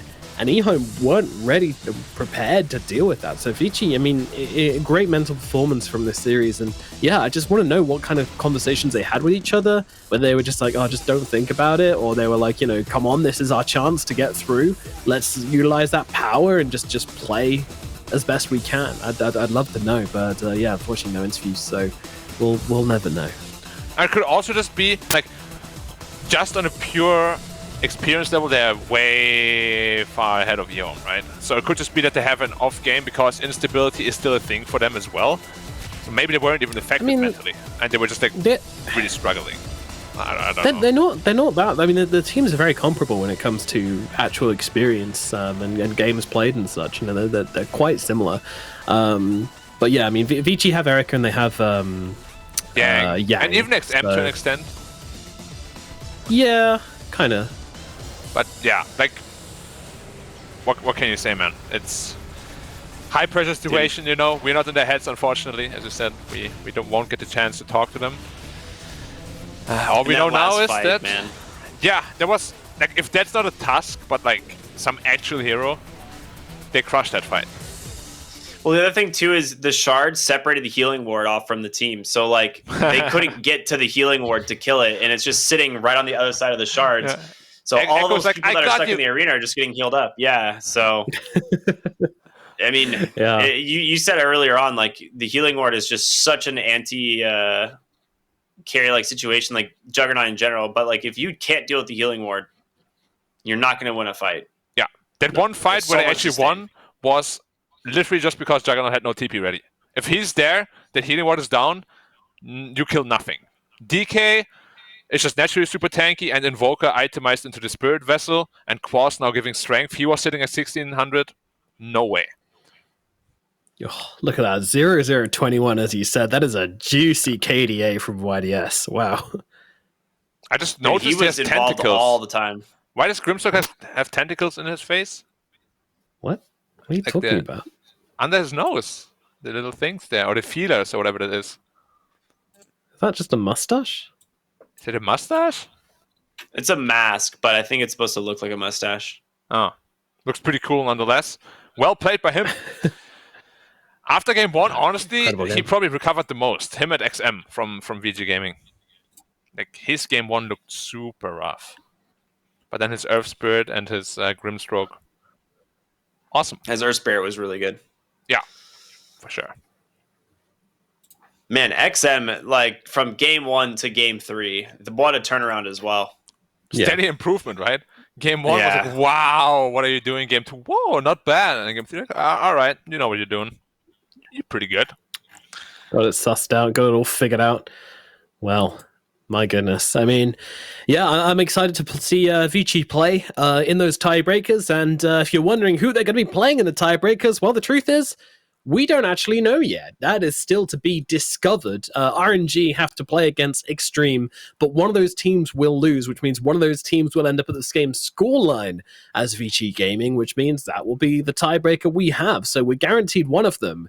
And then if Asta actually manage to beat LGD, then they will secure themselves Division 1. But crucially, if they don't manage to beat LGD, which is kind of what we're all leaning towards, then we're going to have another team in those tiebreakers. So the likelihood of a three-way tiebreaker for that slot is looking increasingly likely as we head over time. And yeah, look at that. That's a lot of teams on 4 wins. That should tell you all you need to know. So as I mentioned, Extreme Gaming versus Vici Gaming, as you can see at 3 and 4 there, are going to be playing each other tomorrow. Therefore, that will decide who is going to be tied up with Vici and have to play in those tiebreakers. And EHOME, they are guaranteed position 6, unfortunately, so they won't be moving on any further, at least this season round. But we will be seeing them next season, which I'm very excited about as this team continues to improve. Yeah. I don't think there's anything too like unordinary with like these standings. I think this is probably where most of us had put the predictions. I think almost every single one of us said top 4 were going to be PSG, LGD, RNG, Aster, Extreme. And that's likely to still be the case, obviously, even with Vici, going into the tiebreakers. But no like huge surprises here. I'm very excited to see the Aster PSG game though. My bottom 2 is super messed up. Like I had Your EHOME bottom and 2? VG. Yeah. Oh no! Because I just came from Dota Pit where Magma played a super great tournament, and LBZS in the last season they were like a great team too, right? I never expected both of them to just bomb out like this. So like my bottom 2 is completely messed up. No, it's reasonable. I mean, honestly, like LBZS and Magma, they just had a bad season. They were looking on the up and up, and then unfortunately it all crumbled away for them. So yeah, they'll be relegated to Division 2. Yeah, I don't Welcome, know darkness, my old friend. Oh no. Down into the depths you go. I don't know if I agree with what Ricky said about Vici Gaming being like the more likely to be the team that doesn't make it into the top 4. I think they've shown a bit more stability and a bit more kind of consistency than the likes of Extreme and even Asta. And they did beat Asta before, so why not do it again? I mean, if I'm to guess, I'm saying RNG is probably going to stay in the top 4. I think Asta's going to stay in the top 4, but I think Vici Gaming might edge out over Extreme for me, just due to how they've been playing in the season so far. But honestly, like it could go any way. I definitely wouldn't.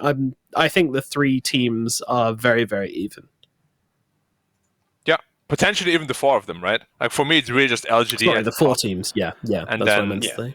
it's like, I mean, obviously whoever wins tomorrow is gonna be also going to the major, whether it's RNG or Extreme, we'll have to see. But yeah, it's probably RNG for me as well. That will edge that win out tomorrow.